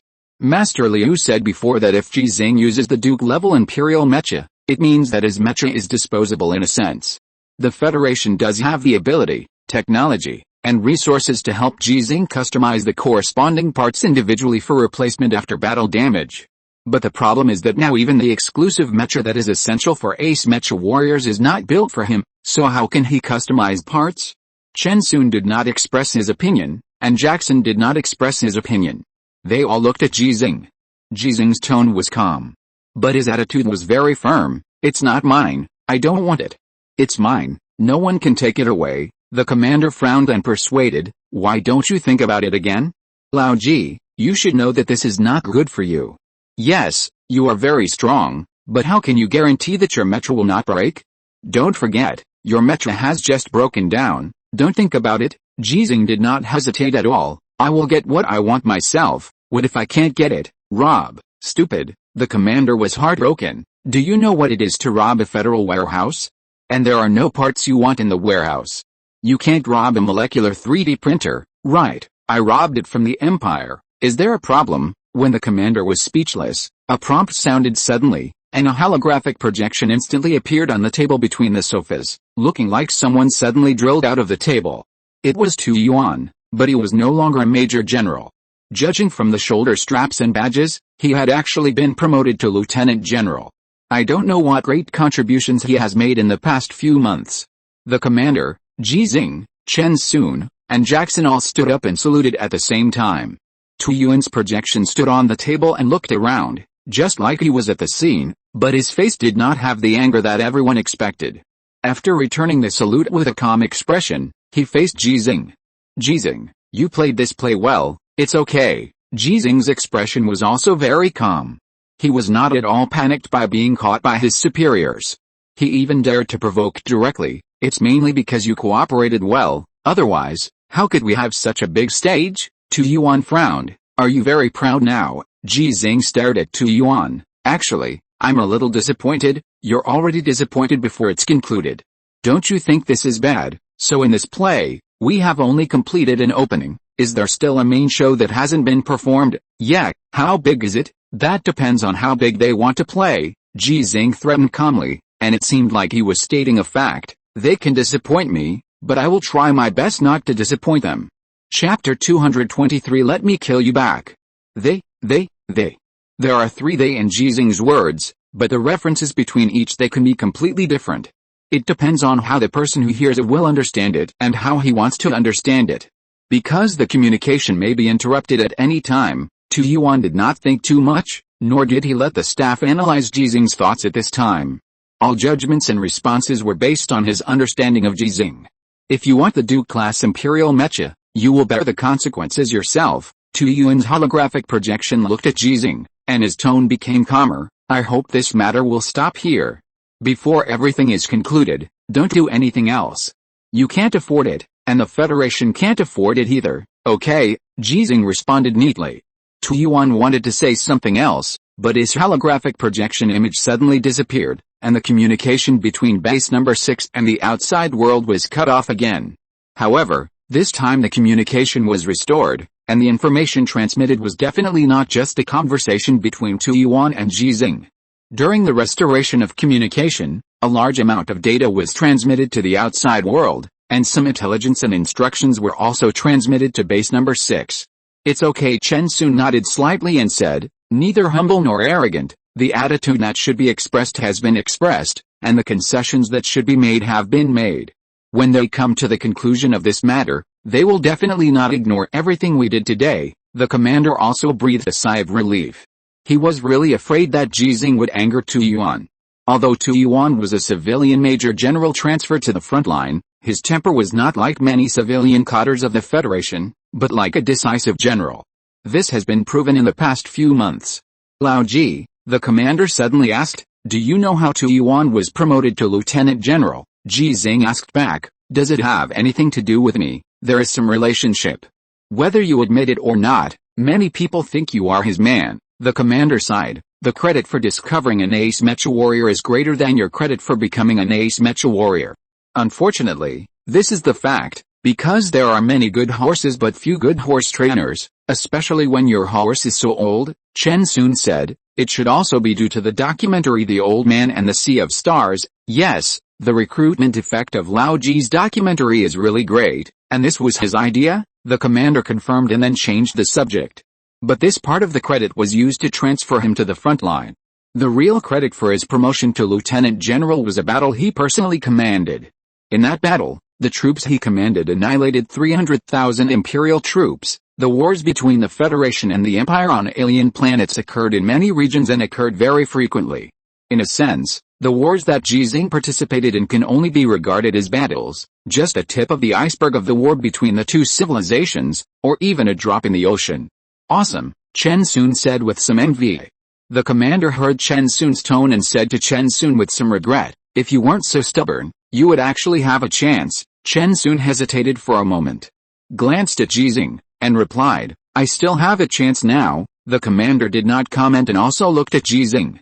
General Tu Yuan was once the youngest major general in the entire Federation, but this record was broken by General Li Yuanba, and many people at that time said that he was a civilian general, so it's normal that you don't care much. But now, the commander continued in a sincere tone, he has become the youngest lieutenant general in the entire Federation, and he is a lieutenant general who can command large-scale battles. So I think that even if you may have some opinions about him, you should at least maintain a good relationship with him. Ji Xinghe, Chen Sun, and Jackson didn't react. The commander gritted his teeth and said, let me put it bluntly.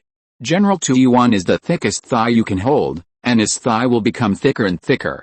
Don't forget that General Li Ambang is not young anymore, And there must be a successor. Speaking of this topic, Jackson, who had been silent for a long time, suddenly said, "Isn't it General Li Yuanba who will take over?" The commander laughed twice. "You Mecha warriors, do you dream that General Li Yuanba can take over? But the fact is absolutely impossible." Jackson was not convinced. "Why is it impossible?" The commander patiently explained. "First, General Li Yuanba is the son of General Li Anbang.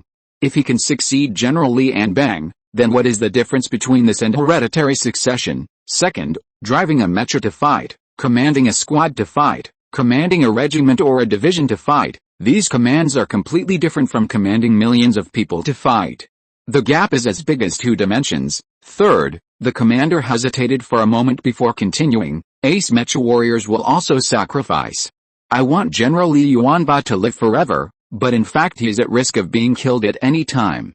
And a commander like General Tu Yuan is almost impossible to sacrifice." Jackson sneered after hearing this. "Yes, they are all commanding battles in space, of course they can't sacrifice." The commander ignored Jackson and continued to look at Ji Xinghe and said, "General Tu Yuan really has a chance, because he has the ability.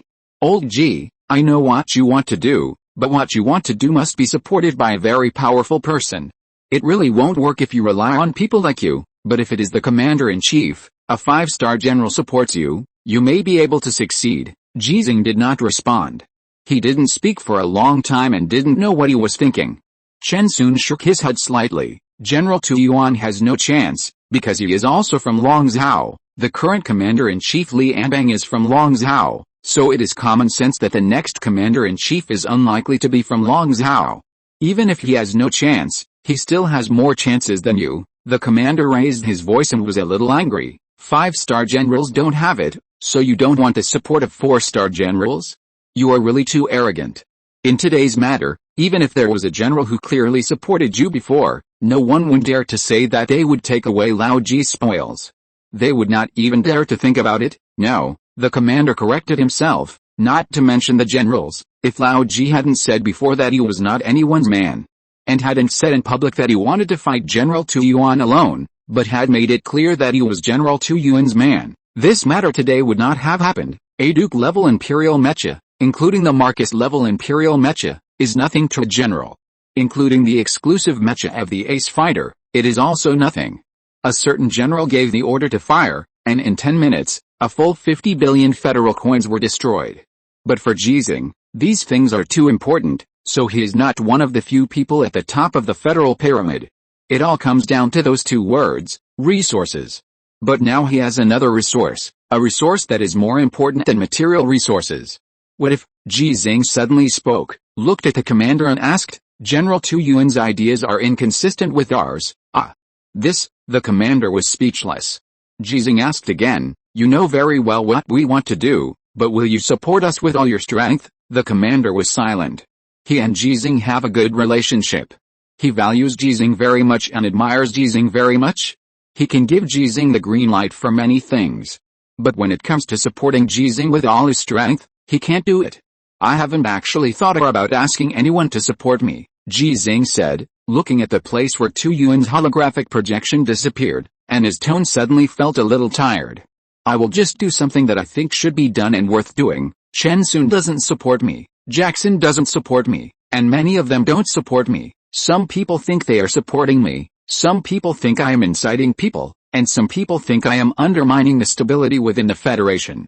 But some people always ignore something that is not important to them, but very important to us. We have our own ideas, and we have things we think we should do and are worth doing. We are not the survivors or casualties counted after the war, not the chess pieces without free will on the chessboard, not the chips in the hands of some people, but living people. We just have a common idea and are willing to fight for it. It's that simple." "Ji Xinghe, you still say you won't incite people?"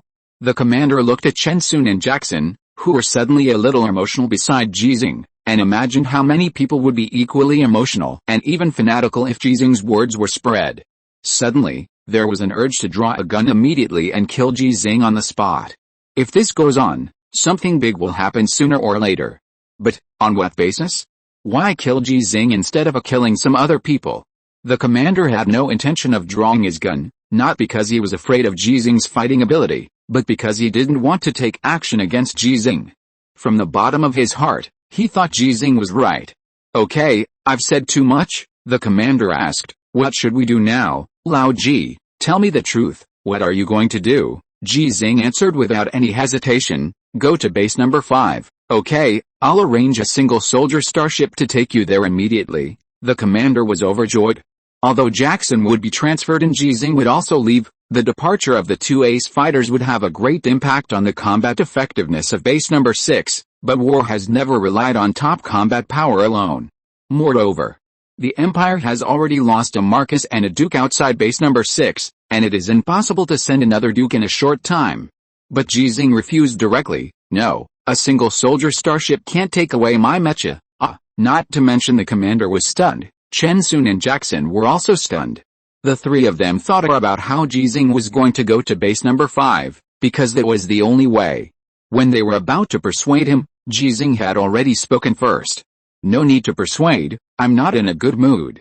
If you don't want to be beaten, or don't want me to go to the training area and beat everyone, the distance between base number 6 and base number 5 is 1,000 kilometers, and the dust storm is still going on. During this time, it is unknown how many Imperial mechas are scouting the location of the federal base and trying to break through the federal blockade. But Ji Xinghe said, let me kill all the way back. He said go back, go home, because Ji Xinghe is there. If you're listening to this novel on a channel other than Fanfic World, it means they downloaded and uploaded it without effort. We cordially invite you to visit our channel, Mundo Fanfic Novelis. There you'll find the original version of this story and you can explore many other novels of various genres. We're waiting for you to immerse yourself in a world of incredible novels.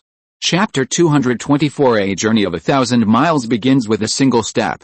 The crisis of base number 6 suddenly disappeared because no one robbed Ji Xinghe's mecha.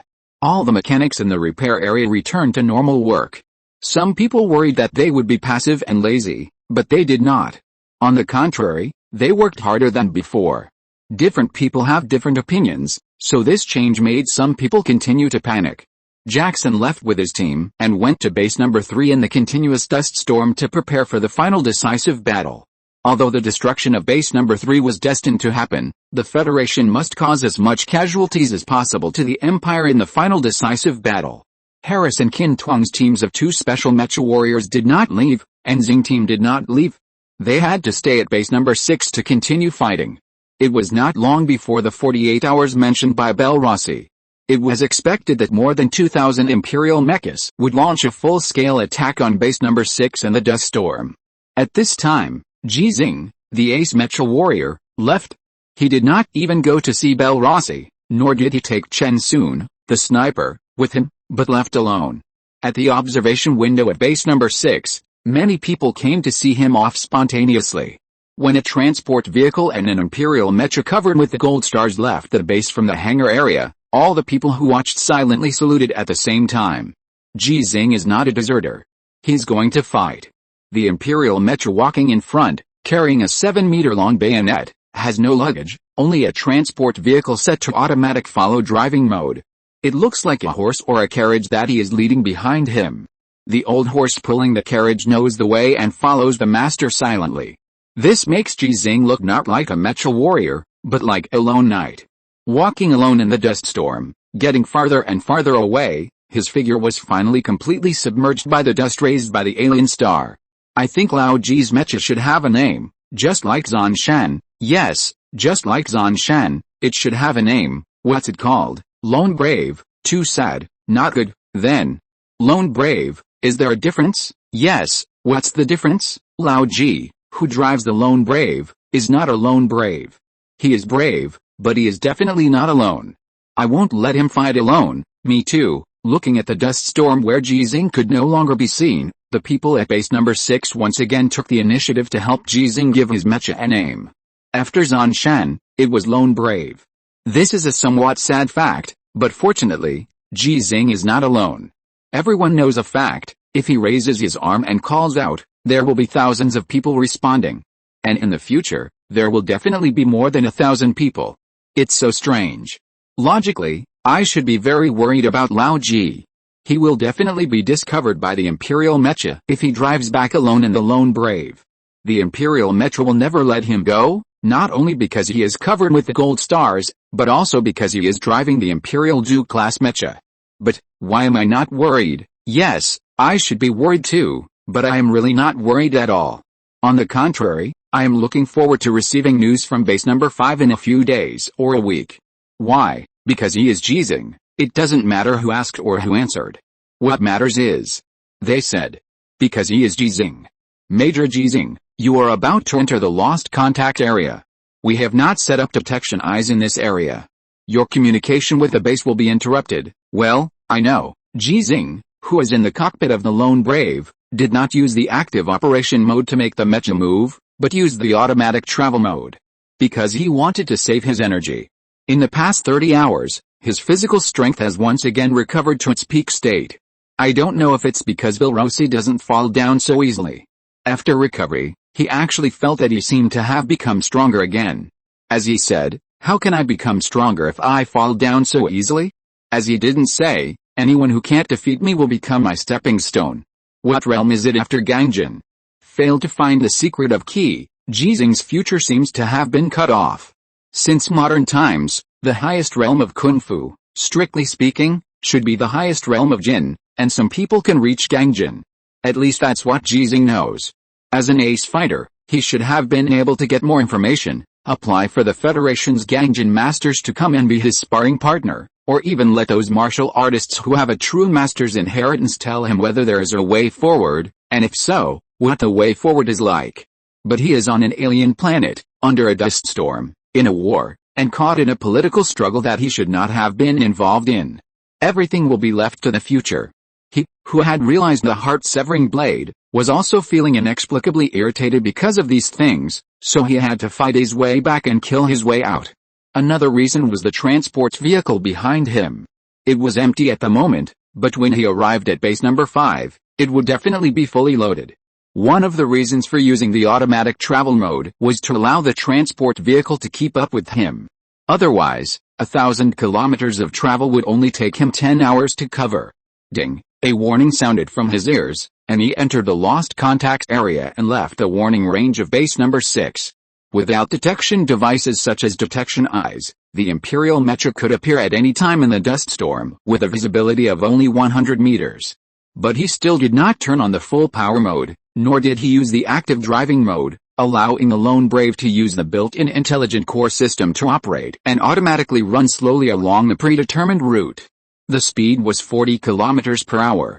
At this speed, he would need 25 hours to get back to base number 5, but both he and the people who spontaneously saw him off at base number 6 thought that he would need several days or even a week to get back.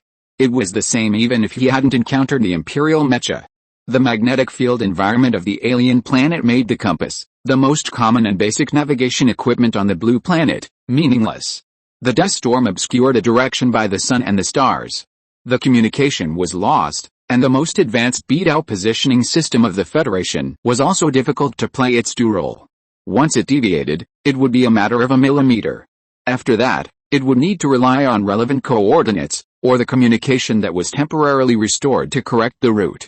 And if it encountered the Imperial mecha, it would be like this now. Buzz! The power of the core engine of the Lone Brave instantly increased to 70%, and the lance on its shoulder was already in its hand the moment it started charging. Or rather, it was in Ji Xinghe's hand. Nuwa, turn on the communication shield. When Ji Xinghe spoke, an instrument on the top of the transport vehicle behind him lit up with a faint blue light, and the communication signal within a radius of 1 kilometer was disrupted in an instant, including the communication between Ji Xinghe and the intelligent core of the transport vehicle. Naturally, it also included the communication between the 6 Imperial mechas that appeared in Ji Xinghe's sight and other Imperial mechas. Both sides did not have support in a short time, and the outside world had no way of knowing the upcoming battle here, unless the 6 Imperial mechas could destroy the signal shielding device on the transport vehicle. But before that, Ji Xinghe had already rushed in front of them. The 6 Imperial mechas in the reconnaissance mode finally reacted until this time. They were all shocked by this Imperial mecha that made them very familiar and strange at the first time. The image of the Duke-level mecha must be memorized for the Imperial mecha drivers, because there are not many Grand Dukes in the entire empire.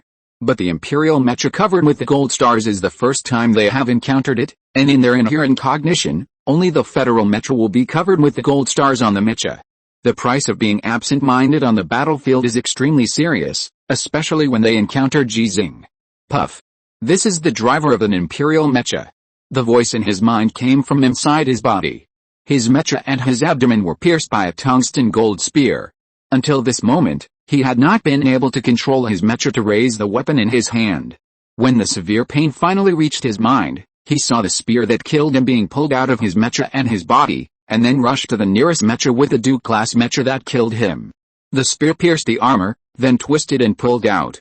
There was no blood splattering, and the faint sparks of metal being penetrated were not visible in the dust storm, but the disappearance of a life was deeply imprinted in the minds of the 6 gorillas, including 2 gorillas who were already dying. With just a charge and a turn, 2 conventional Imperial mechas were destroyed.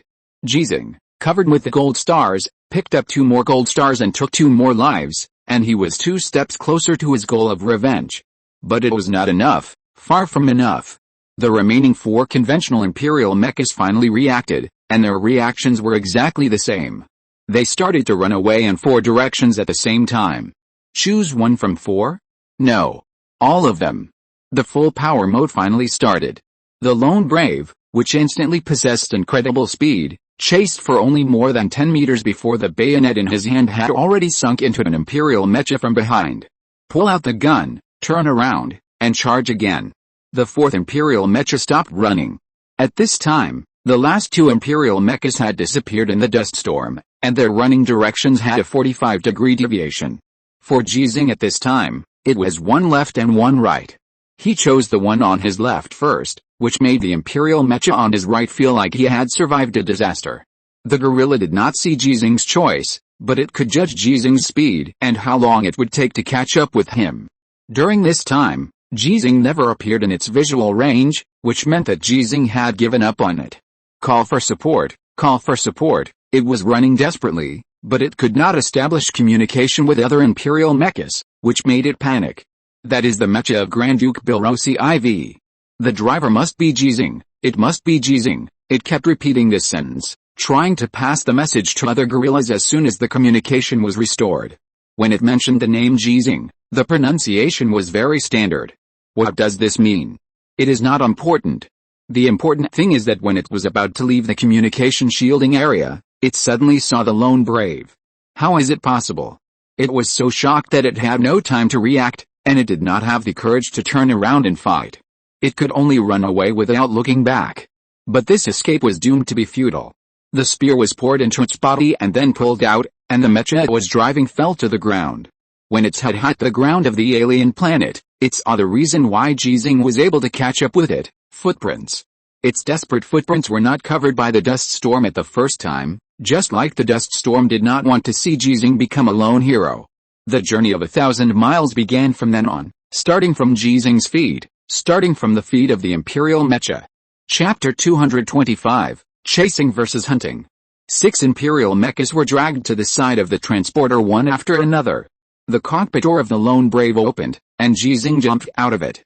He was wearing a protective suit and a helmet, and his face could not be seen clearly, but he seemed very calm and composed in the dust storm, and he did not seem to worry that an Imperial mecha would suddenly appear in this area and discover his existence. This is because of experience.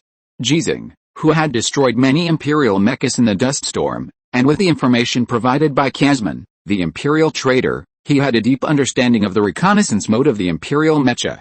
If there is no accident, the accident will never come. Opening the door of the transporter, Ji Xinghe, who got in, pressed a few times on the operating table, and a gap opened at the top of the front of the transporter. 6 unmanned reconnaissance aircraft flew out of it and flew in 6 directions respectively.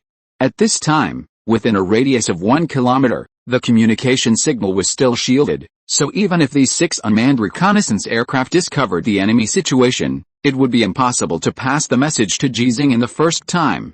But it doesn't matter, they don't need to send messages, they just need to self-destruct. The specially made cores make them produce strong flames when they explode, just like flares, which can penetrate the dust storm and be seen directly by Ji Xinghe. With these 6 unmanned reconnaissance aircraft, accidents will not happen. Ji Xinghe began to dismantle the 6 imperial mechas in front of him with peace of mind. This is one of the reasons why he chose to go alone. He jumped onto the mecha with the toolbox skillfully, and various tools appeared in Ji Xinghe's hands one after another. The core engine of a conventional imperial mecha was soon dismantled intact by him. Putting it into the compartment of the transport vehicle, Ji Xinghe began to dismantle another imperial mecha. The one whose core engine he had dismantled was directly ignored by him. There are definitely more valuable parts on the imperial mecha than just a core engine, but with a limited carrying capacity of the transport vehicle, Ji Xinghe only takes the expensive ones and not the right ones. Whether it is a federal mecha or an imperial mecha, the most expensive part is generally the core engine. The lonely carriage that Ji Xinghe was driving at this time was a special case. The most expensive part was not the core engine, but its body. It was almost made of tungsten steel alloy, and its defense was extremely strong.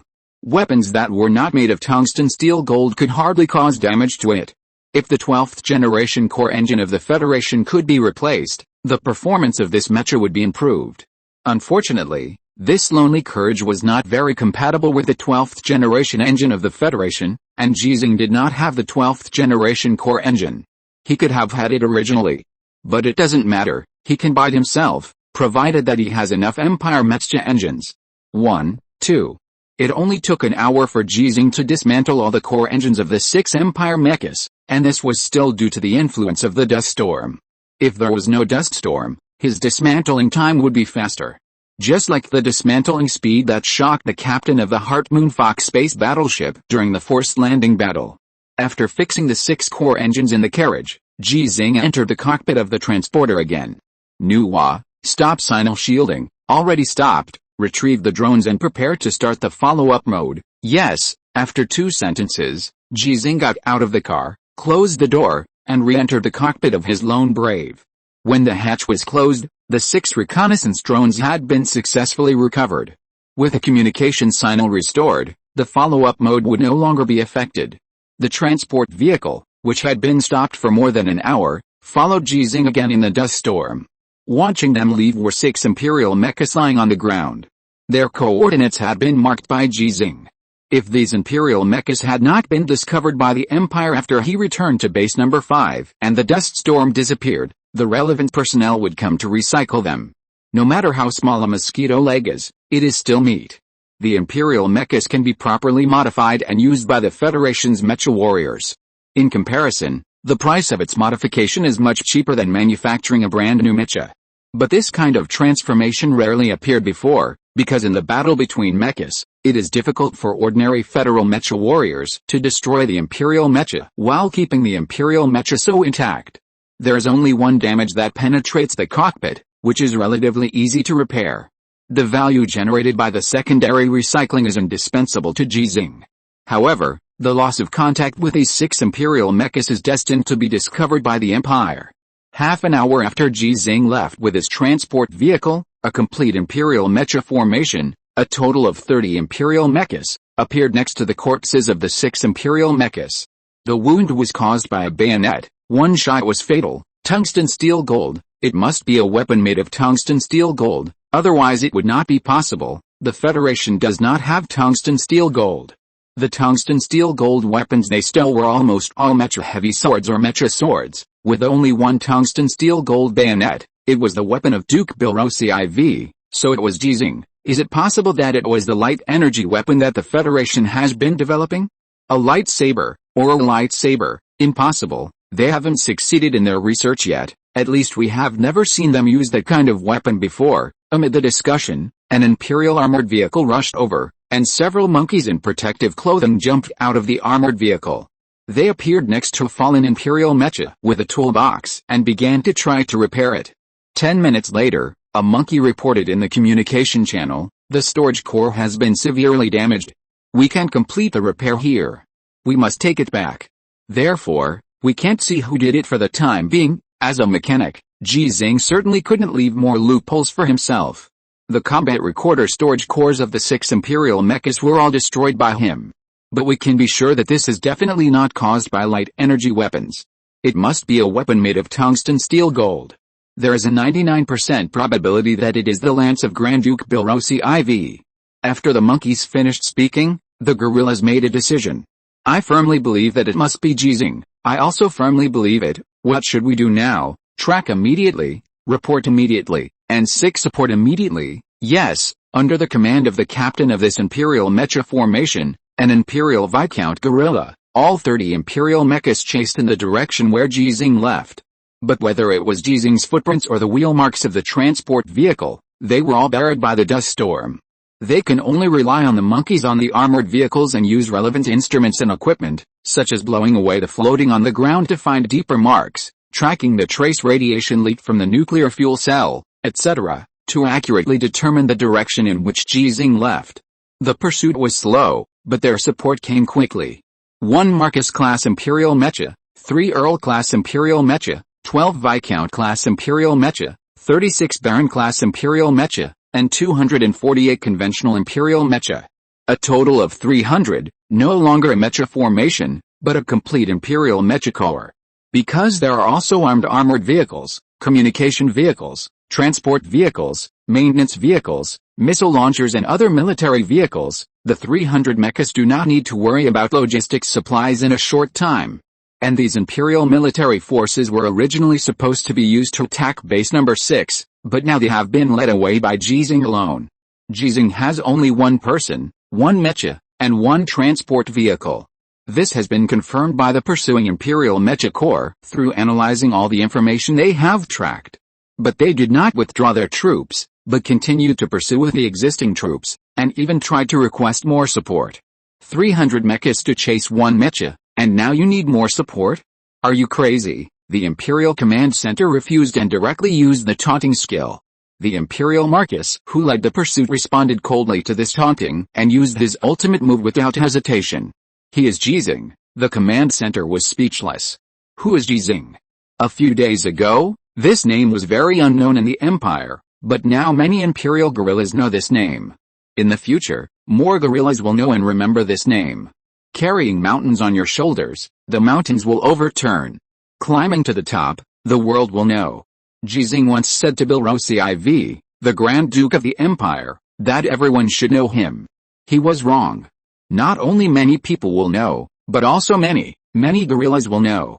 Because the Empire is also in the world. Our battle has already begun.